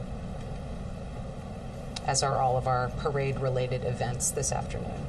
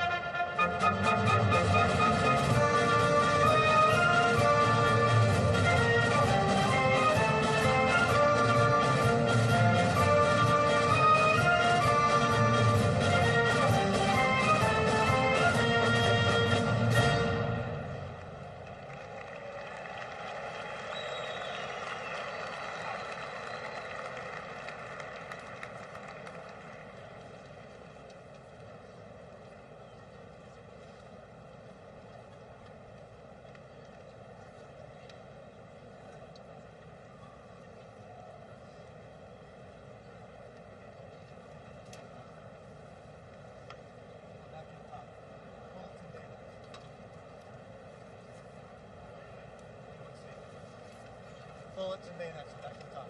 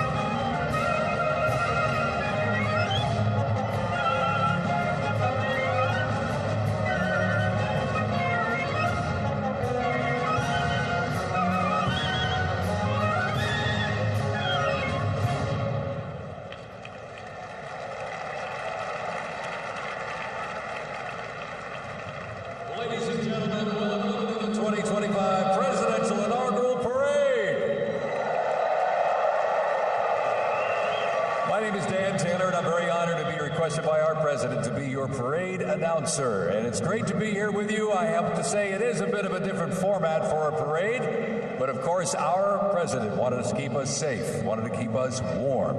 And I can tell you something, the talent that's going to be going through these doors into this arena, it is going to get hot in here tonight. So thank you for joining us as we celebrate this historic occasion on behalf of the Trump-Vance Presidential Inaugural Committee. The ceremony's about to begin. We're going to get things underway, so if you're with family and friends, been talking in the halls or whatever, get down to your seats, grab a snack. We're going to get the show on the road.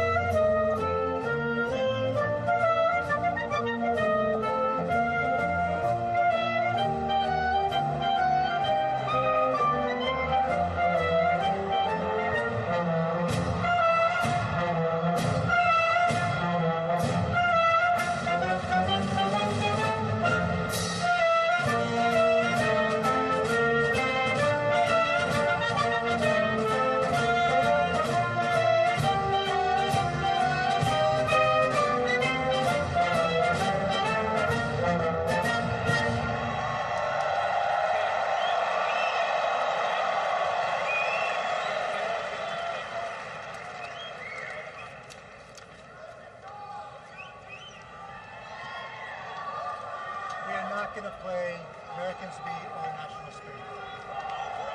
No Americans Be Our National Spirit. Next up is honors.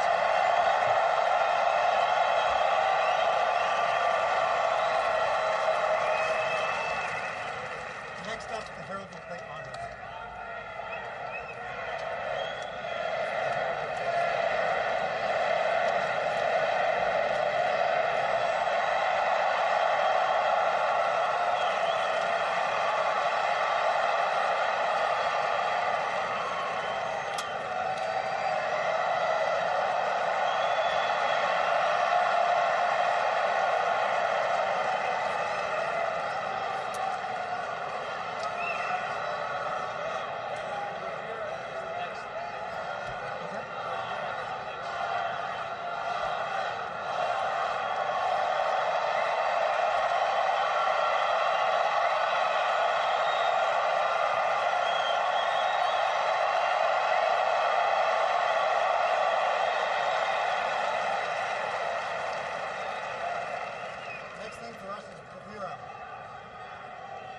Next thing for us is bravura.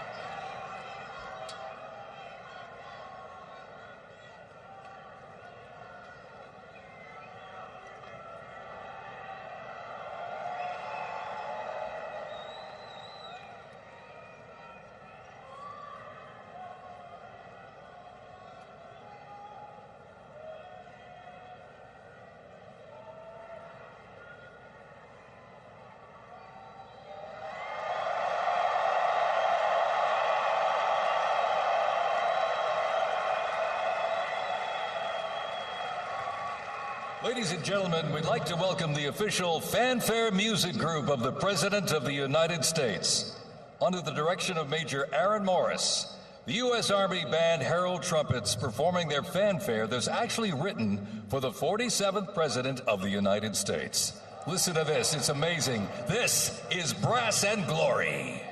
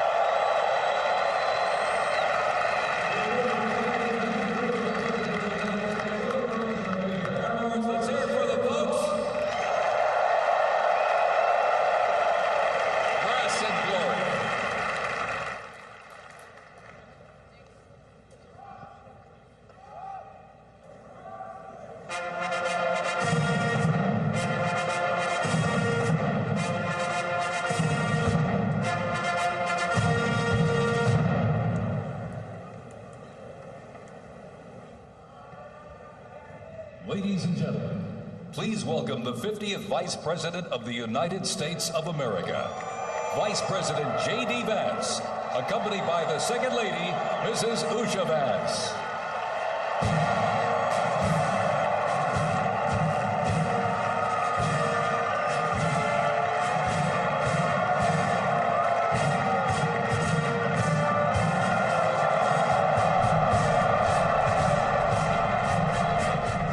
We see Vice President J.D. Vance entering the Capital One Arena to a lot of fanfare. Again, these people have been there all day for probably at least 9 hours at this point, probably longer for some of them. So very excited to see their first glimpse in person of one of the two men whom they support who were sworn into the top two executive offices in the U.S. today. There is Vice President J.D. Vance holding one of his children in his arms. This is clearly a long day for the entire family, not just those politicians who are officially being sworn in. There's his wife, Usha Vance, with their other two children making their way to their seats, along with the teddy bear.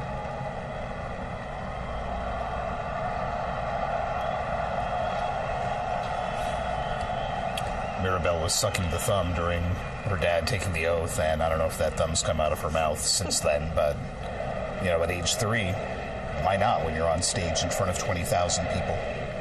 Just making it through the day. Do what you have to do.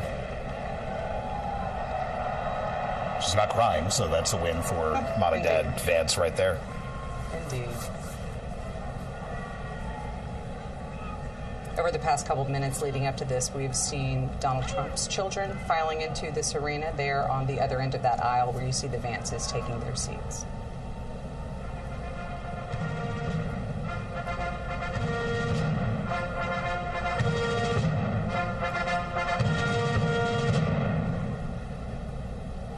Ladies and gentlemen, please welcome the 47th President of the United States of America.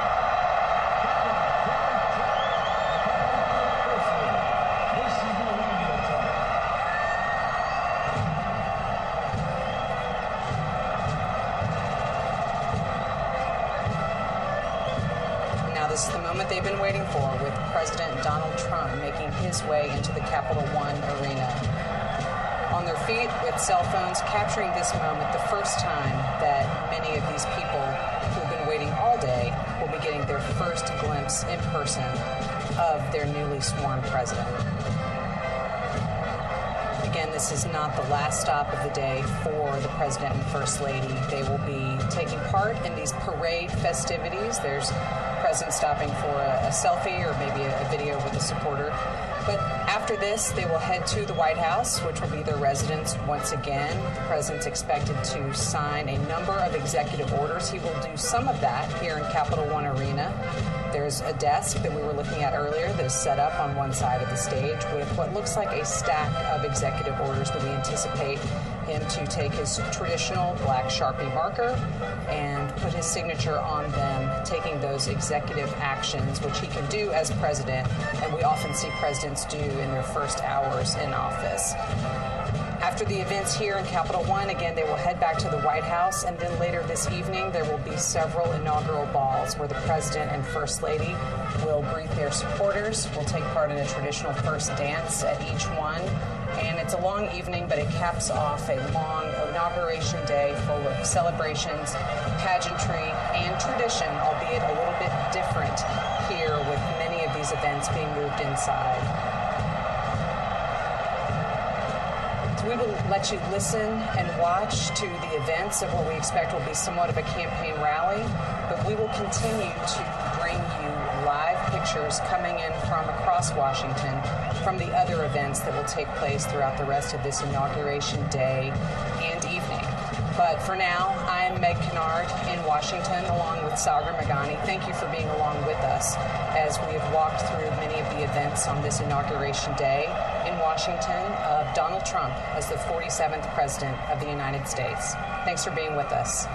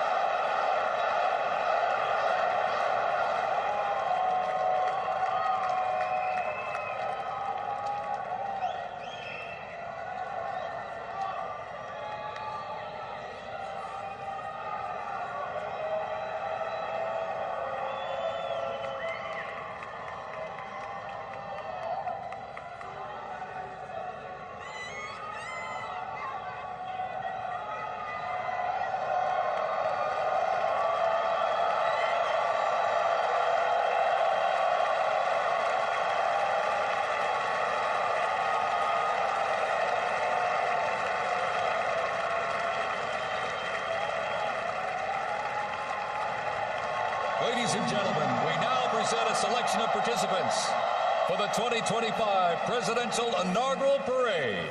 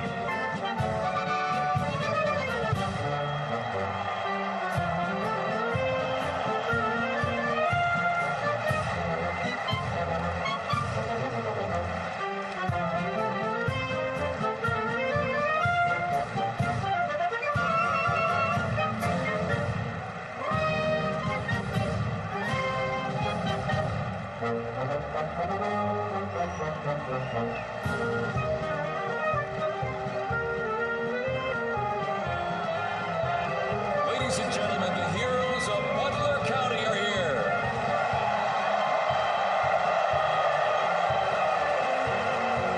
And they are here to pay homage to life, selfless community service, and sacrifice of Corey Comparatori.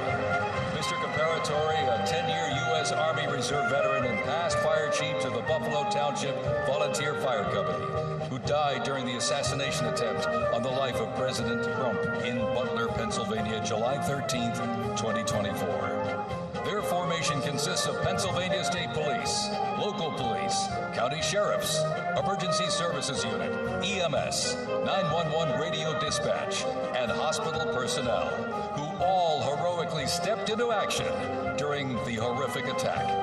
They are also paying tribute to the courageous service of first responders nationwide.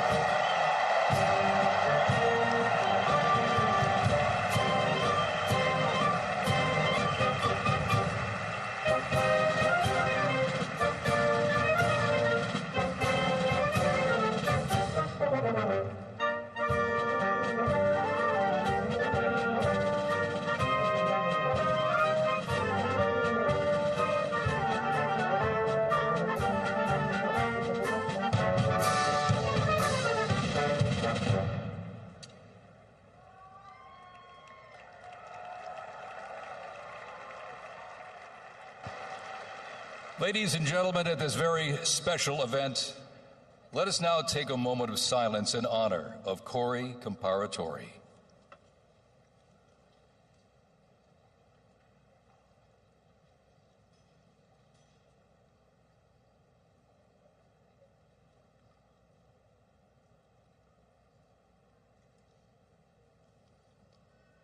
Thank you very much, ladies and gentlemen.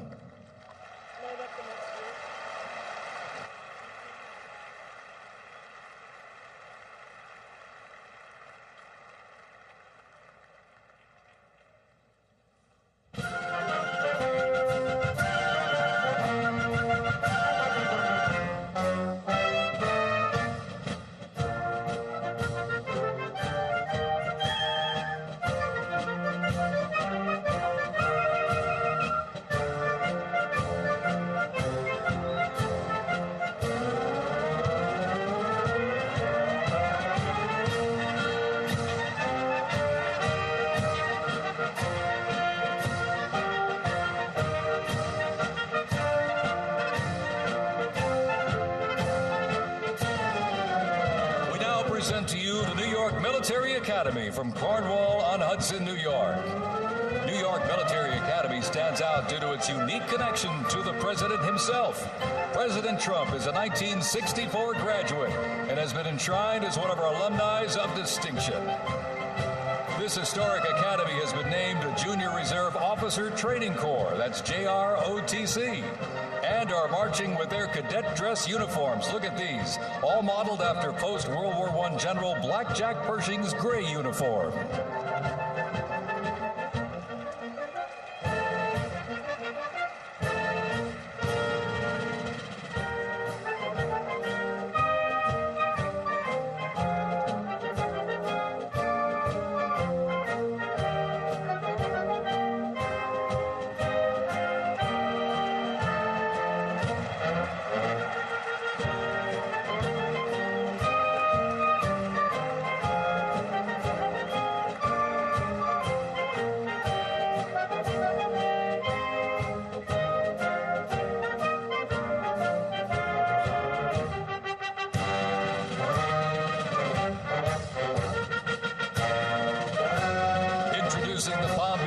And Fire Honor Guard unit representing the town of Palm Beach, Florida.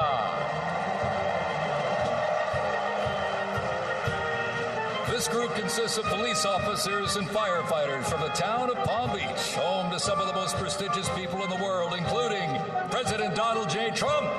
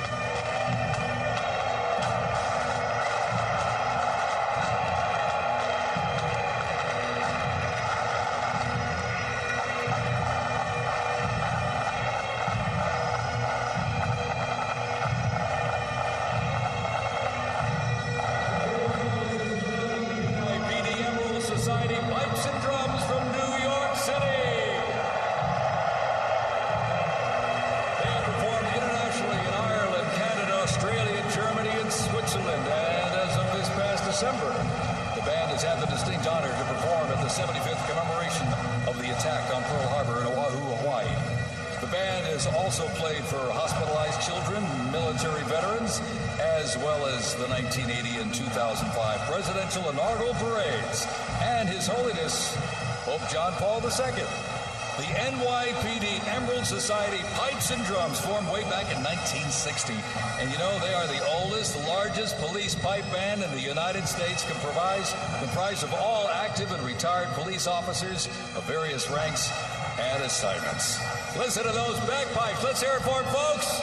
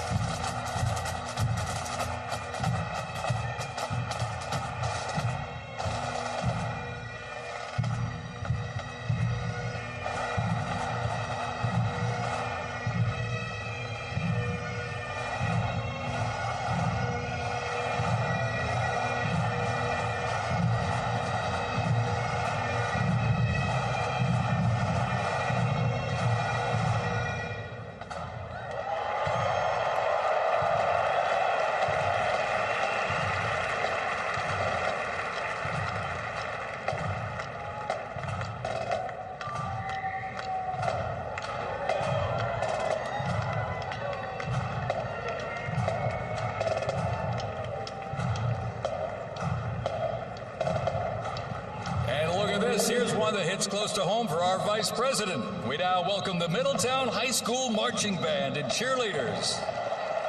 They're traveling all the way from Middletown, Ohio to proudly represent their school, our nation, and outstanding alumni, including our new Vice President of the United States, J.D. Vance.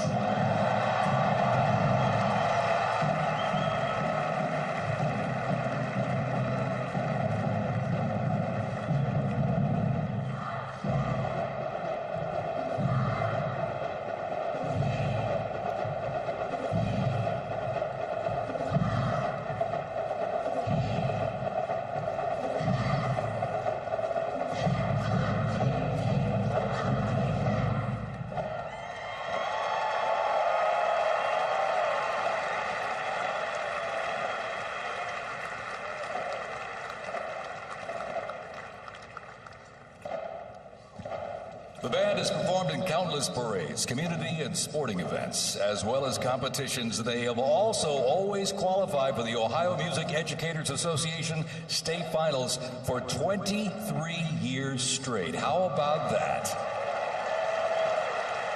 And have earned the highest rating in 18 of those appearances.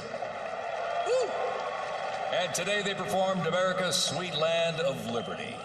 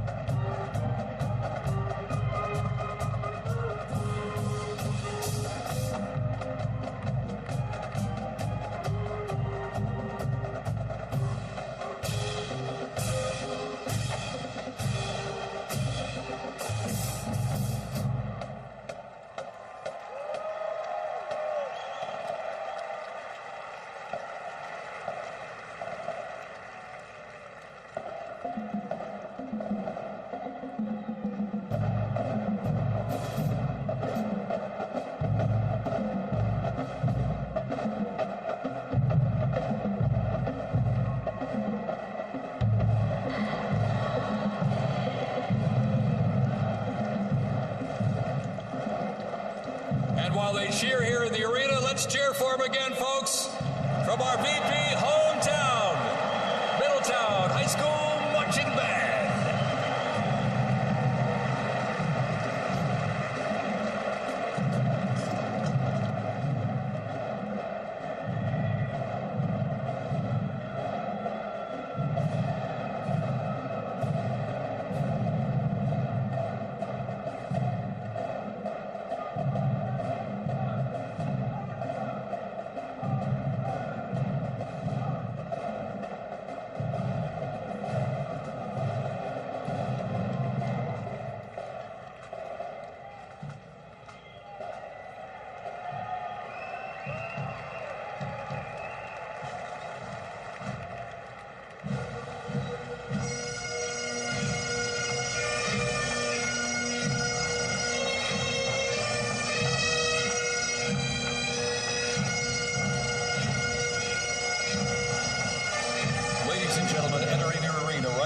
traveling from Boca Raton, Florida, the Florida Firefighters Pipes and Drums.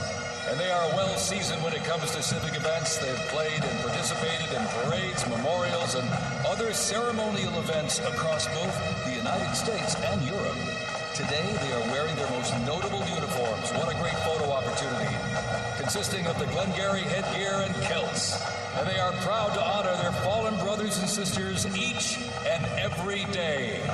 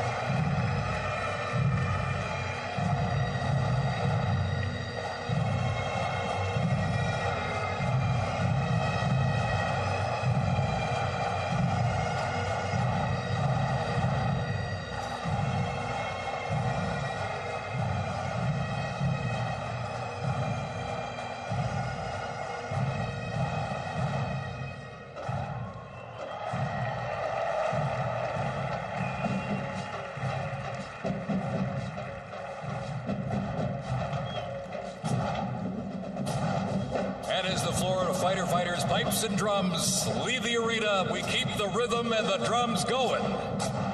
Please welcome the Stewart's Creek High School Marching Band. Traveling all the way from Smyrna, Tennessee, they are proud to represent the volunteer state in the 2025 Presidential Inaugural Parade.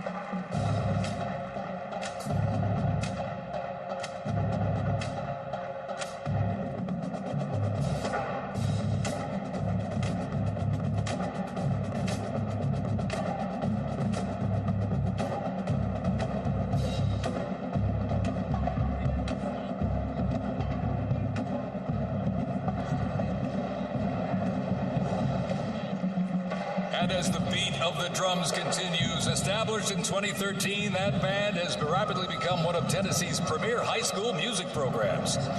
This band has participated in numerous civic events that honor significant moments in our nation's history, like the 75th anniversary of the attack on Pearl Harbor, Captain Jeff Cuss, United States Marine Corps Memorial Dedication, Chicago Thanksgiving Day Parade, and a Lincoln Memorial performance as well. The Stewart's Creek High School Marching Band, everybody!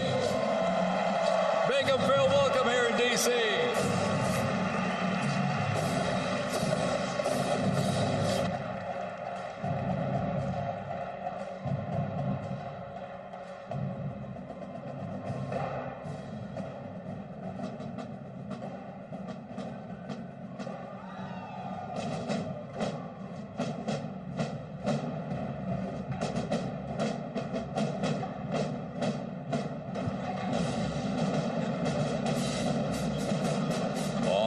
Ladies and gentlemen, now welcoming the Mississippi Valley State University Band. They're traveling all the way from Itabita, Mississippi. Look at this, gang. This is the Mean Green Marching Machine. They are proud to represent historically black colleges and universities at the 60th Presidential Inauguration.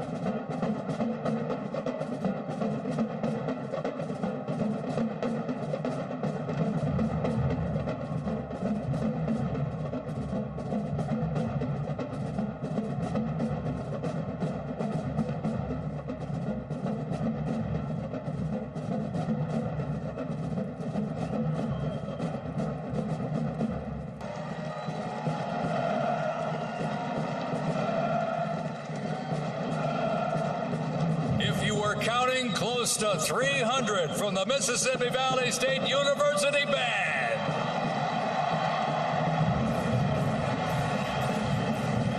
You know, since its founding, the band has consistently played a significant role at their university and across the United States. They have performed for athletic events, Mardi Gras parades, Rose Bowl parades, and many, many more.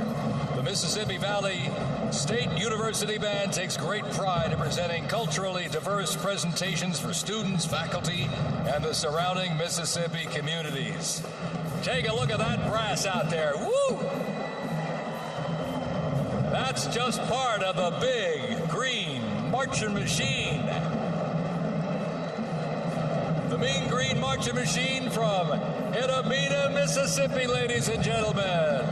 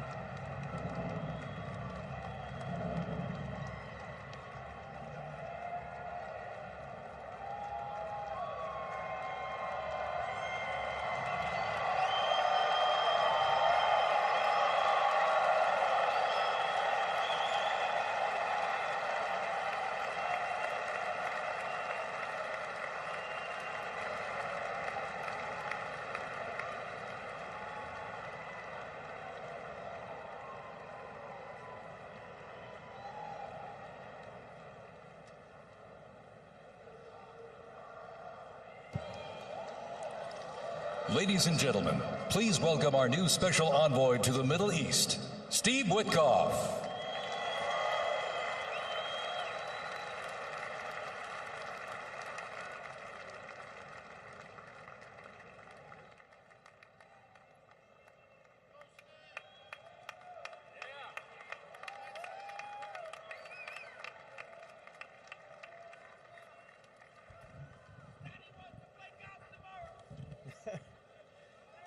Good evening, everybody.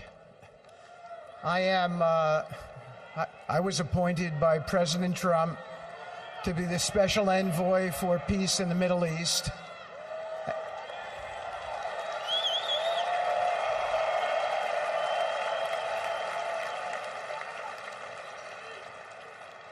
And I'd like to describe to you some of the things we're doing and how it informs on President Trump's policies.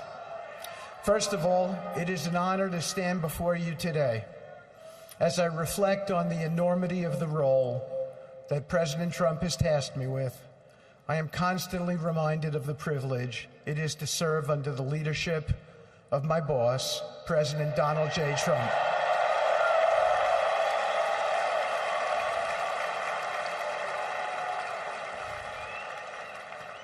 His presidency has provided a clear, bold vision for the Middle East, and it is this vision that guides every step I take in the mission. President Trump's leadership has redefined what is possible in the pursuit of progress and stability in the Middle East. His decisive, pragmatic approach ensures that even the most entrenched conflicts are met with fresh perspectives and innovative strategies. His policies have already delivered remarkable successes, such as yesterday's release of hostages in Gaza.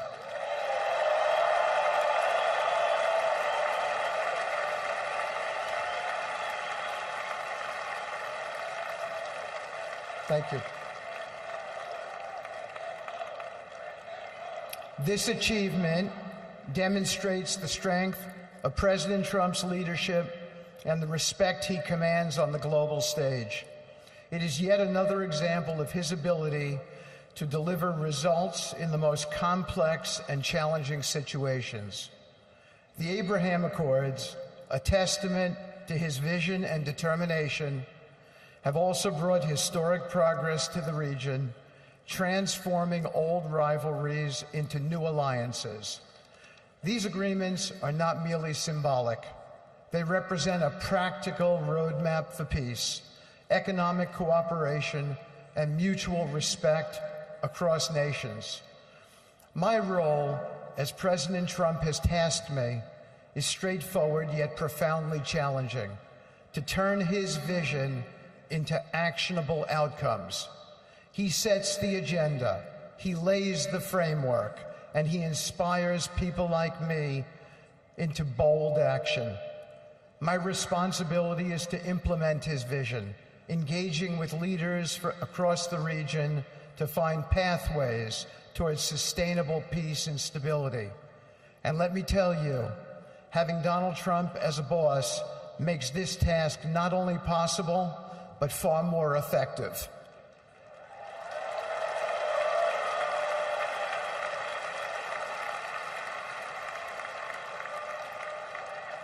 President Trump's reputation as a leader who delivers results resonates far beyond Washington.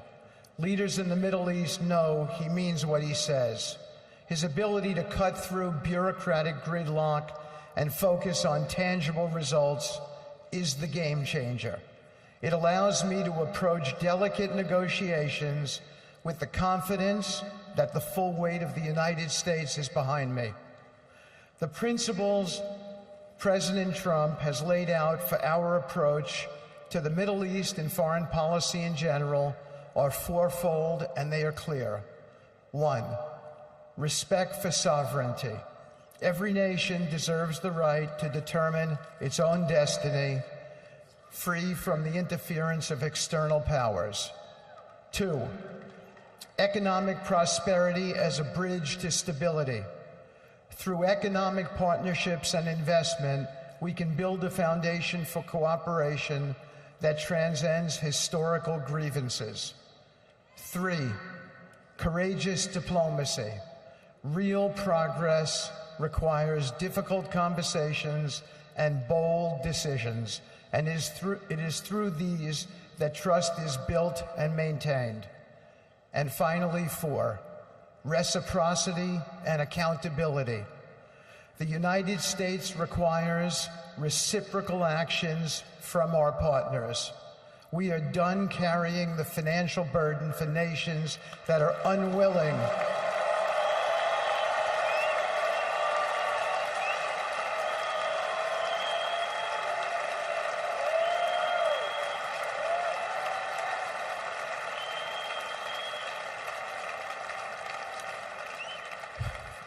We are done carrying the financial burden for nations that are unwilling to fund their own progress.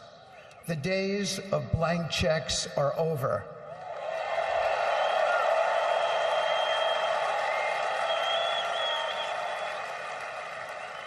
Partnerships under President Trump's leadership must be equitable, and contributions must reflect shared commitments to our goals.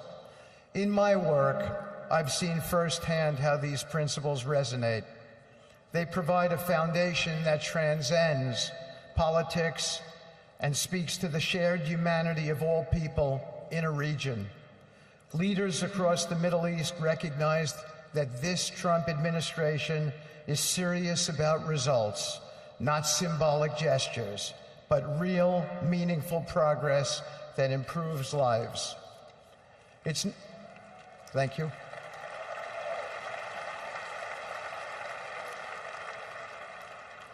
It's not always easy. There are moments of deep challenge and frustration.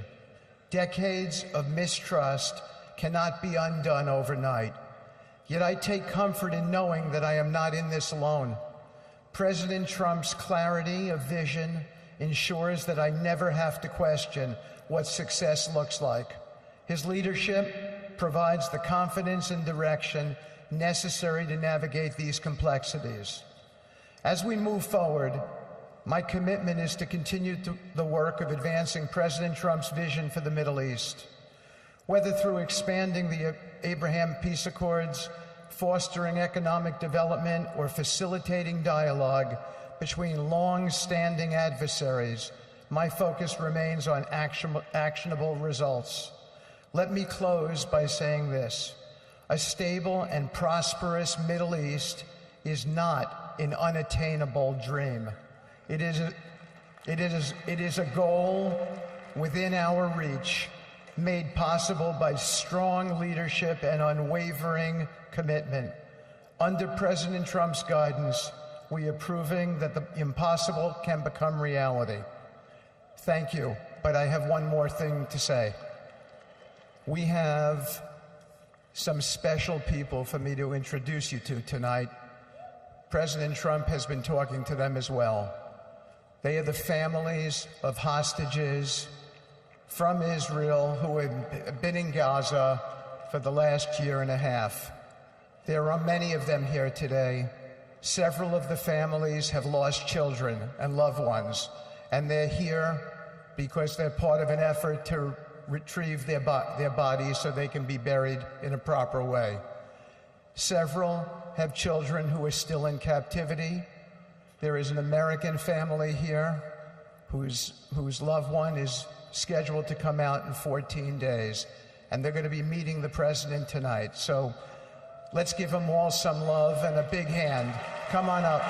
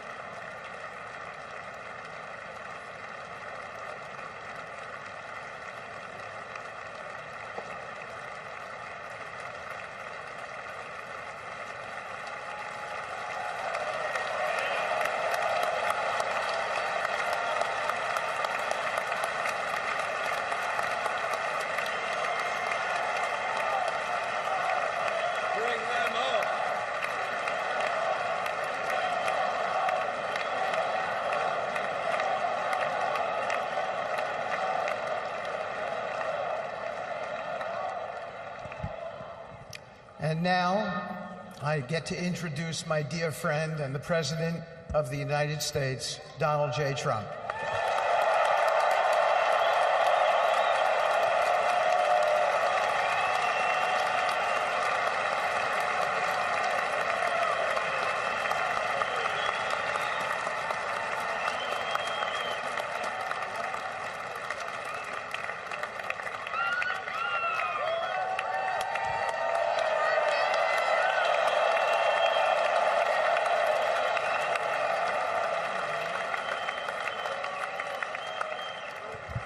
Thank you very much, everybody. Appreciate it. Thank you.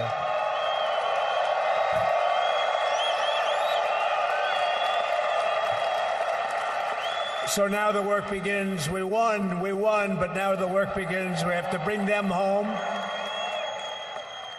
And, you know, tonight I'm going to be signing on the J6 hostages' pardons to get them out. And as soon as I leave, I'm going to the Oval Office and we'll be signing pardons for a lot of people, a lot of people. And thank you to Steve Witkoff. He's a great guy. He's a friend of mine. He's been a very successful man. He's a great negotiator. He's a wonderful guy. People love him. And he's got a tremendous power of persuasion. And that's what we need. We don't need stiffs. We don't need stiffs. We got a lot of stiffs. You just had a whole load of them.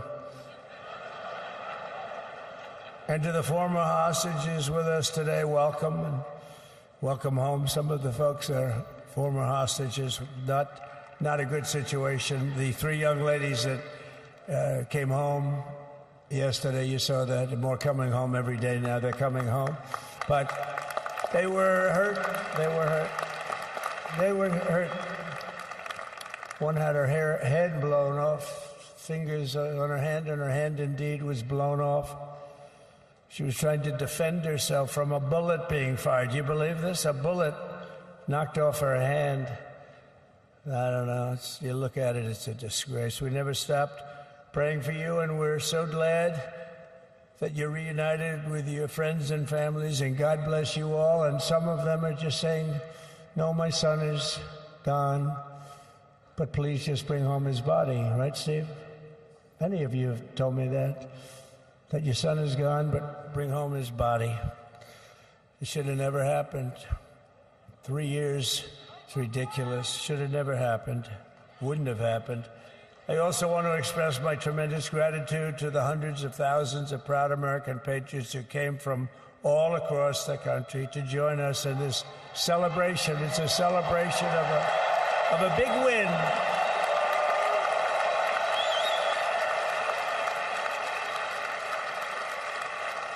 And you're witnessing the dawn of the golden age of America. That's what it's going to be. We're bringing it back. We're going to bring it back fast.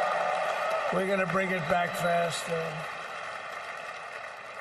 Let us also thank the incredible service members, National Guardsmen, Police, Secret Service, and law enforcement personnel who are keeping us all safe, even though they are great people. New York's finest. I grew up with New York's finest, and we got to give them their authority back. You won't have any crime. There'll be no crime. You give them little authority back. The whole way they run things in this country now, it's disgraceful. But it's going to change rapidly. We're going to make our cities safe again, too.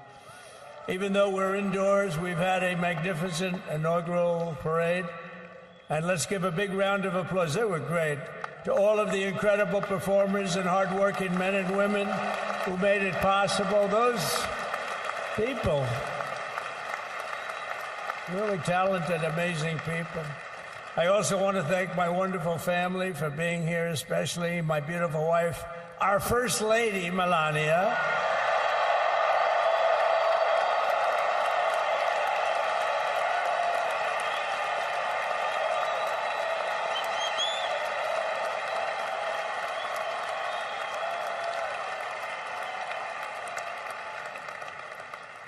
They love our First Lady. And also, J.D. How good has J.D. been? And his beautiful wife, Usha. How good is JB? JD has been great. He's another good negotiator, Steve. He's a great negotiator, too. We need negotiators in this country. But so many of the people on the stage behind, not only family members, as an example, Lara Trump, the wife of Eric. She was the head of the Republican Party, along with my friend Michael. Stand up, the two of you. What a job. What a job they did. They worked so hard. They knew there'd be rigging, but they said, we're going to make it too big to rig, and we did. We made it too big to rig.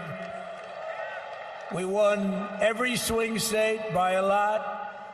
We won the popular vote by millions and millions of votes. We won the whole ball of wax.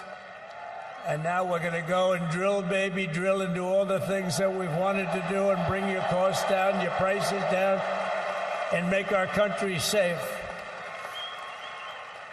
So thank you very much, Michael. Thank you very much. What a job you've done, Michael. I'm never moving you, you know. He was thinking about getting a nice job in the administration. I said, no, I'm leaving you right where you are. You've done a very good job. We're not moving you, Michael. I'm sorry. Anyway, thank you very much. Appreciate it. Appreciate it very much.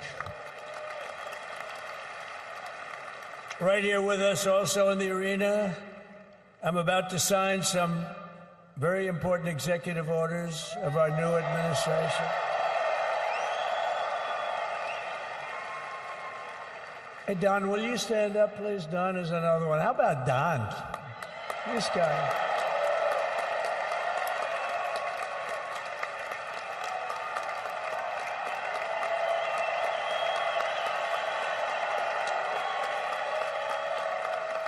He's a popular one. He goes out and speaks. He gets a big crowd. He's a little on the rough side sometimes, but that's what you want. He's done a fantastic job, and he loves our country. Thanks, Don. Great job. You've done a great job. And Ivanka.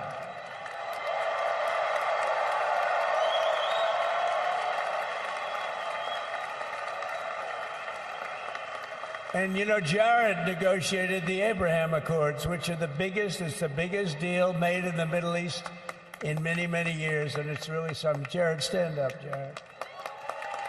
The Abraham Accords.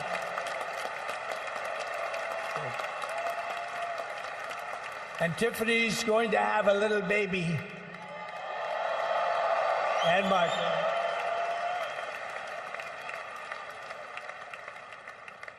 And then I have a very tall son named Barron. Has anyone ever heard of him?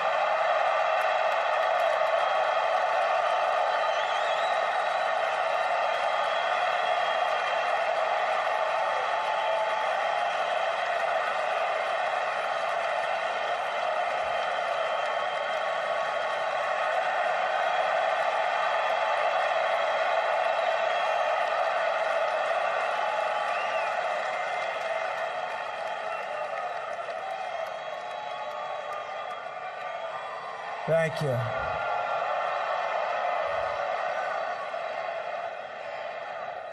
He knew the youth vote. You know, we won the youth vote by 36 points. And he was saying, Dad, you got to go out and do this one and that one. And we did a lot of them. And he respects them all. He understood them very well. And he said, Dad, you got to go out, do Joe Rogan, do all these guys. And we did. We did. And Joe Rogan was great. They were all great, right? They were all good. He understood the market. Another famous one. How about Kai? Stand up, Kai.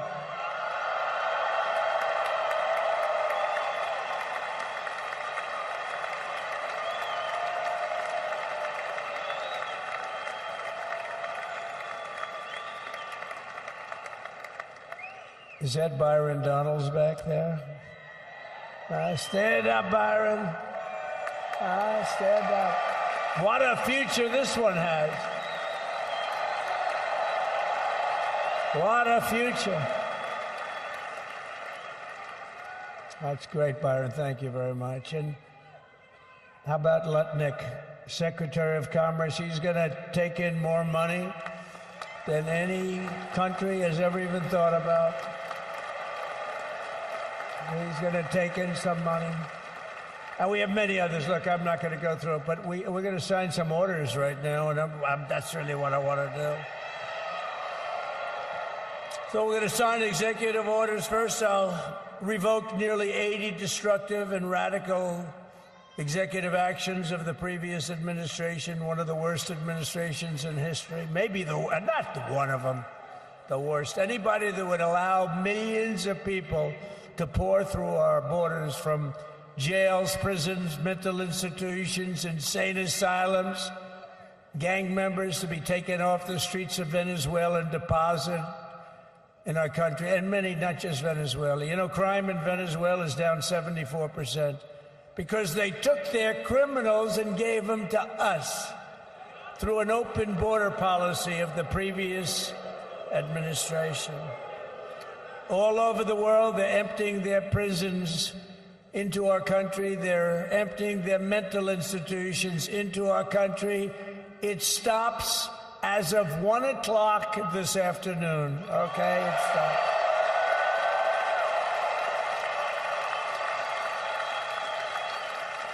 So I'm revoking nearly 80 destructive, radical executive actions of the previous administration. They'll all be null and void within about, 5 minutes? Is that them over there? 5 minutes? And next, to gain immediate control of the vast federal out-of-control bureaucracy, I will implement an immediate regulation freeze which will stop Biden bureaucrats from continuing to regulate. Most of those bureaucrats are being fired. They're gone.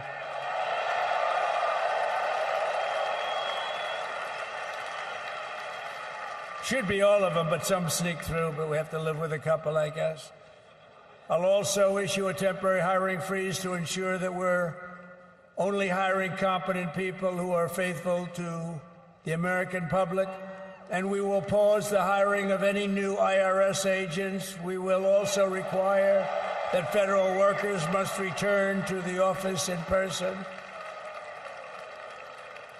And we're going to take the 88,000 people that they hired to go after you with guns. By the way, they're allowed to use guns and harass you like they were so many other people. Remember this. Okay, remember? Do you remember a little statement about tips? Does anybody remember that little statement? I think we won Nevada because of that statement. But they went out and harassed you over the tips. In other words, we are restoring control of our government to the people. We're going to take those 88,000. Let's see if they'd like to work on the border, because that's where we want them, really.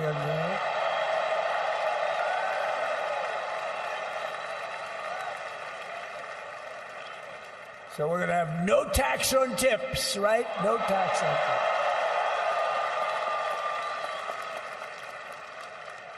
And we may have, like the Speaker of the House, is he here? He's done such a good job.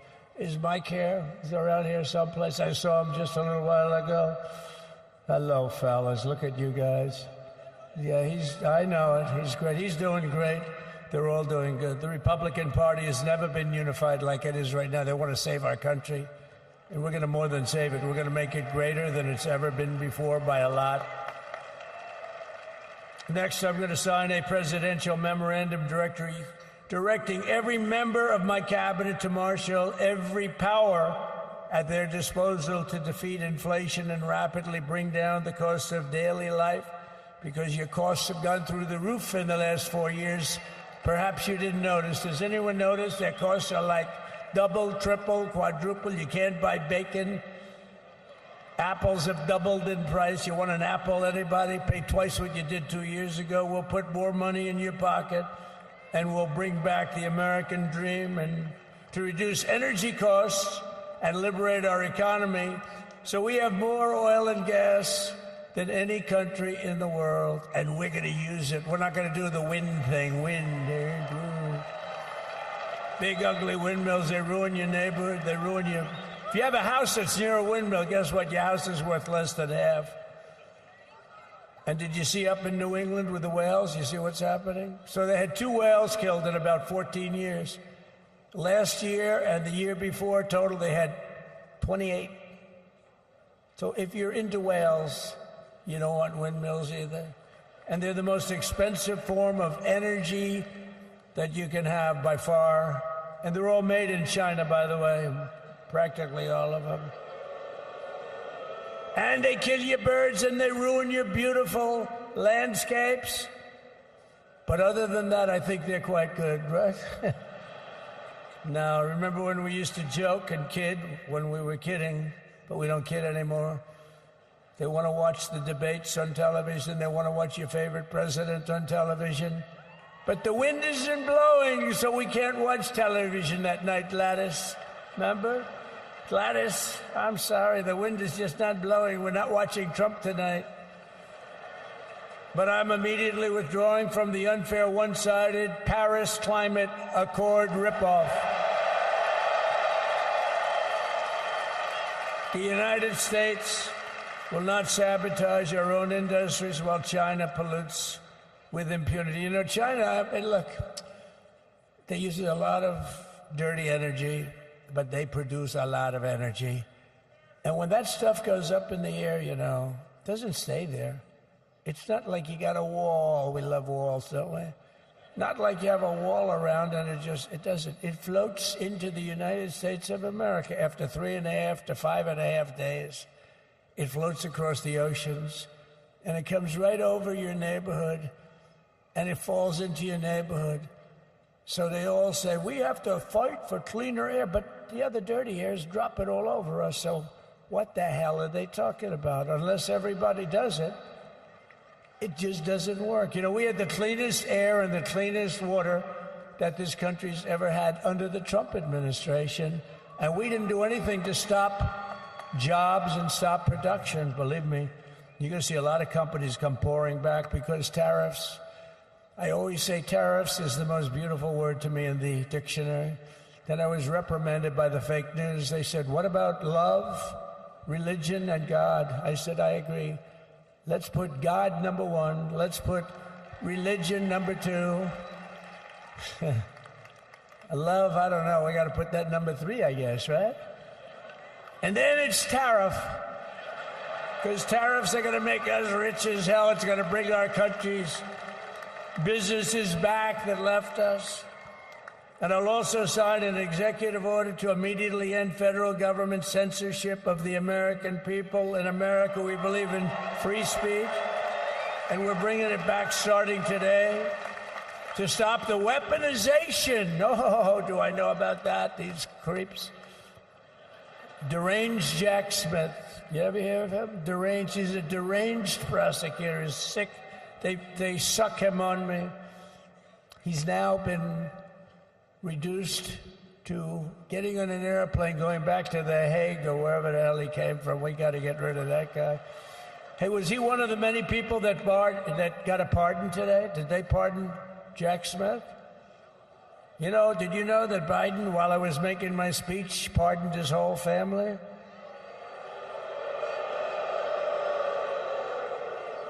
The brother, the whole deal was pardoned. Can you imagine that? While I was making my speech. Did everybody hear my speech? Did you like my speech?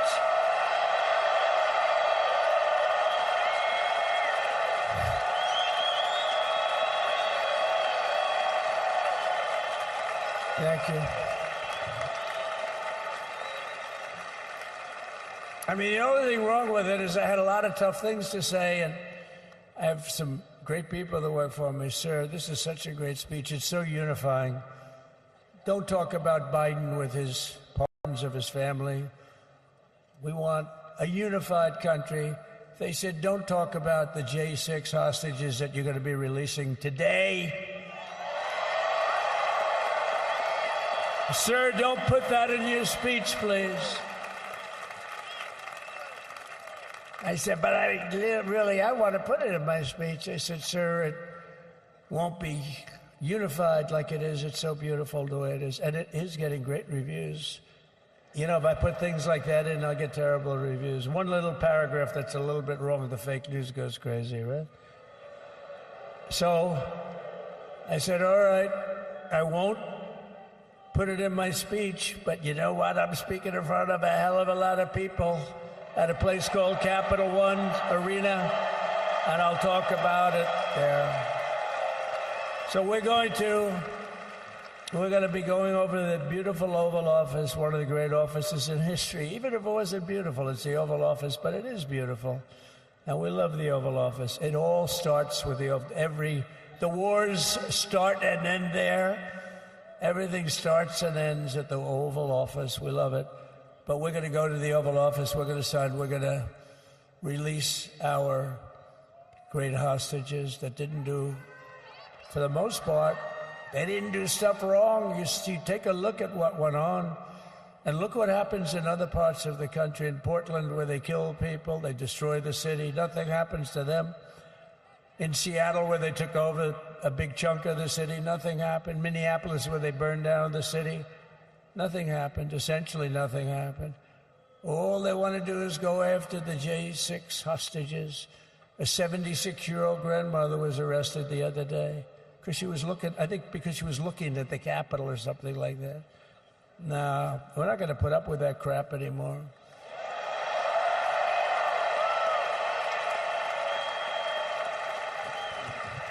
And to stop the weaponization of law enforcement, I've been investigated more than any human being in the world. I believe I have the all-time record. Every day a subpoena. Every single day would get subpoenas. I was more than any person. Alphonse Capone, remember I used to talk about it? Now, Alphonse Capone, Scarface, he was a pretty rough guy. He was investigated about 1/100th what Trump was investigated. My father's looking down at me, my mother. How the hell did this happen? You know what it is? They investigated their political opponent, the opponent of Biden, and then ultimately Kamala. Has anyone ever heard of Kamala?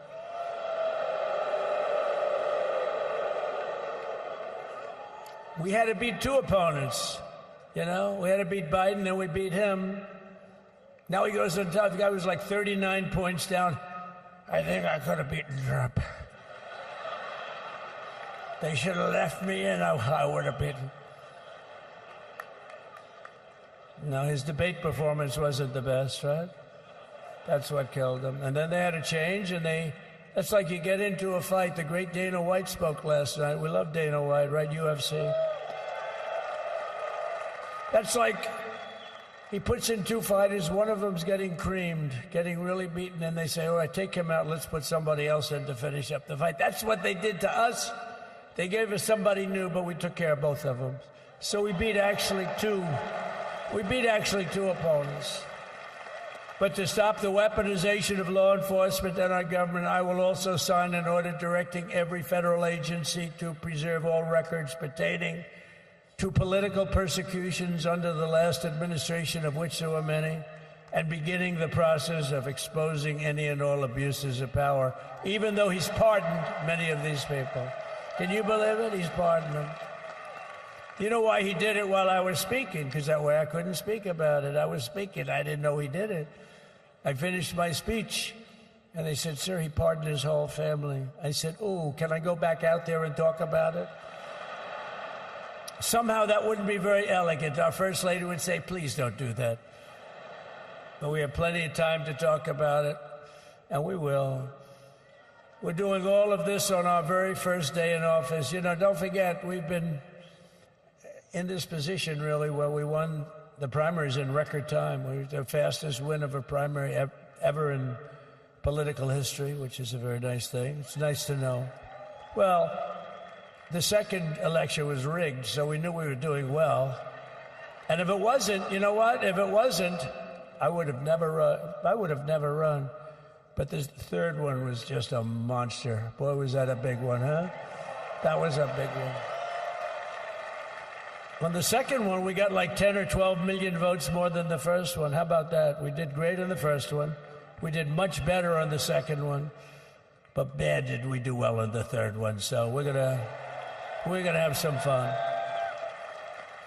It's very simple. We're gonna make our country great. We're gonna make our country great again. We're gonna make America great again. How good a name is MAGA, though, right? You know? I was going to say keep America great, but unfortunately it wasn't great. Can't say keep it great. It will be great again, but CAG, keep America great, CAG, I don't think it's ever going to replace MAGA. Does anybody like CAG? I don't think so. It's never replacing MAGA. Nothing will ever replace MAGA. MAGA was the most successful political operation, political movement in the history of our country, maybe in the history of the world. Let's see what happens, because we're not finished yet. We're not finished yet. We got a long way to go. But we're doing this on the very first day in office, and in just a few moments, I'm not only signing the release of the J6 hostages, I'm signing other things that you're going to love. Oh, you're going to be happy reading newspapers tomorrow, and the next day, and the next day, and the next day. So I just want to thank, I mean, look at this place. It's full to the rafters. You don't have any. Look at those people up there. You don't have any empty seats. And by the way, the Capital One owners, they are so good. We got to root for their teams because they have been so great to MAGA, to us. And I just want to thank Ted and everybody. You guys have been fantastic. And the ice hockey team's doing great. Ovechkin's pretty good, right? They're doing great. So I want to thank them, Capital One arena owners. They have been absolutely fantastic. And thank you once again to everyone. And I can only tell you, you're going to be very happy. You're going to watch a lot of good things happen. We got to stop some wars that are happening and going on. Some stupid things are happening. The war with Ukraine would have never happened, and it has. As you know, Israel would have never been hit on October 7th, and none of you would be up here. None of you would even know anything about this tragedy that you're going through right now. But Iran was broke. Anybody that bought oil from Iran, they couldn't do any business with us. You're not going to do business with America. China passed. Everybody passed. They were broke. They didn't have money for Hamas. They didn't have money for Hezbollah. And your sons would be alive, and they certainly wouldn't be incarcerated like they are. It's a shame, but we're getting a lot of people out in a short period of time. So I'm going to go right over to here, and I'm going to sign in front of you. Is that okay? Good.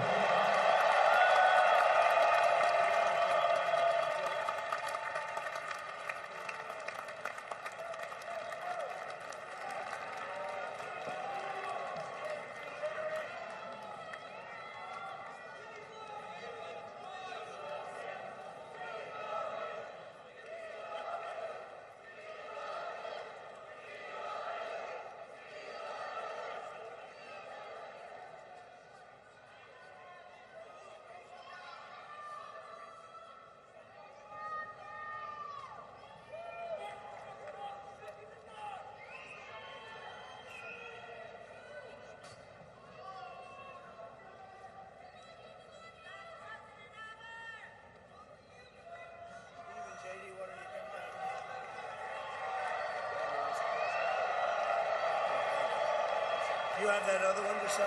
Sorry, what's it? You have the other one to sign? We don't have it over here yet, sir. We'll have it for you back here. The first is the rescissions of 78 Biden-era EOs and presidential memoranda. You want to call it out? Do you want to say it? You want to say it? Oh, if you want me to, sir. Why don't you say what I'm signing? Sure. The first item that President Trump is signing is the rescission of 78 Biden-era executive actions, executive orders, presidential memoranda, and others.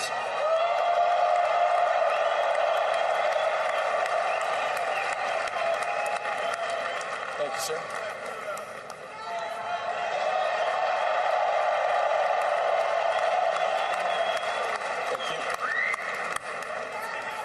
The second item, President Trump, is a regulatory freeze, as you announced in your speech, preventing bureaucrats from issuing any more regulations until we have full control of this, the government and this administration.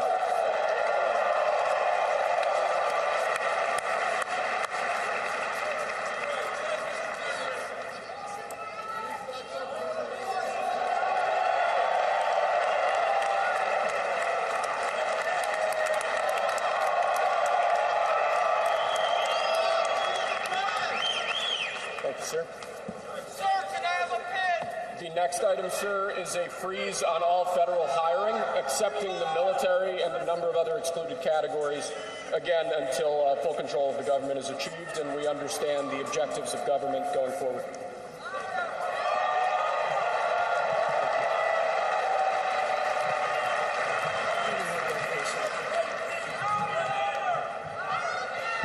Could you imagine Biden doing this? I don't think so.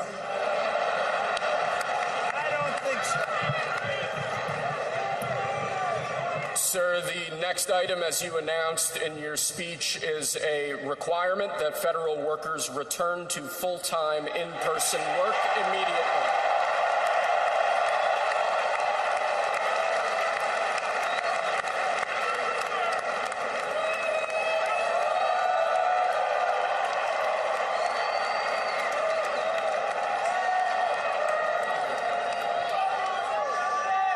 Thank you, sir. Next, we have a directive to every department and agency in the federal government to address the cost of living crisis that has cost Americans so dearly.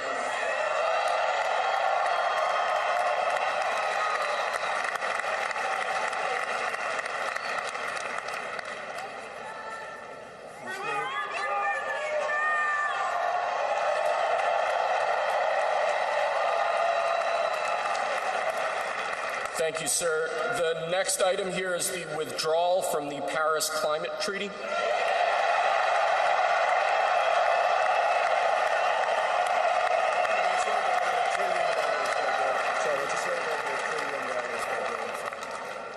Yes, sir.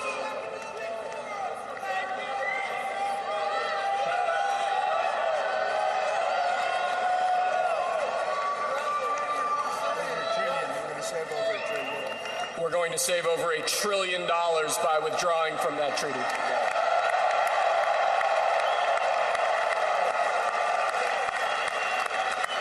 And the next item, sir, is a letter that will be transmitted to the United Nations explaining that we are withdrawing from the Paris Climate Treaty.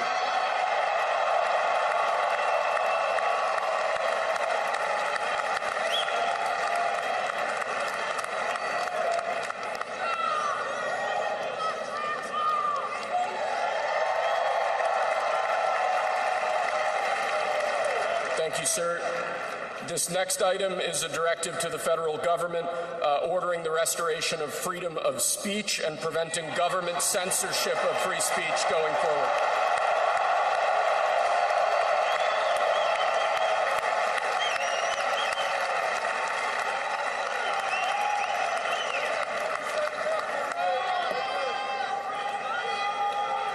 And lastly, sir, before we go back to the Oval Office to sign a large number of other items, is a directive to the federal government ending the weaponization of government against the political adversaries of the previous administration, as we've seen.